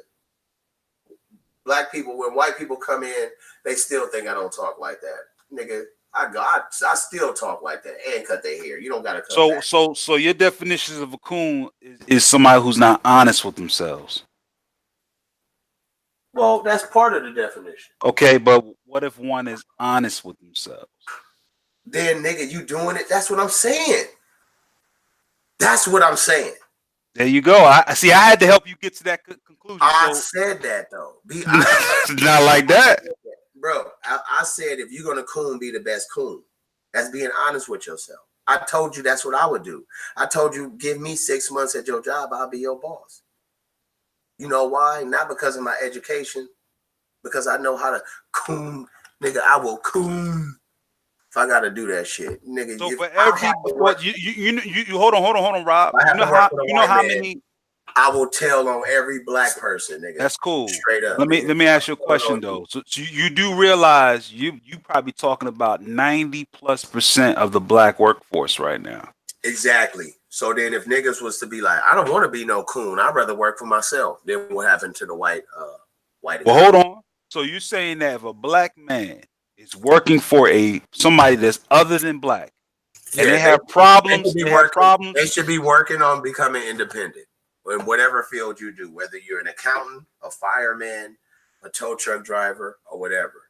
Have thoughts of becoming your own independent operator in whatever, you know. Just like that nigga from with Tom Cruise and Cuba Gooding. Who's coming with me? Come on. Now it's gonna be hard at first, but you gotta think that corporation, that Fortune 500. What movie was that? Show Me the Money. Oh, remember? Oh, Tom Cruise. Yeah. That was he was like the football player. Jerry Maguire. You see what I'm saying? Okay. All Fortune 500 companies started off with a Jerry Maguire. It's just that you just see the 55-year version down the line where it's some big entity. You see what I'm saying? Amazon didn't just become the biggest company in the world overnight. Of course, right. It had to have its baby steps. But what I'm asking you, getting back to my question, 90+% of the black workforce is basically that. What you just said was that if a black man is working for a race other than his own, and he has issues with the institution or the people that he works with, and he's one that comes home to his wife or girlfriend or whoever, his boys, and say, man, you know what? Man, my white bosses and my Asian bosses, man, they ain't shit. They not treat me right. They not treat people right. They wrong. But yet they still go to the job and do what they got to do to raise their family, bring money into the home and everything. That's a cool. Yeah, and then they die with high blood pressure and the fucking mortgage payment that they leave with their wife. And then what, my nigga? So your definition of a coon is one who puts up with. No, I didn't say that. That's a coon. You trying to put lifestyles on me? I'm telling you what. I'm asking. I'm asking you the question. No, a nigga who worked hard and got to deal with it. See, if it was up to if there were more motherfuckers, if niggas held on, okay. When the Black Panthers did their movement, people only think of the Black Panthers as the niggas in the leather jackets, in the Kango caps with a shotgun. That's the average. When you ask somebody to describe a Black Panther, they think of the protesting, rioting nigga with a gun and a leather coat with a goddamn Molotov cocktail in his hand with a fucking picket sign talking about equal rights. When I think of Black Panthers, I think of that breakfast program that where you get to indoctrinate your kids before they go see them goddamn crackers. But that's the thing that scared them the most. And we're not out here influencing the children. Like my babies is old. You know what I'm saying? My son is 20. My daughter, 19. And then my youngest is 15. About to be 16. I don't have to just do too much indoctrination. I can just come in and be like, hey, don't be bringing home no, don't come over here with no fucking white boy. Don't come over here with no white bitch. You feel me? You do that shit somewhere else. You see what I'm saying? Don't be getting pregnant. I'm not watching, baby. You, your mama will. I'm not. I ain't gonna watch your baby until I'm 45. I'm having my fun. Okay, so You see what I'm saying? So if we don't, we have to be forward and say it. I'm not trying to say that my mom, who put up with dealing with these white people at Macy's for damn near 40 years until she died, that she was a coon. but here's the thing, though, Rob. But she could have listened. When it comes to other people, it up. You understand me? She could have.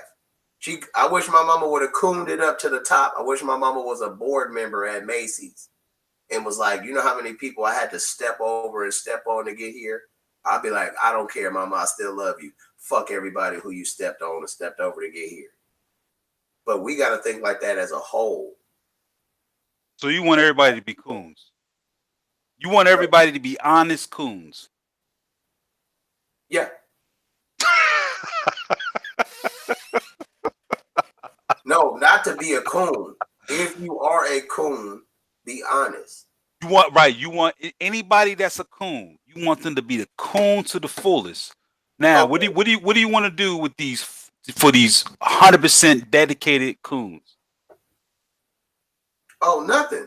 You just want the free coons, the 100% coons to do their thing. No, for us to know. Okay. Say you. All right. So okay. Once you identify the coons, what is Rob Rack gonna do? What is Rob Rack's plan? Nigga, point them out. You put the Star of David on their ass. Okay. And then you just leave them the fuck alone. Anything that they touch is shit. Okay. So now that we got the non-coons together, what do we do with them? Leave their ass alone. So you find out. So say my uncle is a coon. So my uncle is a coon. He worked. He's the West Coast regional manager for Walgreens. Well, guess what? I'm shopping at CVS now. Why? Well, didn't you say not too long ago? Then you tell me. No, hear me out. Listen. Then you tell me that your cousin is a coon that owns CVS's, some CVS's. So I'm like, well, fuck CVS. Now we got to go back to the mom and pop drugstores. Just giving an example. You know what I'm saying? Like, to the people who got to take the steps. A lot of people can't quit shit cold turkey. I can't just tell somebody to give up Jesus and then they go give up Jesus. Well, let me ask you a question. If your mom, as you said at Macy's, if she cooned her way up to the top and you still love your mother, why are you accepting your mother? We'll say it again? First of all, that's my mama. Okay, cool. That's fine. That's fine. Right. Okay. Listen, that's blood. If my mama was a coon, that's my mama. Cool. Just now, like if your brother was a coon, just like listen, but I came out of my mama coochie. Now, just like this, just like when I fucked up and my mama bailed me out. You understand me? To her, I'm her baby. I could do no wrong unless I was super wicked and disgusting and vile. But even then, she'll still love me. So that's different. That's my mama. Fuck you. I'll blow up your whole building for my mama. You see what I'm saying? It's different. You talking about my mama. That's different. Okay.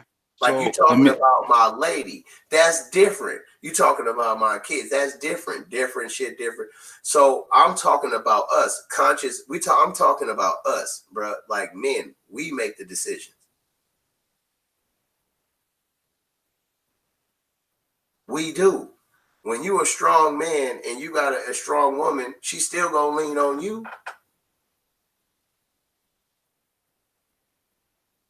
What type of sense do that make for my lady to have to go to the white man for some money and I'm right here?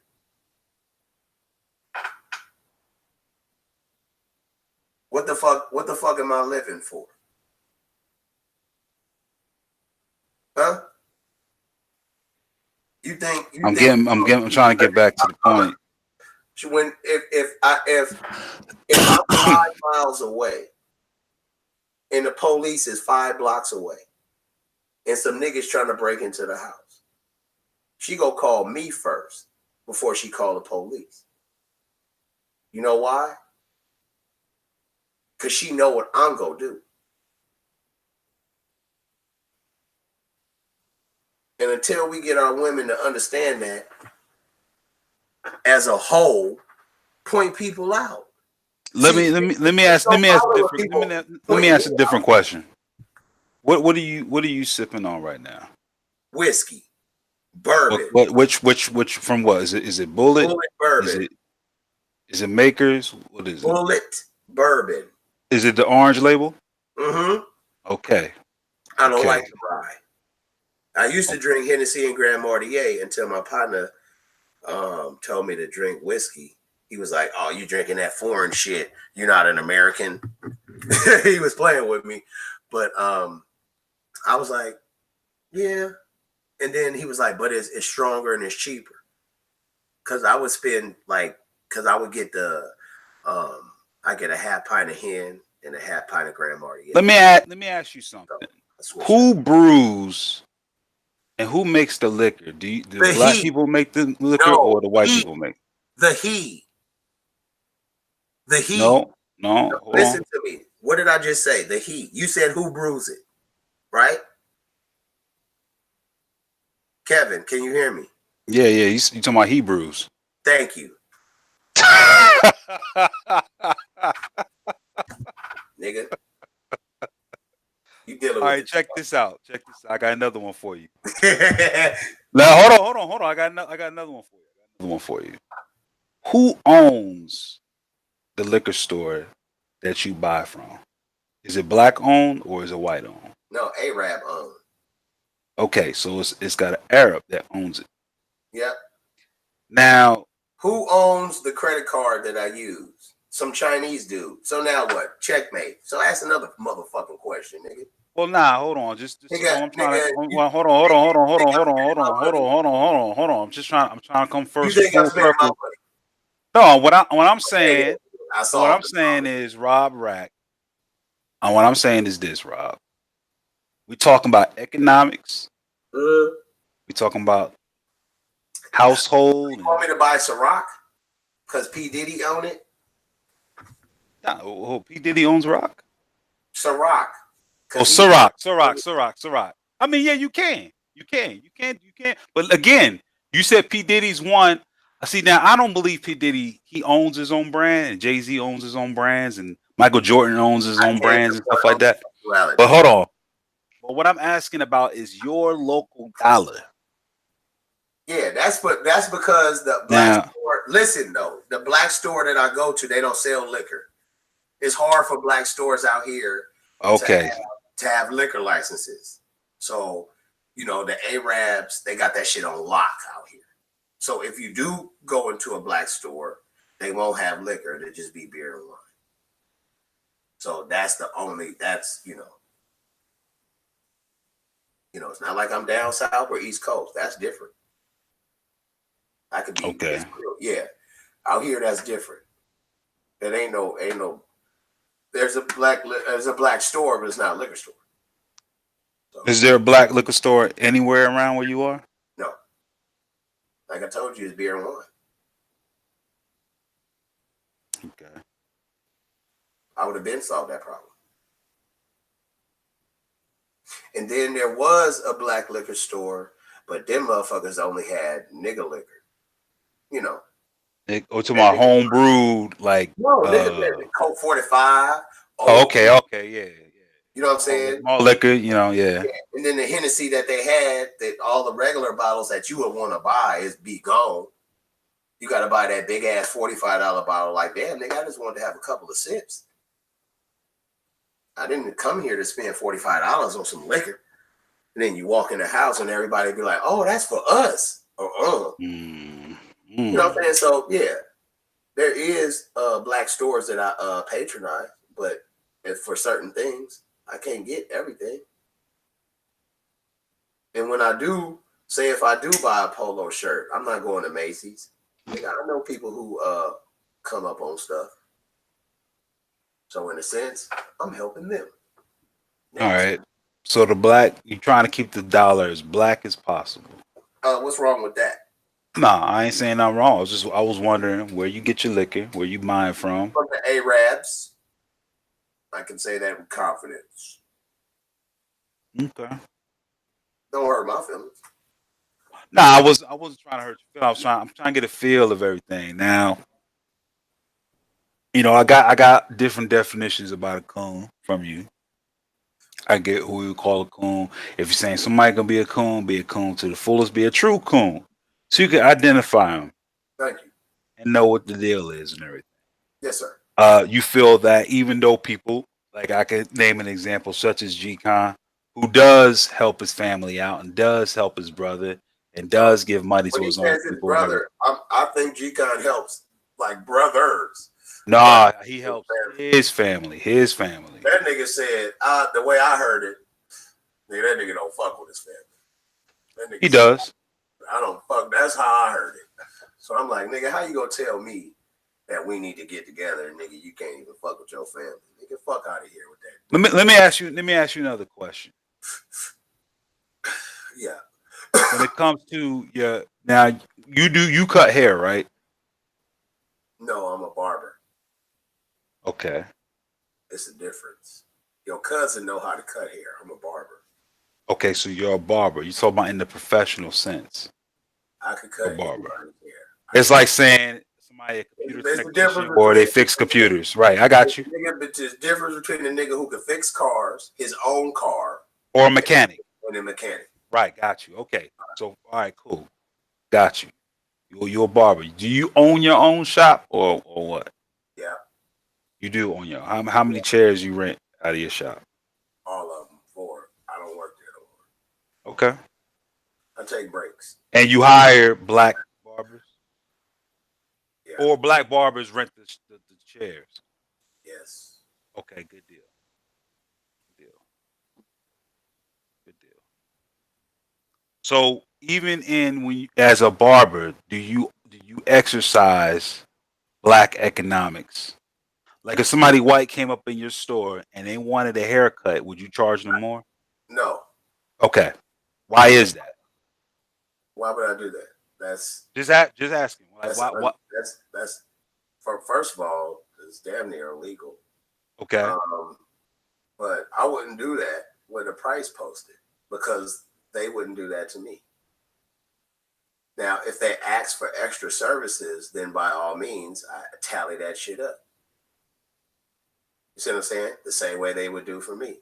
When you go to a restaurant and they offer you something, would you like dessert? Nigga, that shit ain't free. They just asking you if you want it. Right. You see what I'm saying? But now at the same time, I'm not gonna charge a white dude or a Chinese or a Mexican dude more because they not black.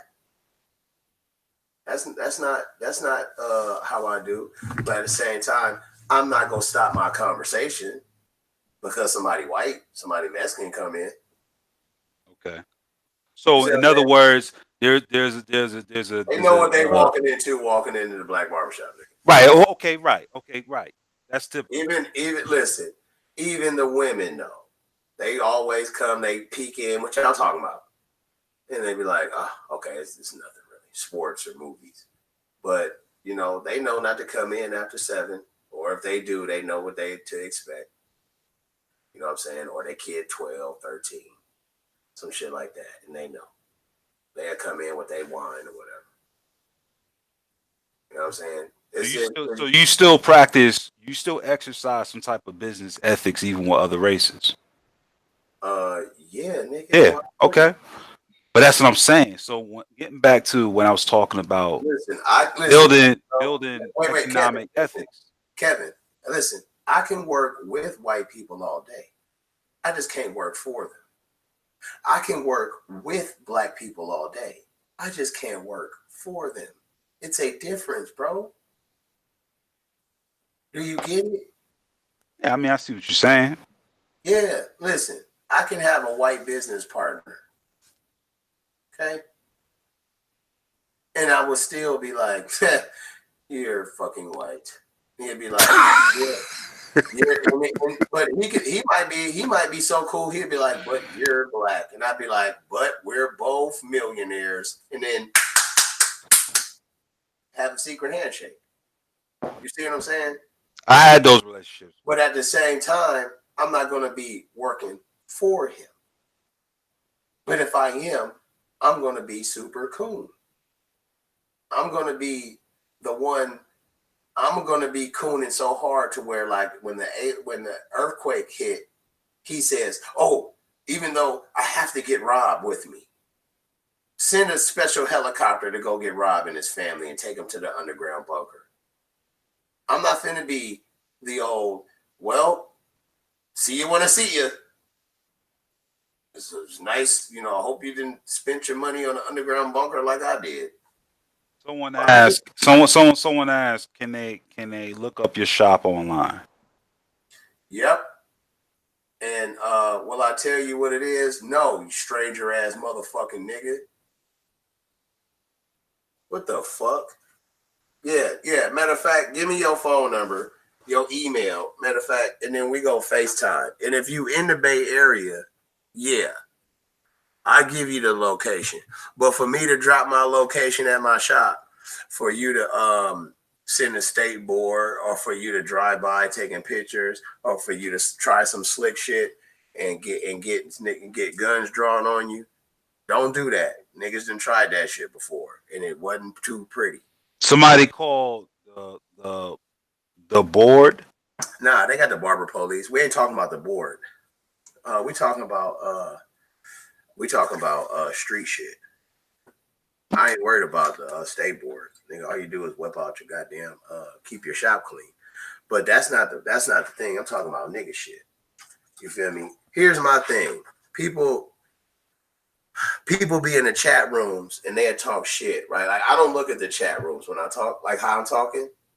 Like, I'm not looking at nothing. You know what I'm saying? Like, if I presented my screen ain't moved in over 2 hours, and it's still, But people in the chat, people that say crazy shit, and I'd be like, "Fuck you." See, the difference is I'm man enough to say that shit, because I'll say that shit to you in real life. You see what I'm saying? I'm not gonna hide my hand. I'm not gonna be like, "Fuck the police," and then the police don't know who said that. Nah, nigga, I said it. Who are you? Nigga, you go my ID. Nigga, I didn't threaten you. You feel me? I want to ask you. So, niggas ask me about my personal life and how I make money. Nigga, nah, it's your job, man. All right. Nah, nigga, I know what it is. No, nigga, that's my life, nigga. At least let me know about you. Like, nigga, FaceTime me. Show me, nigga, your house.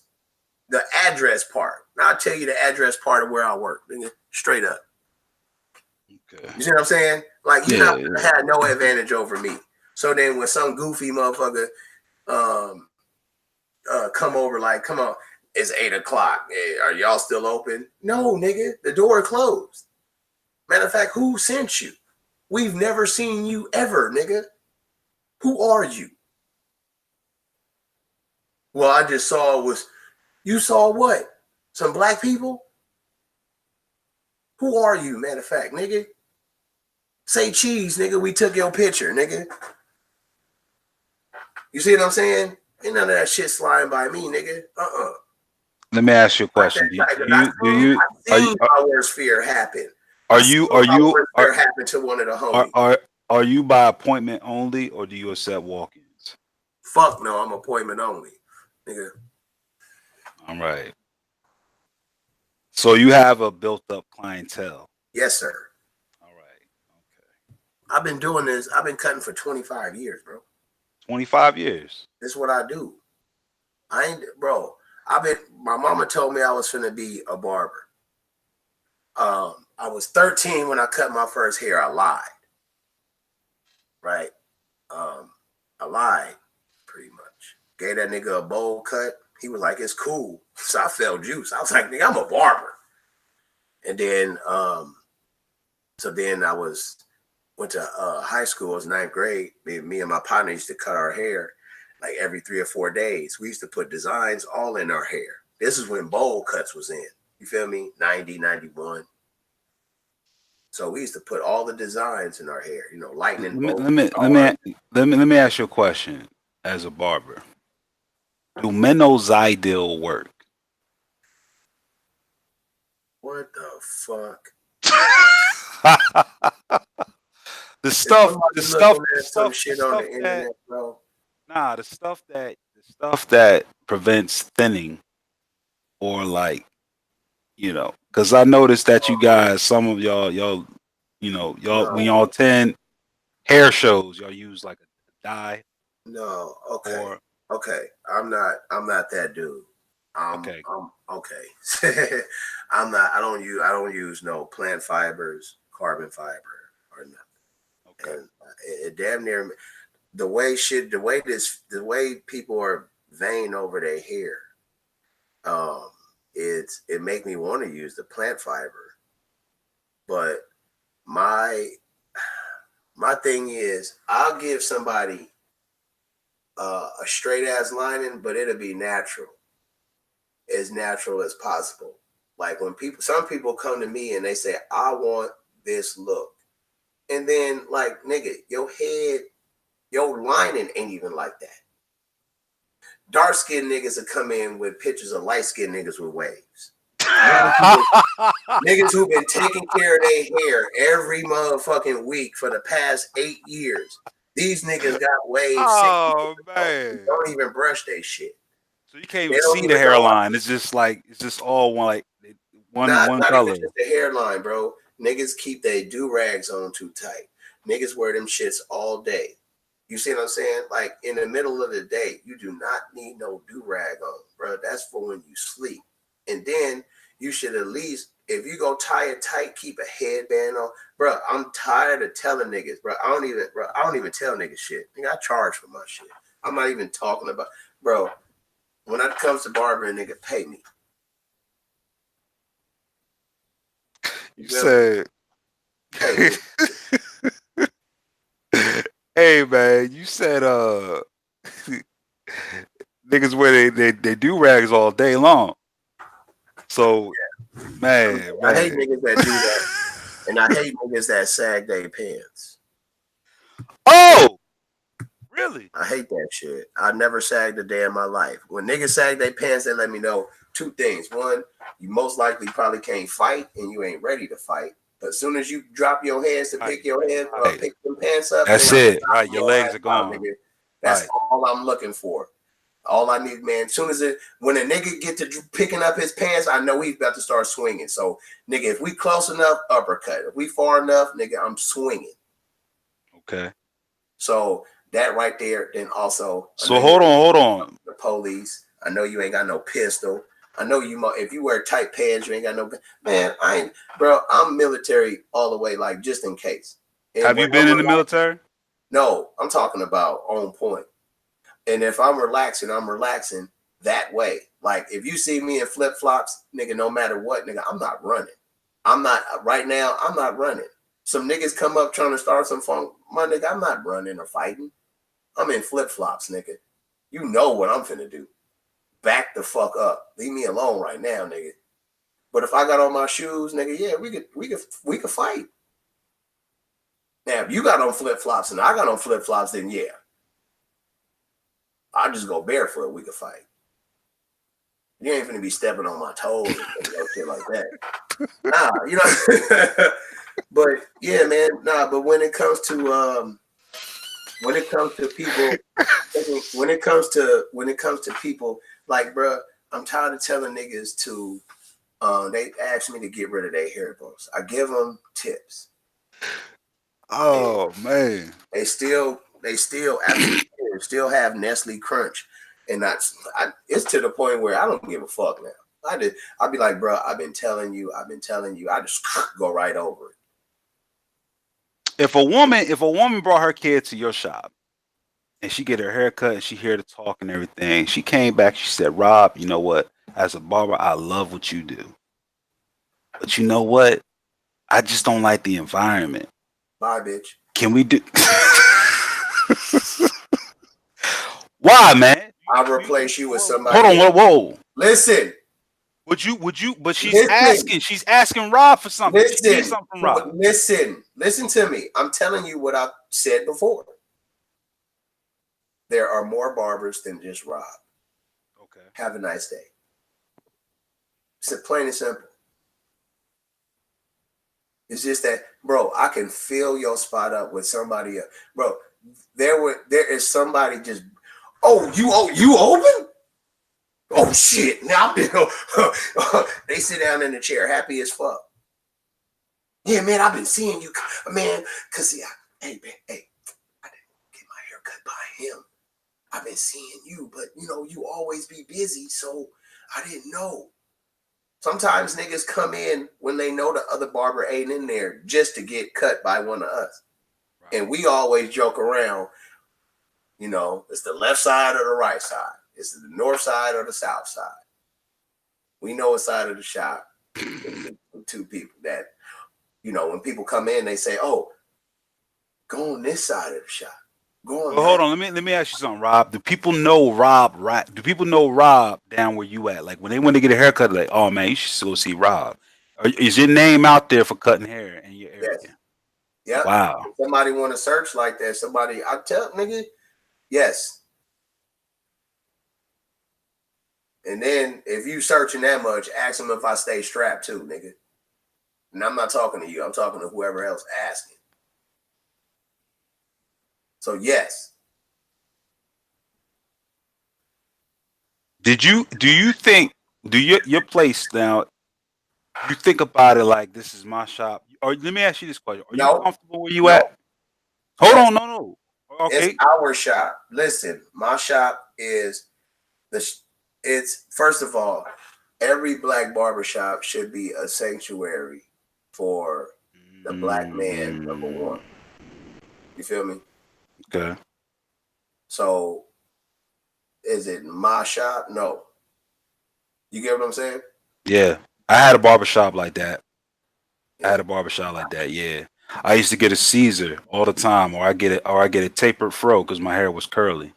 And I get a round back with a fade. And I remember the barbershop was a place where men could exhaust themselves. They could talk about sports, women, advice. Yep. The elders would talk. It's like the synagogue. Yeah. It's a synagogue. That's so do you see so you don't look at your shop as, oh, it's for economic gain. It's there, it makes money. But the shop to you is much more than that. The shop to you is Mecca. Because when people come in there and try to change us, no, you leave. You see? People know what barbershop. You know is gonna be shit in the police know. If they could just go in the shop and be like, nigga, these niggas probably got guns. And they're probably right. But has anybody ever got hurt, robbed, shot where we at? You understand me? None of that shit happened. Can we call the police? Well, I mean, while I'm there. Well, I was there. And I'm not talking about has it ever happened? Because, locations change. You get what I'm saying? Like, that was a barbershop, and then now I can own it. And somebody could be like, 5 years ago, somebody got shot there. Like, motherfucker, I wasn't here. You know what I'm saying? So that's different. You know what I mean? Do anything like that happen? No. Why? Because the thing is, if we don't have that, where else do we got? You see what I'm saying? Like, who am I to tell who am I? Who is somebody? My bad. Who is somebody to tell me who I should be? Black folks got barbershop. What do white folks have? Everything else. Okay, so Starbucks. No, they got bars, social clubs, like spas, golf clubs. Golf clubs, yeah, they got spas and stuff. You know what I'm saying? They got places where we can't afford to go. So the black barbershop is the place. And for women, it's the beauty salon. Yeah. Why don't you start a YouTube series called The Shop? I did have one called Ribs Radio, and Israelites was like, "Look at this nigga Rob smoking weed in the shop, and doing all this, and having niggas talking about pimping and shit." Israelites couldn't even handle that. Why? If you're for the community, why are you smoking weed and doing shows about pimping? I didn't do a show about pimping. Oh, you didn't do it. Oh, you didn't do a show No, about pimping. listen, it's people. Okay, if the OG dude was a pimp, that was his lifestyle. So if we doing the Ribs Radio stood for Real Internet Barbershop. And Because black folks like ribs. Yep, that too. It was a play on words too, though. Right. And see, and I'm Sweet glad, Baby Ray's. yeah, I'm glad you picked up on that. So what do the Israelites do? So the Israelites, they say, "Oh yeah, see, ribs. They used to call me Rob Ribs. You eat pork. You feel Right. me?" I was about to say that. That's unclean, man. I was about to say off the back. Yeah. Ain't no Israelite gonna like ribs. Yeah, I know. So I I mean, did it as a play on words, just okay. to see how they, and what it was like how people say, well, namely Lex, nigga, this Bible got niggas' minds twisted. But what I did was I relaxed off of the show mainly because I didn't want it to stagnate, because when I was doing the show, I tailed off on working on my channel, my Rob Rack channel. So it was kind of like I wasn't reading the Bible enough. And then I was like, man, fuck it. And I went back into the Bible. And then that's when I, in a sense, kept going. And then I found here, which was a debate league, because I was like, man, what the fuck am I reading the Bible for? All this, I know what to do and what not to do.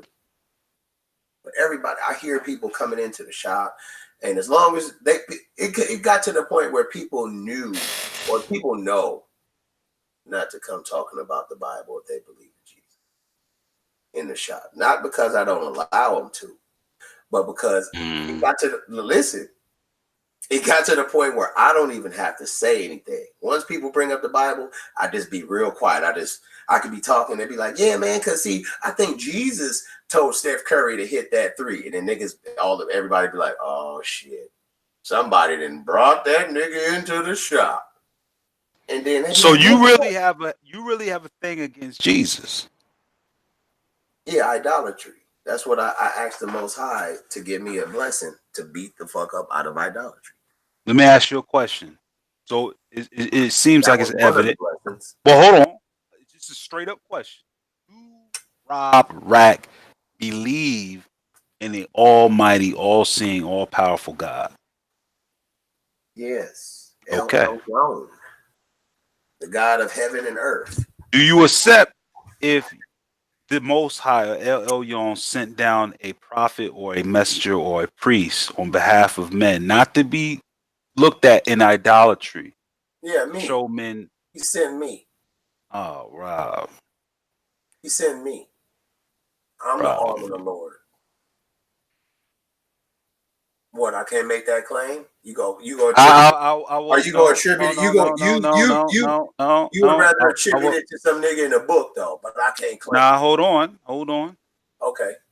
I will say that if you are mimicking the lifestyle of his son, yes, you can be conformed to his image and consider yourself an arm of the Lord.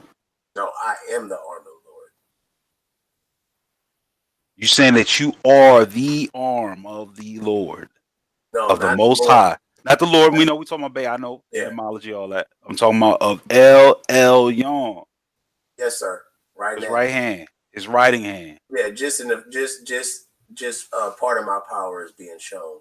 You niggas can't even fuck with the fire that I bring, and that's just I don't know about that, Rob. I think that you have your. You no, hear me out. When I get people in debates where you locked in a cage, ain't no dancing around. You bring your information, I bring my information, and then it comes a time where we got to deal with each other. Then yeah, then you get to see the all you can. But see, until Forward down, quarter for circle forward, any punch button, right? No, what I'm saying is you have to face your worst fear, which is proving a belief system that you truly don't believe in because you truly do not have answers for it. I truly believe it. Exactly. And I truly believe Jesus don't exist. So you are what we call a Tanakh only. I am idolatry free. Let me ask you a question. Idolatry, what's the definition of idolatry? My definition of idolatry: placing anything above yourself, below, and above the Most High. So, in his natural order. So if it comes, watch this. If someone was to say, Rob, would you burn the Bible? And I say, well, it depends on the circumstance. So if I needed a heat source, if the Bible is the only thing I had to light this wood on fire so that I can cook food and get warm to survive, I burn that Bible in a heartbeat. Why? Because they make more. Okay, that makes sense. So do I worship the Bible? No. That's fine. Right. You see, some people would see somebody else burning the Bible and it shit themselves. Well, then again, you're talking about the circumstance, right? So somebody's burning the Bible and they're burning it, and it just to say, "Oh, I don't like it. I'm gonna burn it." Oh, like if somebody if somebody said, "Fuck you, Rob, and the Bible, fuck God," and lit the Bible on fire, that lit it up. Yep, wouldn't hurt my feelings one bit. You know what? When I think about that, I don't think it will hurt my feelings either, unless I understood if they're trying to do it to insult me or to try to cause an effect on me, they're not going to affect me. Now, would I be concerned of that person in their mind and where it's at and how they're thinking? Yeah, that's what a concern will be, though. Oh, none of that come in my mind. Like, oh, this guy must be crazy. None of that shit, because everybody crazy. We're under white supremacy. None of us are in our right mind. So you're saying the behavior is expected? No, I'm saying that it, depending on the circumstance, is understandable. Because they're crazy. No, because we're under a system, not because they are crazy themselves. Now, crazy is mental problems, like psycho. Like walking down the street talking to yourself. Them like those. That's crazy. But also, what the crazy I'm talking about is the normal crazy. You understand me? Like if you give, I'm gonna give you an example. There's some people who are in a certain lifestyle or do certain things.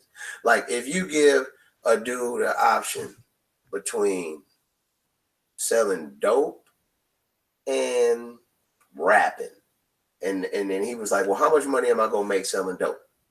$500,000 a year. How much money am I gonna make rapping? $500,000 a year. How many women will I get a year? 100.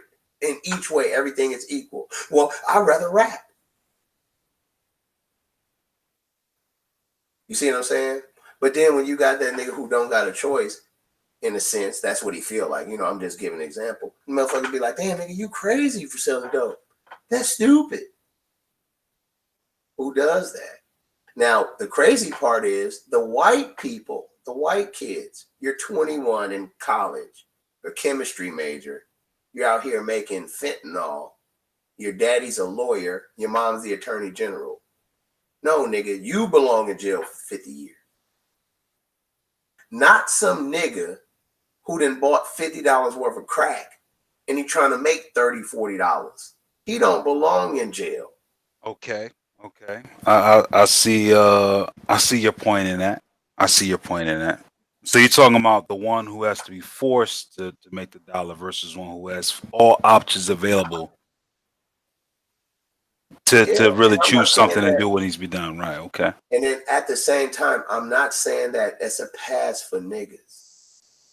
Niggas don't get a pass. It's like, bruh, it's better for you to work at McDonald's than to sell that stand on the block all day. Cause niggas be like, nigga, I made $500. No, you didn't. You made $60. You spent $400 and you ended up with $500. Nigga, you made $100. Same shit you could have did at McDonald's with less police, less niggas trying to come kill you, less you carrying a gun. So in saying that, then Rob, why should we? White supremacy. Why what? Okay. Let me ask you a question. You've been asking. You. I know you. Let me hold on. You enjoy this dialogue, don't you? No, I really want to talk about Jesus, but if this is what you want to do. Nah, I'm feeling I'm about to wrap it up. We can talk about Jesus tomorrow, but I mean, like it's 3:30. Yeah. Here. Well, shit. I don't need to hold you because I talk for another 20-30 minutes. I'm gonna beat up Jesus real quick before you get off. But yeah, man, I ain't tripping. Okay, but we go. I know of some other brothers that may want to get into the panel. They didn't bother.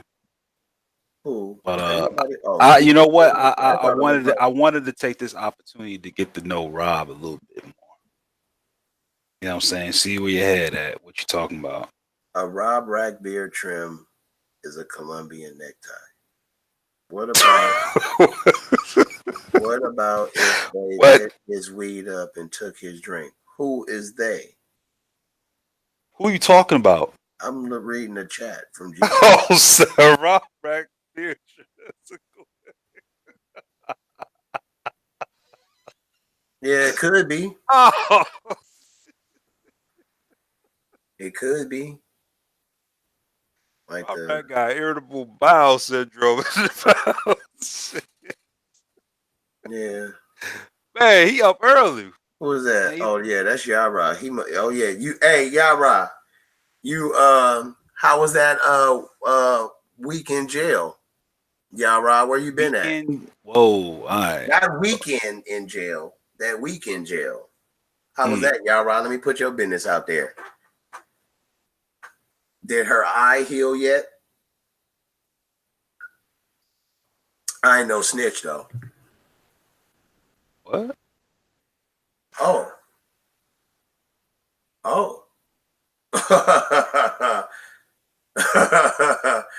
Oh man. How much did it cost to bail out, Yarah? Yeah, this nigga said he took a sabbatical. Just like what happens, Kevin, when you don't see a nigga for like a week or two? What's the first thing niggas always say? Did he get picked up? Or... Exactly. How is her eyeball? Nah, bro, you can't assume that. You can't just come out and say. Okay, let me go to my girl's Facebook page. Oh, bro, come on, man. Don't do it. I mean, hold on. Can anyone get Rob on the information or you just go slander? Yeah. Hey, what's up? Hey, Rue. I saw you. Nah, I didn't die, nigga. I would say this. I'm about to drop 20. Okay. Hey, anybody here? I'm finna drop the link in the chat. Anybody? Now here's the thing. I would talk to you about Jesus sometime. I would definitely like to do that. Oh no, you should. you go get beat up. Nah, I doubt that. Bro, it's cool. Go to sleep. Man, look, I'm gonna tell you something. Let's hope that this tone and the way we speak to each other, let's hope it stays the same. You have your moments. I know that. What you mean? I'm about to have a moment now. Hurry up, nigga. Hey man, look. Nah, Your definition of a coon changed like 6-7 times in our discussion. Nah, nigga. I make up definitions as I go along, nigga. See, that's what I'm saying. That's bad. No, it ain't. There needs to be some. They need to be something that you see how you put a lifestyle on me. You asked me what's my definition. Like, what's my definition of a snitch? See, people will say, "Oh, what's when somebody tells on somebody?" Well, yeah, but a snitch is also someone who could only look out for themselves. So if me and you get in trouble, and then the police say, "Well, I know you're not a snitch, Rob, but tell us, did you do it?" And I say, "Well, I'm not a snitch, and I'm only going to talk about myself. But I'm telling you that Rob, didn't do anything. But we know you were with Kevin. Sir, listen to me carefully and write this down. I didn't do anything. Now, I'm not saying that anybody else did. I'm just telling you that I didn't. But we have a dead body and the drugs and the murder weapon and the whatever. I'm telling you, sir, I didn't do. So, nigga, that's a snitch too. You see what I'm saying? So that's, like there is, I can define things as I go. What's the definition of a racist? I can't define a racist and then actually try to become that and then say that I'm not part of that. You see what I'm saying? Do I charge white people more? No, nigga. Do I, is there possible for me to keep all my money 100% black? No, nigga. But in the places where I have to spend, then I will. So, yeah, my shit change every once in a while. And then plus, it's the off season. I could pretty much say what I want, nigga. I'm the champ. I could jump out the window when I want, nigga. The white man is God.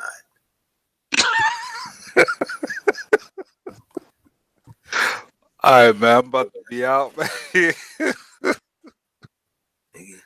All right, man. It was good, but look, go ahead and put the link on the side. I guess I can listen while I go to sleep. See if anybody else jump in and want to spend a couple of. I'll spend some time with you, man. I spent a good 2 hours with you. Dang, it's 3:33. All right, yeah, man. I had it's my day off. I ain't gotta go to work tomorrow. All right, bro. Yeah, it's good. I'm finna drop the link. I think the link in the back chat, but I'll just drop the link in the chat. Yeah, do it in the main chat, right? All right, bro. All right, peace, bro. Good night. Peace.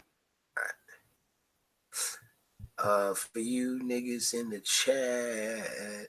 Wait, here it go. Wait, where is it? Wait, that's the.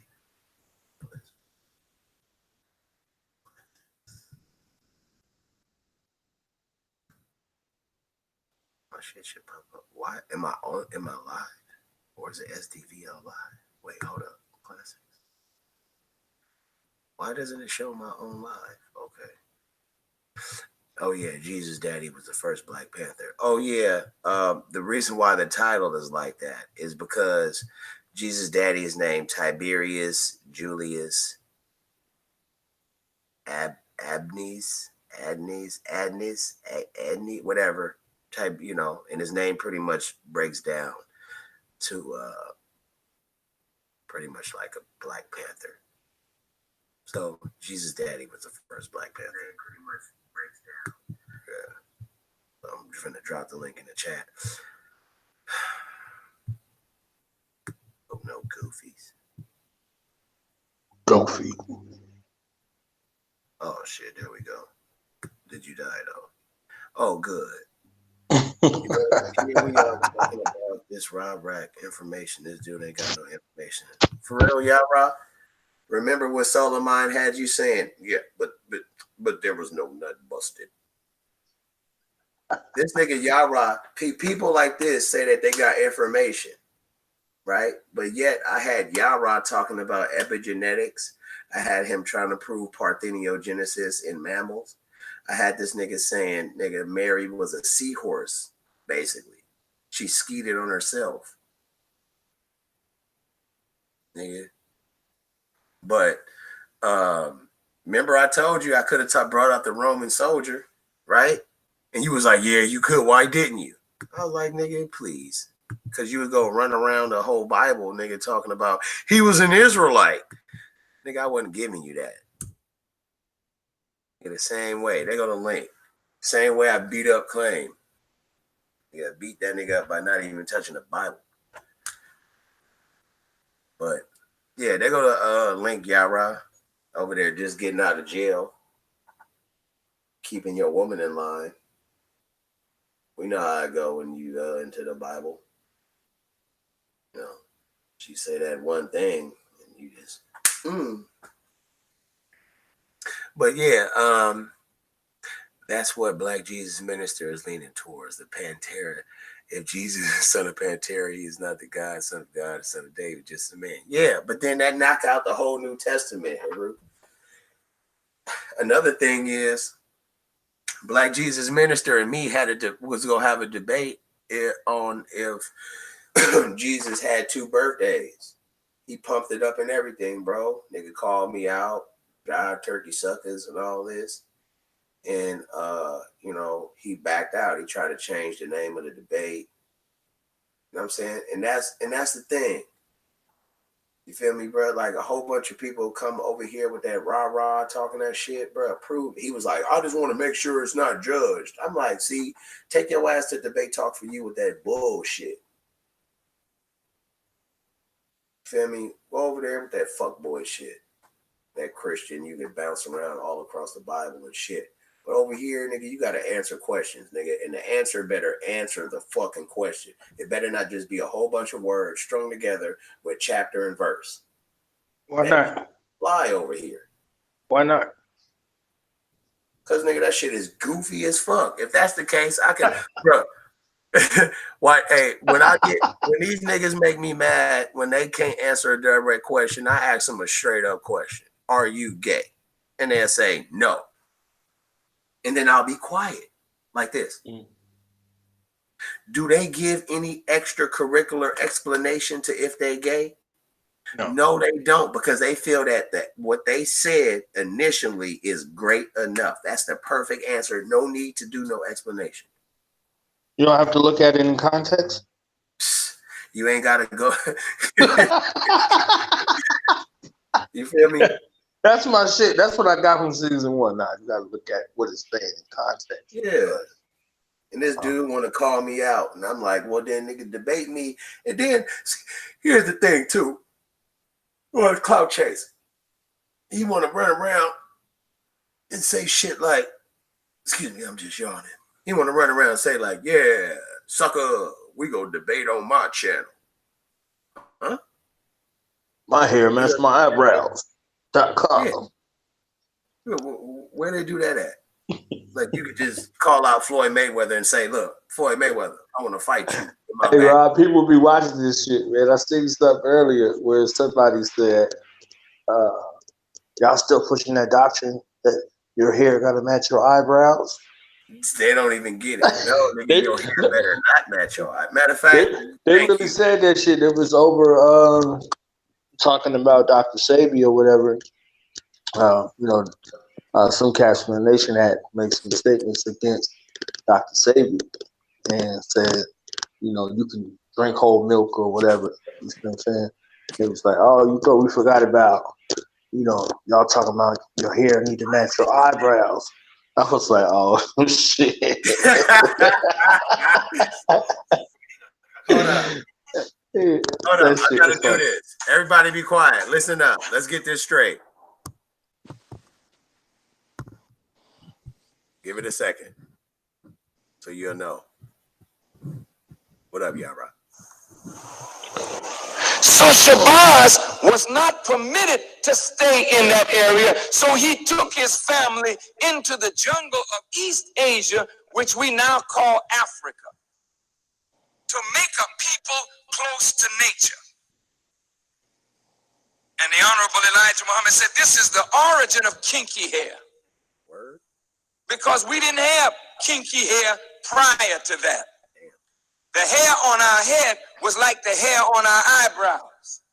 The hair on your eyebrows straight, the hair on your head is not the same as the hair on your eyebrow. But the hair of every other people is the same as their eyebrow. Your eyebrow straight, your hair something different. Wouldn't you like the hair on your head to be as straight as the hair on your eyebrow? That's why you so busy frying it. That's why you so busy pulling it. Because your nature tells you that the kink. You don't believe this shit. I mean, you know, with I'm black and I'm proud. We got to learn to be proud of kinks. Because most of your family of other black people on the earth, jet black. They didn't have no broad nose and thick lips and kinky hair. They were dark-skinned people, jet black. But they had straight hair, a thinner lip, a thinner nose. But we are marked as a different kind of black person. And we were rejected and despised, not only from the circle of the gods, but we were despised and rejected by all the other dark people of the earth. This is why today black people with kinky hair and broad nose and thick lips are rejected in every society. I want you to hear me well tonight. Now, who is that talking about? Okay, I want y'all to think about this. The jet black people on the planet with straight hair, thin noses, and thin lips. Who the fuck is that? Whatever people that is, that's what I'm talking about. That's the original man. That motherfucker went into Africa or went to Africa and did something wrong or had sex with something, and then curly, frizzy hair, nappy, kinky hair came about, which marked these specific dark-skinned or melanated people as different from everything else. And this is why all the other nations on the planet have no regard, no respect for the people whose hair is kinky, but their eyebrows are straight.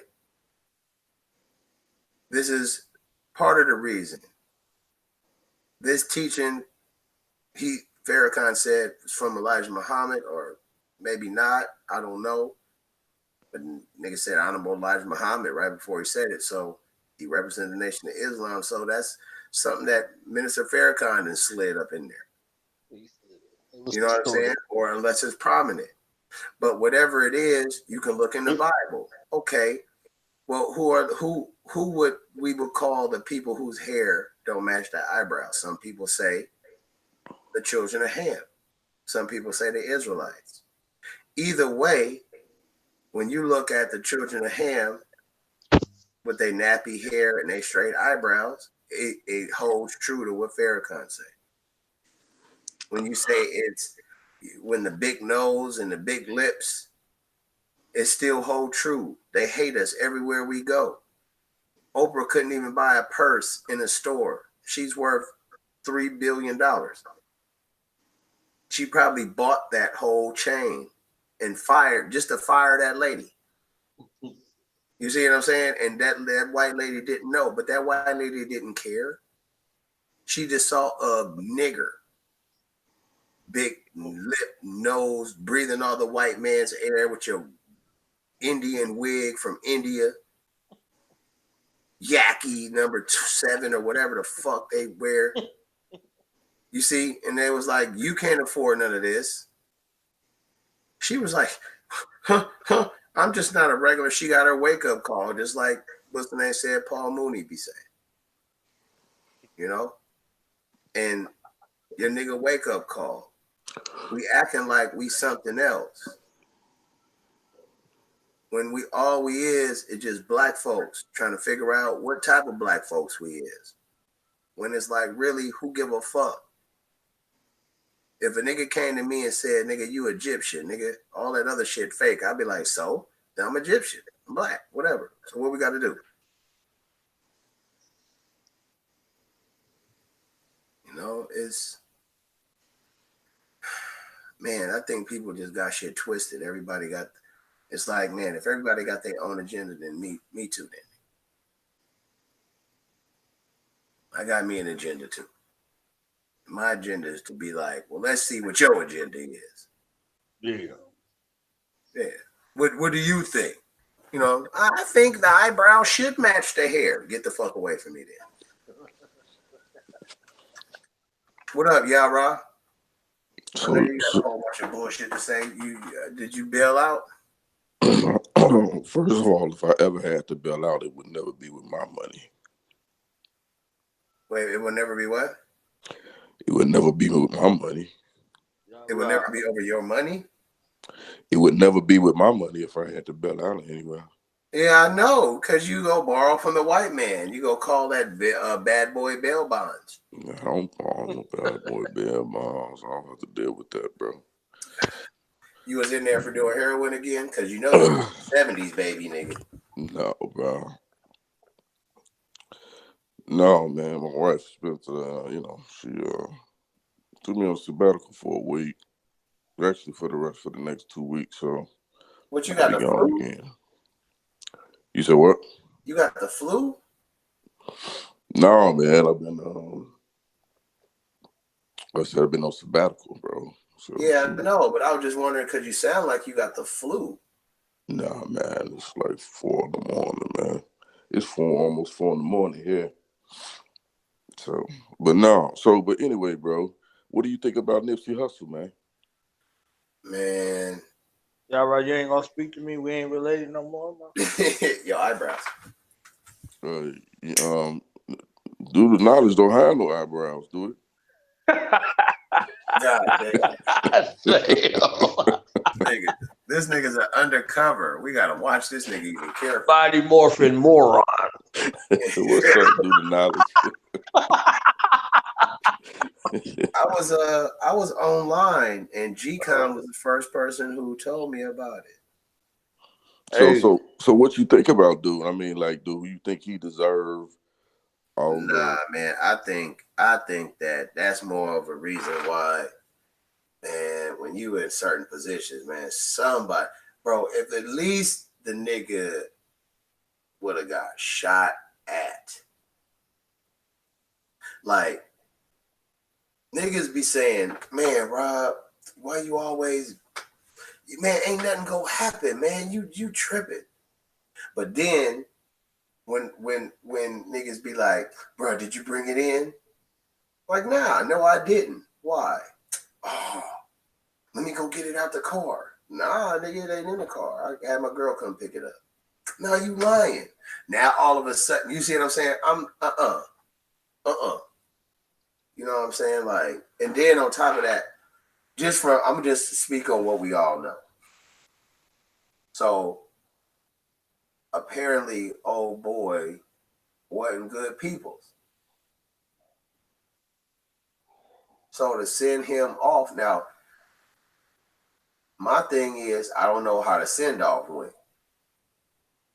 You know, you can send somebody off like, hey man, I'm too busy right now in my life to be doing songs. Like, I got projects coming up. I got all this going on. I don't want to promise you nothing. And it'll be like a year or two before I can get to you. So, man, bro, when you send somebody off like that, or you can send somebody off like, man, fuck out of here, bro. Your bitch at, So I don't know how to send off with it. Don't nobody. So. But old boy, I mean, like, but when you consider him, like, I mean, according to like, you know what I'm saying, like your narrative and the way you look at it, just like if you take Farrakhan, right? You just played the clip on Farrakhan. Mm-hmm. Now, according to Farrakhan's narrative, Dude that killed Nipsey Hussle should be like a hero. Huh? He should be like a hero. Wait, according to whose narrative? I don't. You and Farrakhan, How? How is this possible? because Nipsey Hussle's hair matched his eyebrows. Nipsey Hussle was what race was he? Do you know? It don't matter. His hair No, matched his eyebrows naturally. No, I'm saying, I'm asking. He said he was from Ethiopia, but they was them occupying Arabs. Oh, okay. So I could put Nipsey Hussle next to an Arab and I couldn't tell the difference? Nope. Oh, well, apparently to you. Well, anyway, I know what you're trying to do. Nipsey But Hussle. his hair matched his eyebrows though. So Yeah. do he deserve all your accolades? Because his hair matches eyebrows? Yeah. No, according to the Farrakhan narrative, his hair matching his eyebrows and him dying. How did you feel? Okay, wait. Okay, so according to the Farrakhan narrative, the black people whose hair matched that eyebrow. He didn't say nothing about black people. He said people whose hair match their eyebrows and people with kinky hair that don't match their eyebrows. Yeah. See, that's where he drew the line. Listen, he said that the dark so all the black people who got nappy hair are different. Whose hair don't match their we eyebrows. with a curse. Wipe out anybody that got that gene running through them who hair match their eyebrows. It says, he said, Farrakhan said, the people with kinky hair, dumbass nigga, and their eyebrows straight are marked with a curse. Mm-hmm. It didn't say anything about the people who hair match their eyebrows being under a curse. Also, the people whose hair didn't match their eyebrow, whom hair matched their eyebrows, is not under a curse? No, I'm going off of what Farrakhan says. Right. You're trying to slide me up under that boat, but go ahead. But when Farrakhan try says a different angle. Those whose hair match their eyebrows, white folks, are under a curse or not under a curse? I have no idea. But the people, if you're, I have no idea if the people you're referring to are the melanated people, as far as what you're trying to say, Nipsey Hussle. But what difference does it make if his hair matched his eyebrows? Was Nipsey Hussle under the same curses as us? No. If he grew up like us, then yeah. I don't know him. Not according. To his music like that. I mean, if his hair matched his eyebrows, then no, he wouldn't. He just pump faking, right? Then listen. If that's he like an Eminem. Somebody shot him, right? Somebody shot him. Look, here's the plain Jane situation. Nipsey Hussle was a dude. Another dude shot him. Who hair didn't match his eyebrows? No, it was the whoever. Another nigga shot another nigga. The other nigga went to jail, and some of his family got killed. So that's the plain Jane. Now, if you're talking about hair matching eyebrows and then linking what I'm saying to what Farrakhan's saying, I need to know how are you correlating that? Because according to your narrative, as well as Farrakhan's, people whose hair match their eyebrows are not the people of the promise. These are some hybrid beings created by Yakub in a lab or something crazy, if you ask Farrakhan. If you talk to him not for what over 20 Farrakhan minutes. said, number one. If you talk to him for over 20 minutes, he'll say that. Okay, well, I only played 2 or 3 minutes. Before he hit you with the Scientology. I played 2 or 3 minutes of the clip. In that 2 or 3 minutes, he says that the people whose hair is kinky Mm-hmm. and whose eyebrows are straight Mm-hmm. are marked. Mm-hmm. They are different from the Mm-hmm. people whose hair match their eyebrows. How so? Because he is the one who said that. I said, how so? I don't know. He said it. Okay, so why do you say it? Well, there's a grave misrepresentation, if I can add. There's a grave misrepresentation and a distortion from when that teaching was first brought out to the public. You know, the most honorable Elijah Muhammad taught it, but Malcolm gave. If you go look up the black man's true history, it Mm-hmm. goes back to where you might hear the stuff with these people that get this information and then they switch it up and trip it up about 76 trillion years ago. You know what I'm saying? Mm-hmm. Through all of these processes of a creation story or cosmology, if you Mm-hmm. will. You see what I'm Mm-hmm. saying? So Yeah, but when Malcolm gave, uh, let me ask you this, Dufat. Do you think Malcolm would have ever taken on the idea of? Because I've heard him say different, but do you think he would ever have taken on this whole idea of like Scientology and this no, whole? No, he wouldn't. He would never have touched it, would he? no, none, no, nobody, anybody who see, there's a you from Chicago, so you know Mm-hmm. that there's a grave difference between who's in position now versus who was in position then. Mm-hmm. Right. And all you got to do is look at the eyebrows. Then if we That's look at the that's a eyebrows, vital part though. There's a Nah, vital, I'm just cat. No, I no, just no, want to say this. I'm saying that though, that's very true because you're dealing with a colorist type of aspect that exists.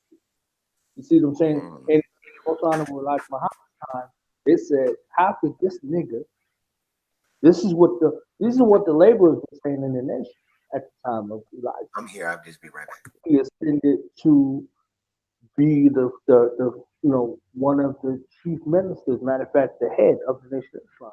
There were mm, people that were there like, who's this nigga? Like he could barely read. He was in the third grade. He got a third grade education. Blah blah blah. You understand what I'm saying? So they were saying based off of virtue in a society that they achieved certain things, but then outside of the society that made them credible and more qualified. yeah, The yeah, you see what I'm saying? So because he had little influence, in his educational process, he was able to receive more of this information first. You see what I'm saying? He was able to, continue on this work in a way that folks who had uh, these higher level educations could not. You see what I'm saying? And they targeted him. So they said, kill him, we could take over because they saw where this was going to go, even from its inception, because the amount of people who came out to hear, Master Farad speak was crazy. You see what I'm saying? So they wanted to get ahead of it early to control it and steer it into where some other stuff happened, because you, you, you know. You know what I'm saying? Certain people don't know. So you hear certain statements, but the folks don't qualify any of that. There's always backstory. You know what I'm saying? So if I talk to you about some stuff, you be like, oh, yeah. You see what I'm saying? It goes into, you see what I'm saying? So you being from the place, not from its conception, but from a place of it flourishing out to the world, so that the world will grow. You know what I'm saying? Its root is Detroit, but its fruit is Chicago. So that was always the turmoil that existed between there because of that, between Chicago and Detroit. right. I mean, I agree with you. Now let me ask you this, and I think I've had this conversation before, and it depends on who I talk to, honestly. Right. But a majority of the people will always give me the same idea. What do you think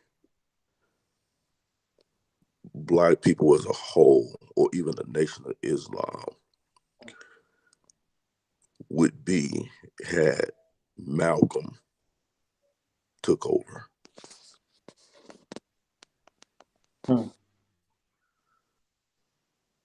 It was destined by the creator for Malcolm to leave when he left. And how he left. As it was for Dr. Khaled to go in the way that he left, as it was for Wallace to leave when he left. Because what they were doing, even in Father Allah, you see what I'm saying? Even those people who left, Silas Muhammad, those people who left at the time that they left at an appointed time because they had missions and assignments that would, be greater than what the Nation of Islam was seeking to provide. You know what I'm saying? They had a targeted focus group on what they were doing and how they were moving. They were very strategic about it. There was no haphazardness about it. Initially, the consequence of something, and from the Israelite community, it's the same for black people as a whole, whether it's the church, whether it's the mosque, whether it's the synagogue, whatever the case may be. You do not get a chance to spend the time with new membership coming in when thousands of people are coming in. When it was just, the tens, when it was just the hundreds, you could give that personal time. You could give that leadership. You could go through that refinement process that you need to, that proper screening process and everything. But when you got people coming in by the thousands nationwide, you have to provide them with quick draw leadership. You see what I'm saying? So all of the organizations that we know of suffered based off of the vetting process and the reconciliation transformative process. Elijah was with people that were seeking to kill him. Garvey was with people that sought to kill him. You understand what I'm saying? That puts you in a certain kind of space and place because you get in the car and you're driving in a certain direction. Everybody wants to drive until they're in front of the wheel. You see what I'm saying? They can tell you, what you're doing and what you're doing wrong and all this other stuff because they have a different vantage point. But they're not responsible for getting this, getting these passengers safely to a particular destination. You see what I'm saying? So the growth of the Moorish Science Temple, the growth of the Nation of Islam, the growth of the Israelite movement, the growth of any movement that was progressive in regards to our people fell short in the leadership department because of not spending the time to properly cultivate leadership in a way that was long-term versus quick fixes and putting people in places and a lot of trial and error and not being able to put people in a place where they're best qualified to be. Early on, you look at any of these early movements, there's hundreds of them to name. Everything was fine initially until exponential growth started to take off. If you look at Father Divine, you look at Steve Daddy Grace, you look at any of these movements right here, they suffered under that same type of modality. You see what I'm saying? And then people left. Now they had to replace these people with people who were unaligned. So hence you see a lot of the things that confronted people to where it went from a very specific demographic to widening out that demographic. And it's no longer the same. It can't function the same because it does not have the same people in it.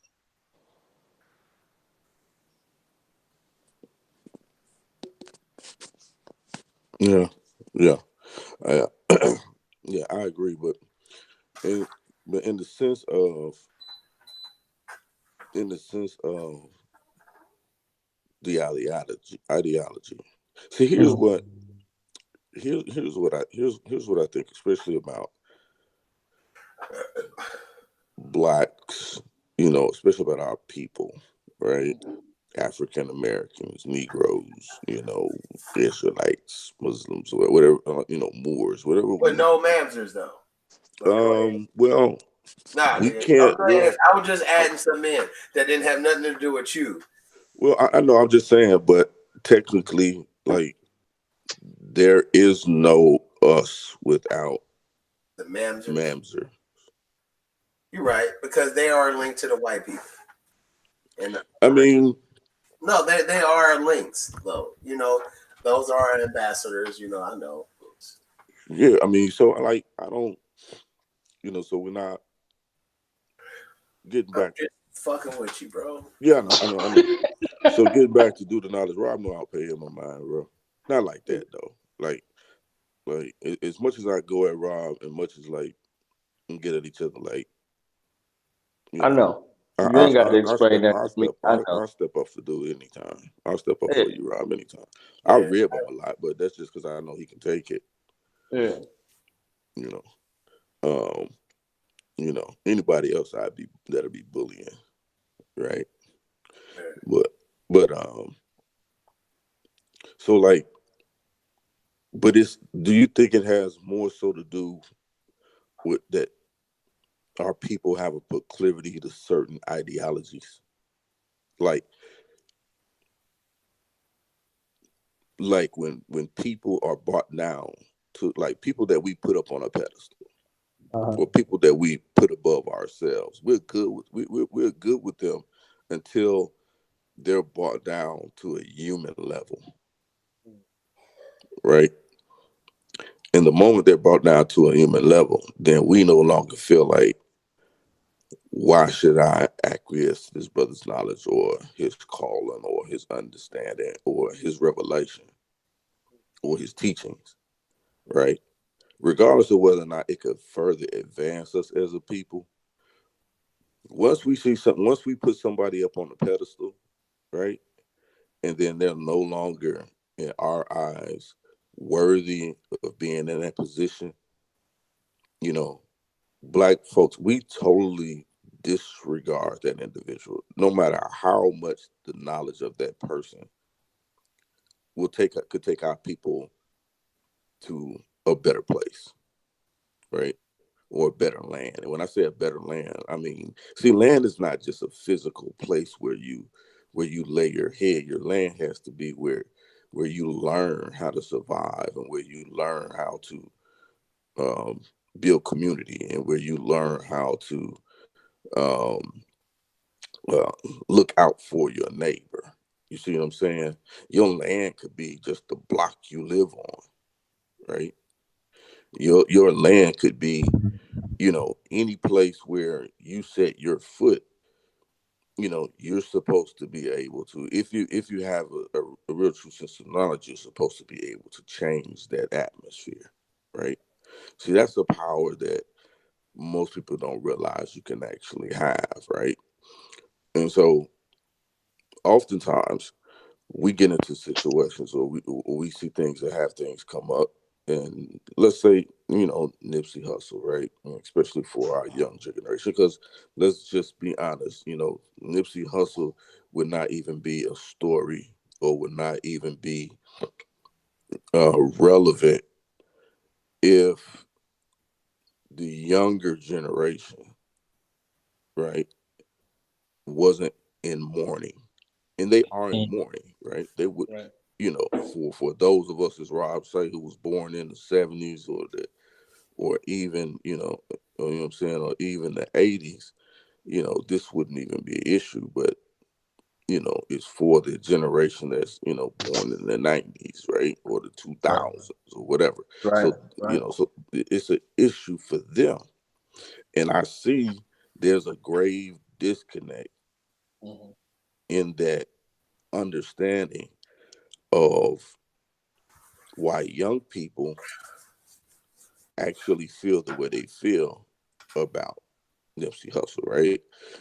Doesn't matter to them that he was in the Rolling 60s, Crips. You see what I'm saying? It doesn't matter, if he's made statements, I may not be gang banging, but I'm always be, you know, a gang member or stuff like that, you know. Mm-hmm. Mm-hmm.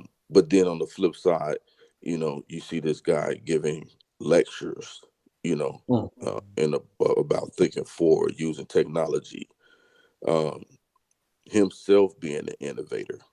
You see what I'm saying?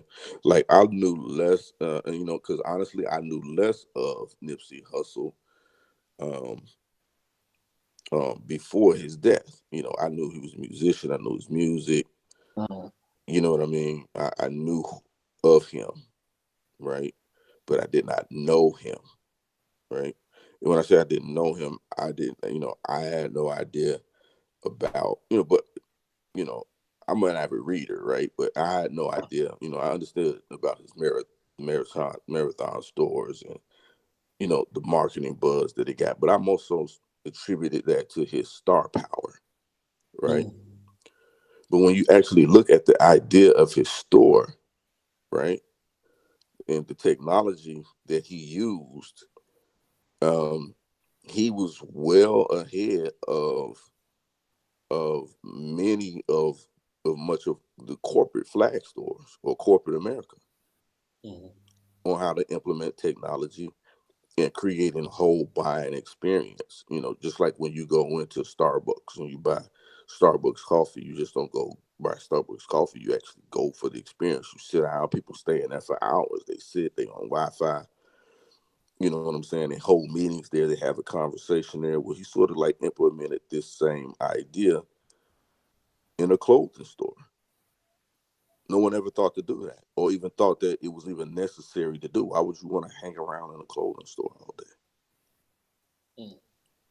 But he understood that fashion is personal.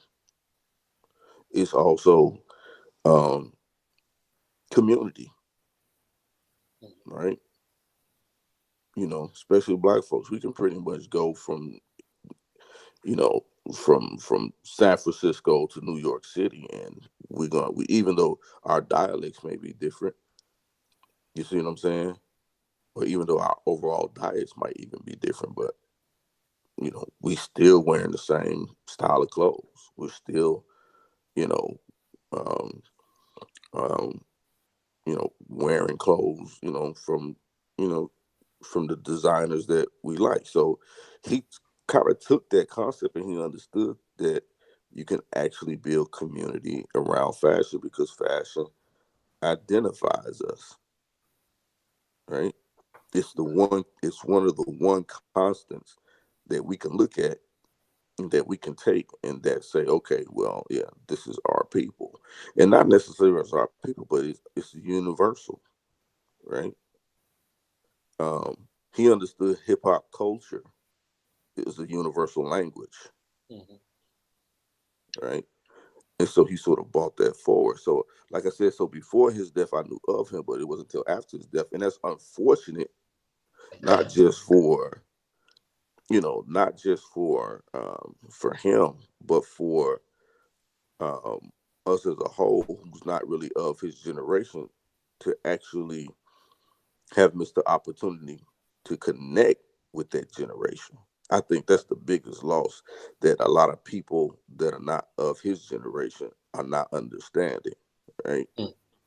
When it comes to his when it comes to his death, like he was the he was a way to um to connect. You see what I'm saying? Because a lot of people in his generation, they don't feel a connection to the previous generations. They just don't, right? Um, and that's all, and and that's a concept. I mean, and that's something that's sociologically speaking, that happens, throughout time. But the widening, the gap of not being able to connect to a certain group of people, our own people, right, is wider than ever before, right? Right. So I think in looking at this stuff and studying it, I think we're gonna miss the opportunity that he put before us. Now, I've heard a lot of people say, he's, why celebrate his death or whatever. But I don't think that his death was one to be celebrated, right? But I do think it's one to be studied and to be honored because um he was able to what you saw was, even though he lived in a certain environment, right? He was affiliated with a certain environment, less desirable to the mainstream, right? Even to a lot of people in our community, right? Him being involved in games and whatever, and his music and different things like that. There was a genius there, and when I say genius there, he was able to see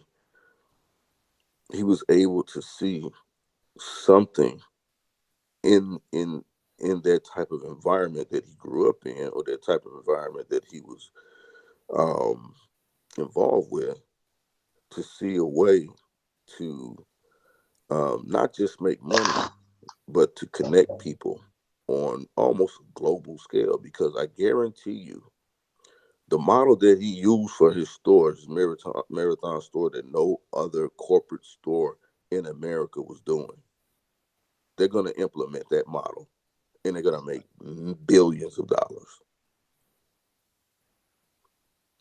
off of his model. And you know what's going to happen? We're going to let that slip away. We're going to let that happen. Right. Right? Now, so it's one of those things, like, where oftentimes when we face with certain situations, like this Nipsey Hustle thing, and this you have people saying we're glorifying violence, and then you have certain idiot people out here that say, well, this is the Most High's doing, or God be damned. That's the most ridiculous thing I ever heard in my entire life, right? um because I think people, what they don't, it's beyond the point of what people don't understand. Because if you don't understand something, right, you can always, with the vast array of tools that we have to search and research and study, it's almost not even plausible to say, well, you know, to have that excuse where it's this or that because I don't understand it, I don't like it because I don't know about it, or you know, we're living in an information age, a tech age, where information is at your fingertips, right? And so to denounce something or a group of people, or a specific genre of music, or a form of speaking, to dismiss it, to say, oh well, it's not, you know, it's less favorable, or it's less honorable than one over the other, because it goes against the grain of the masses. Instead of us looking at it as innovation among our people, we look at it as like, why are they doing that? Or that's ignorant, or that's savage, or you understand what I'm saying? Right. To develop a language, to develop a culture. He brought up one point I heard Nipsey give, and Nipsey Hussle give, and one point that he brought up was about um, record sales, right? And who's acting, and the people that are actually listening to hip hop music more so than any genre in the world, and actually, you know, uh, every country around the world. Like, they don't tell you about how hip hop is the highest streaming music genre among all other music genres, right? More so than R&B, or country music, or classical music, or Kentucky bluegrass music, or whatever it might be, whatever's your flavor. It's the highest streaming music. What does that mean, right? It may not necessarily translate into record sales, which is what they try to keep us focused on, right, as far as success. But it doesn't actually tell you who's actually listening to the music, right? And so, but what streaming does is that's done worldwide, right? It's done worldwide. And so, worldwide, streaming worldwide, hip hop music is number one, far and above all others, at least 50% more. That's crazy, right? So, you have this message of the hip hop culture, right? That's a global phenomenon that cannot be stopped, right? You can't stop it. What happens when you take away a certain, um, when you attempt to wipe out a language or you attempt to wipe out a culture, you know, you really can't. So what happens is you have people that come into that culture and they infiltrate it, or you have people that are already within that culture. They sabotage the culture, right? Because they make it less relevant, right? And not with and what I'm saying is it's not with they make it less relevant with um because it's a white person singing hip hop music, but they make it less relevant because it's no longer carrying or no longer carries a positive message, right? Um, when it doesn't make you think beyond the scope of the idea of who you are and where you want to be and where you should be, then it's not a threat. Hip hop is not a threat in that manner, right? But it's a threat if you carrying, a positive message and different things, which is what he started to see develop and mature in Nipsey Hussle's music. You start to see a more positive message, right? And then you add that with um, his tech savviness, um, What the being hell? an innovator and Oh, my merchandising. bad. Sorry. That's a that becomes a threat. That puts you on the map. Now, I'm not one talking about conspiracy theories. I just believe, you know, I'm not one to talk about black on black crime. I think crime is, based on proximity and opportunity. And again, as we see in this case, most crimes that happen among blacks and whites are by people that So, his killing wasn't random, that we do know. But, we still see that even in his death, I don't think I don't think we're wise enough as a people as a whole to understand that even how we should be able to protect even his idea, his innovativeness. Because I guarantee you, they're going to be implementing what he's doing, and they're going to make billions off of it, and it's going to help communities that are not like his or not like the ones he came from. So I think we oftentimes we miss the bigger picture because we always look to place people um, not at the same level as we are because we don't understand who they are. Hmm. You know, so So, okay, my bad. No, finish. No, I was just gonna just ask a qualifying question or something. Just go ahead. I'm listening. yeah, no, go ahead, bro. Now, okay. Um, how do you see?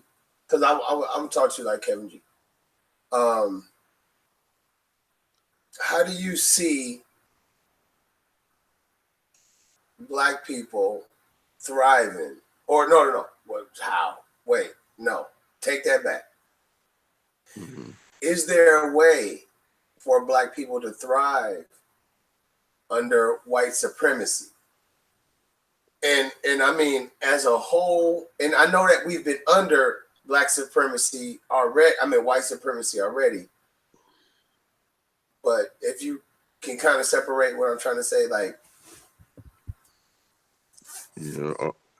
Well, yeah, yeah. Well, see, I mean, white supremacy was something that wasn't created because, or something that came about because it was um, a natural evolution. Um, it was really birthed out of fear, right? Because we got to understand, for as long as there's been mankind, you know, the ruling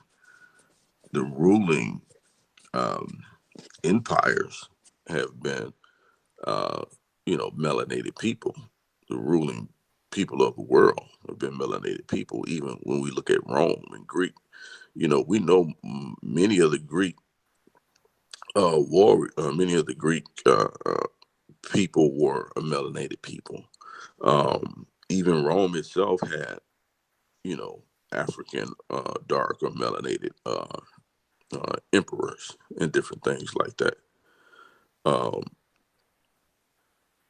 and it wasn't until I listened to a young lady that does lectures out of with the Yale University all the time, and she always talks about how um, that when you talk about white supremacy, like that's only been a constant or it's only been something that people have actually really only had to deal with since for the last 400 to 500 years or so. And when you're talking about the span of time, that's really not a long time for people to be in power. When you look at you know many ancient or older kingdoms of people that have been in power for a particular period of time, that's really not a long time. um just like America itself, we're a great superpower, but we're like the youngest you know, country, or we're like the youngest empire on still on the map today. When you compare it to, many other ancient Near Eastern empires and cultures, we're still very young.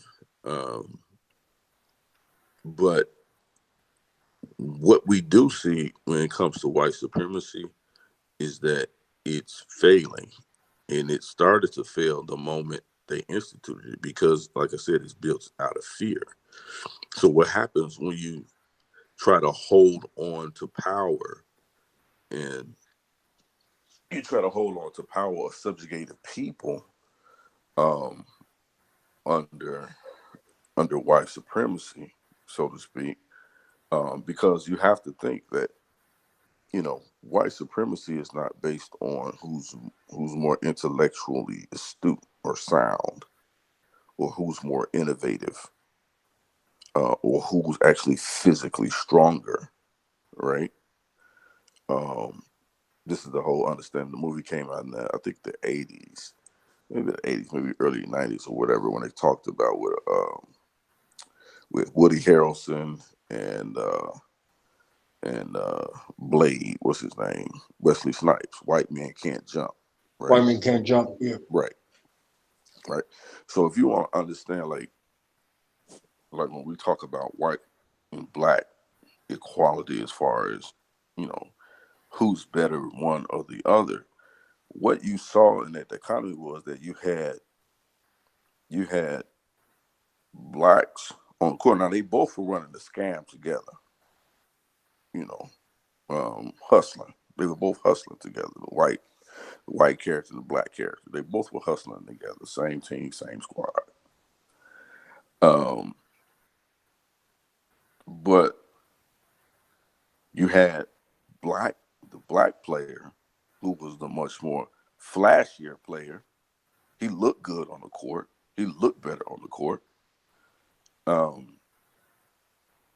And so what we tended to do we tended to, people that were playing against them, or the blacks, were focusing on the flashier player and not necessarily so the white player, because they assumed that the white player was less athletic, or he wouldn't be able to perform at a level physically. He didn't look the part of a basketball player, right? And so people, they would always sort of be able to, hustle people out of their money.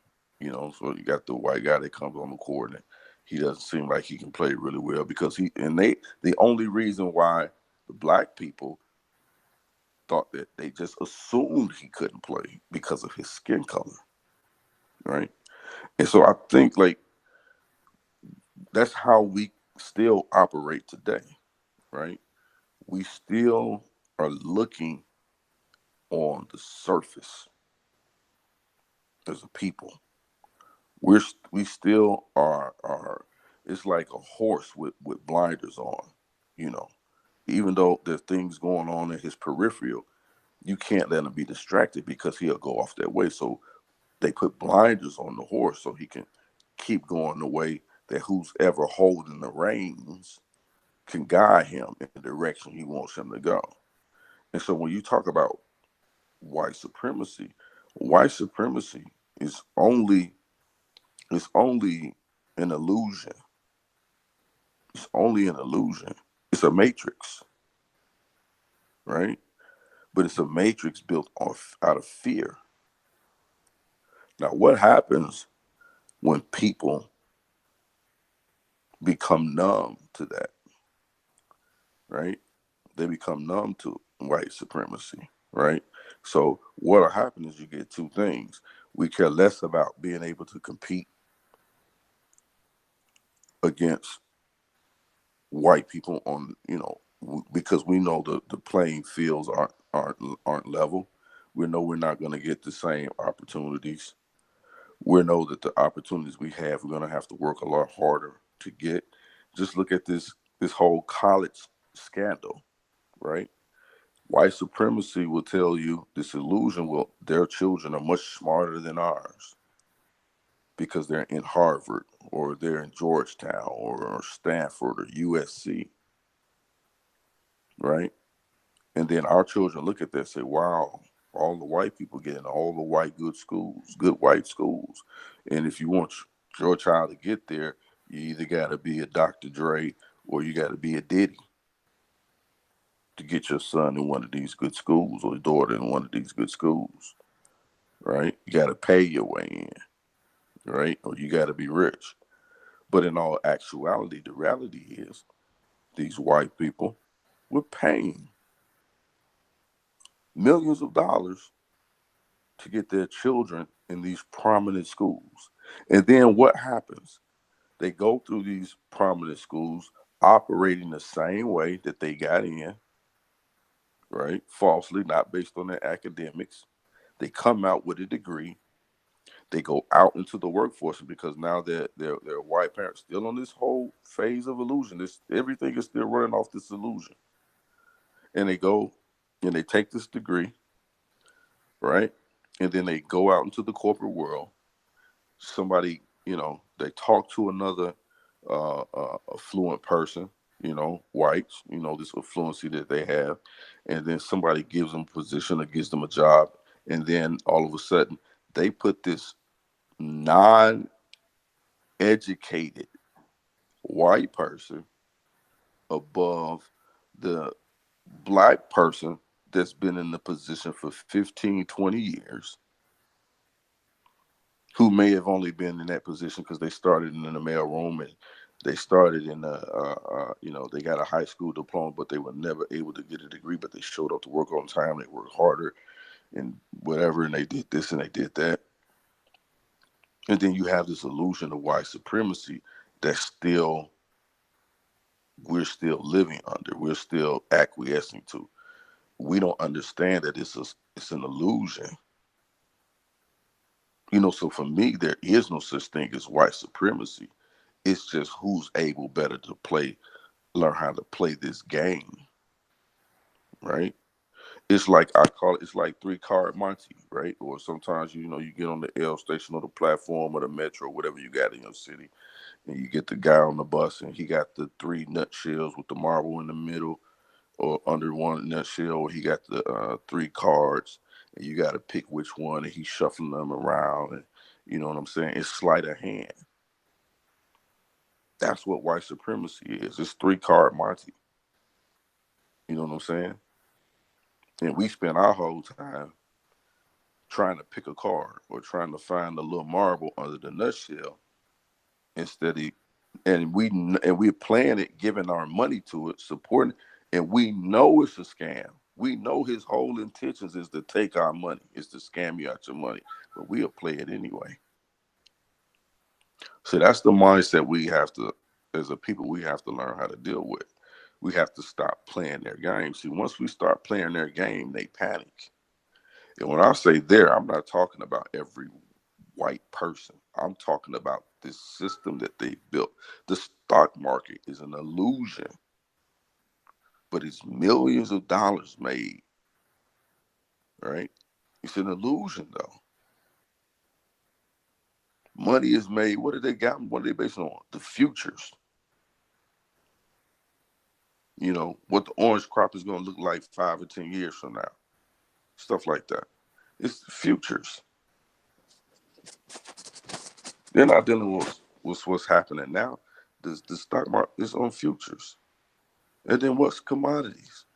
Pork rinds and different things like that. Like, if we stop eating pork as a people, like how we learn in the Torah or the Quran teaches us, stop eating that food that's killing you, then that stock market crashes because we're the ones buying the pork. Still at a more exponential rate than other races, and it's killing us more. So when people tell me about white supremacy, I don't look at white supremacy as there's a people above us. I look at it as we haven't figured out as a people how we move in the same direction in order to play their game, right? And to beat them at their own. It's not that we're not smart enough to do it. We already know going into this most situation, we already know they're going to move the goalposts when we get close to it. We already know this. So why are we still playing, you know what I'm saying? Why are we still playing on their level, on their field? Why are we coming down to their level?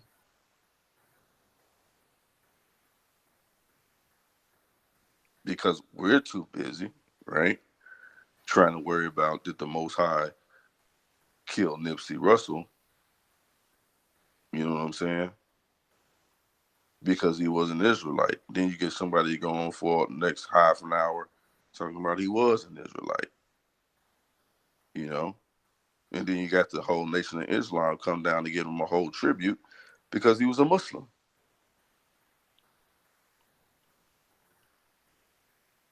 So, you know, the only reason why white supremacy is something is because we allow it to be. We allow it to be. Because once we lose the fear of, it doesn't matter if they fire me from my job, I'm still going to survive. I don't care if they fire me from my job. I'm going to make it. I'd rather scratch and grind and scrape than to allow you to, you know, build this country even more and fortify it against me and my people than me worried about where my next paycheck and my next meal gonna come from. It's enough of us in the community that shouldn't any of us be hungry or worry about a place to stay. But we're too focusing on white supremacy.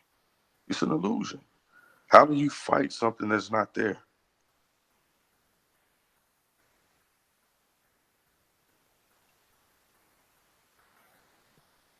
It's like swinging a sword at a ghost. What are you really doing? It's not there. It's only a projection of white fear.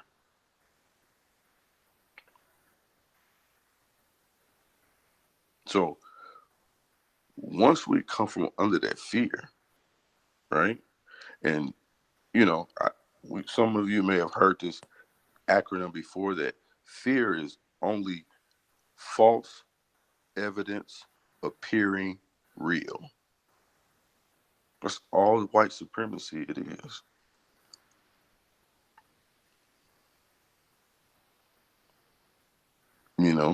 They want to tell us they outnumber us in this country. Prove it. They control the census. I don't believe it.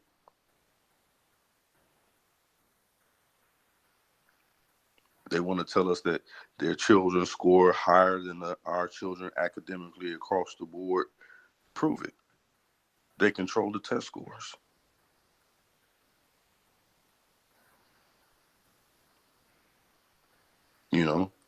They tell us who's credit worthy based on their illusion. FICO is not a tangible thing. It's based on the futures. It's based on what you're going to do or not going to do in the future.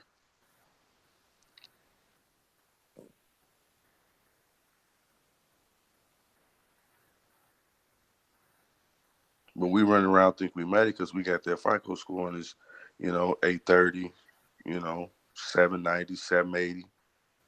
You know what I'm saying? And so we think we've arrived because we're walking around in that illusion. See, that's what white supremacy is. It's simply an illusion.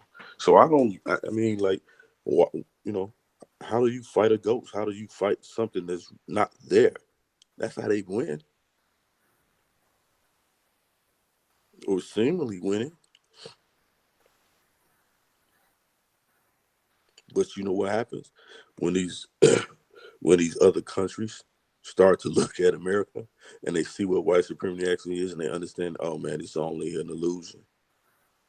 Then the Chinese come over here and they start buying up all the land and all the property.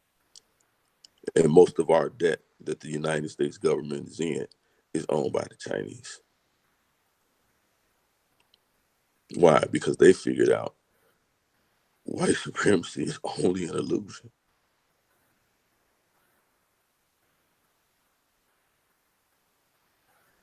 And this is how easy it is for them to go into places like Africa, right? And they start the same model that America uses as far as white supremacy, and they go into Africa and they exhort what? Asian or Chinese supremacy.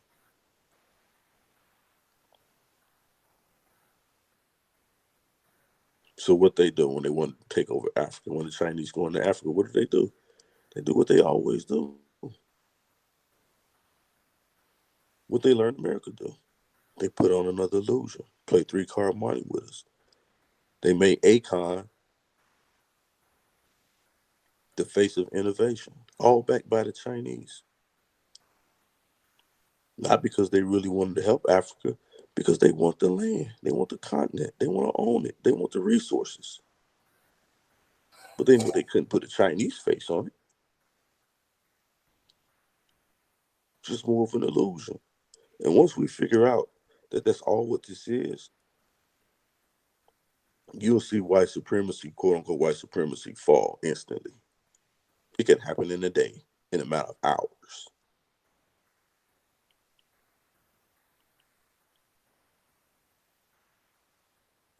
A matter of hours.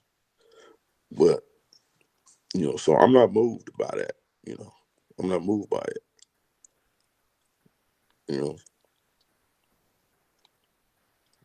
So when people say, man, we're under that captivity, what captivity? It's smoke and mirrors. Smoke and mirrors.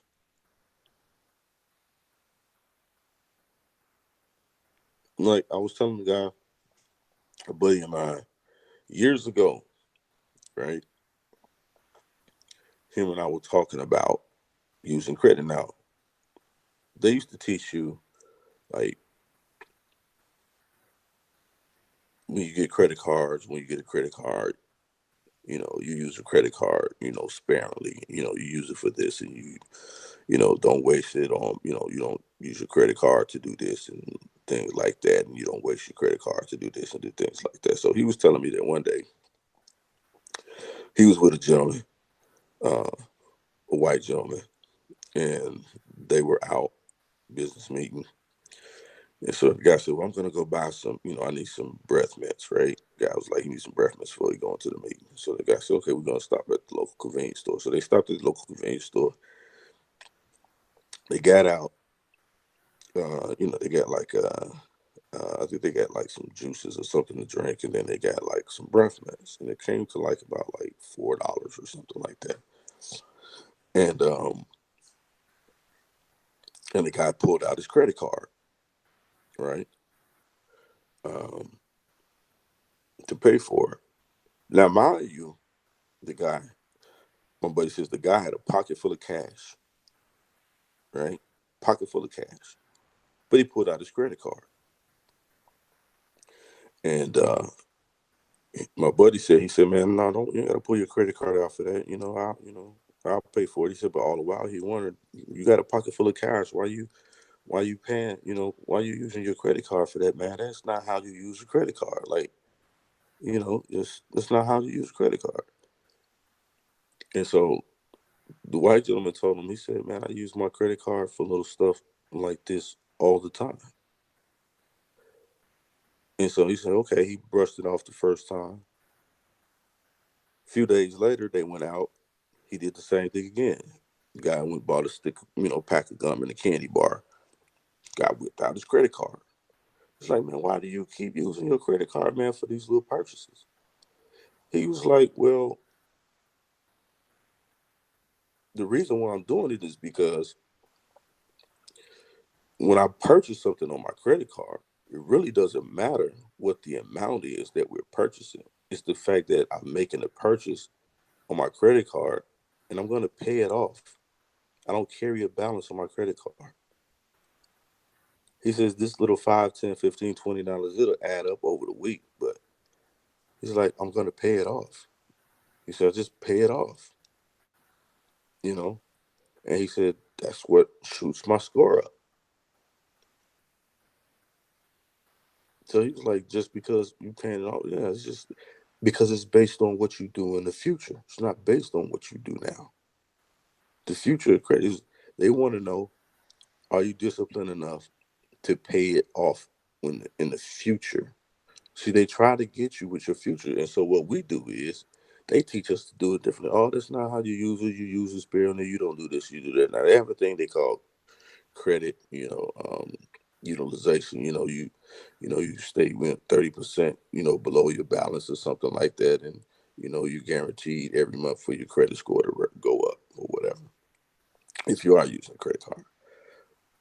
But my point is, they teach us one way when it comes to making money, but they operate a whole totally different way when it comes to finances and credit. They operate a whole totally different way.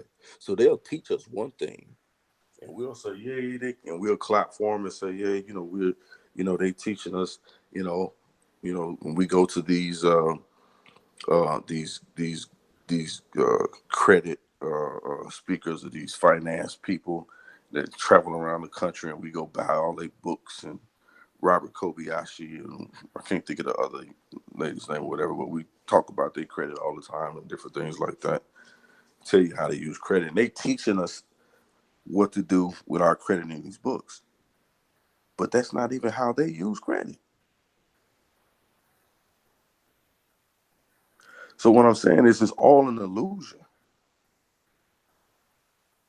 It's all an illusion. So I mean, so when people start talking to me about white supremacy, the first thing I'm saying is, what what part of the illusion that has you underwater right now? See, white supremacy is like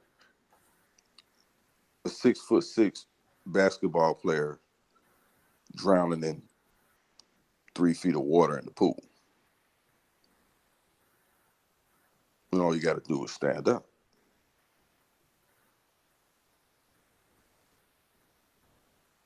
But he'll drown in that 3 feet of water because the illusion is white supremacy got you in the deep, on the deep end.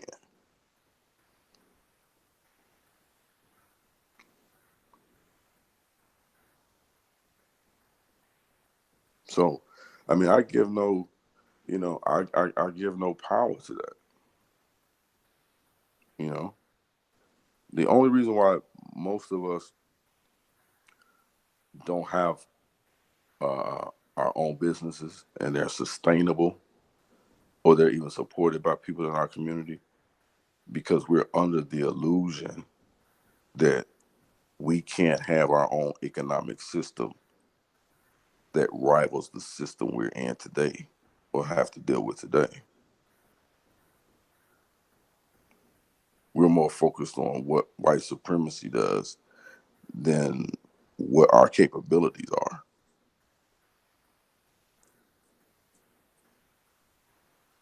So, so when I talk to people about those types of things and about white supremacy, I say, look, you have to understand they've already showed us their hand. And that's the thing, right? I don't know if we got any poker players, right? But they've already showed us their hand. Like, what more do we need them to do?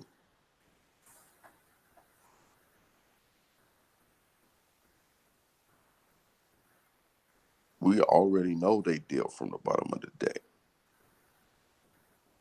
We already know they got cards up their sleeve.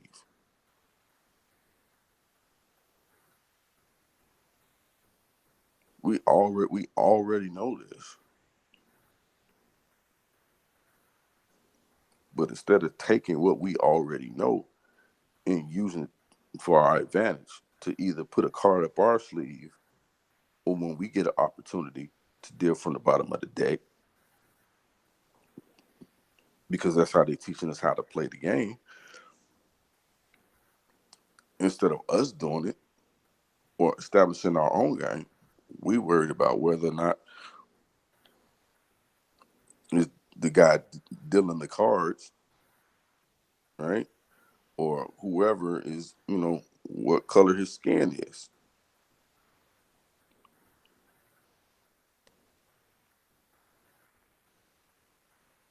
Don't really help us. But that's it, man. But I'm about to bounce up out of here, bro.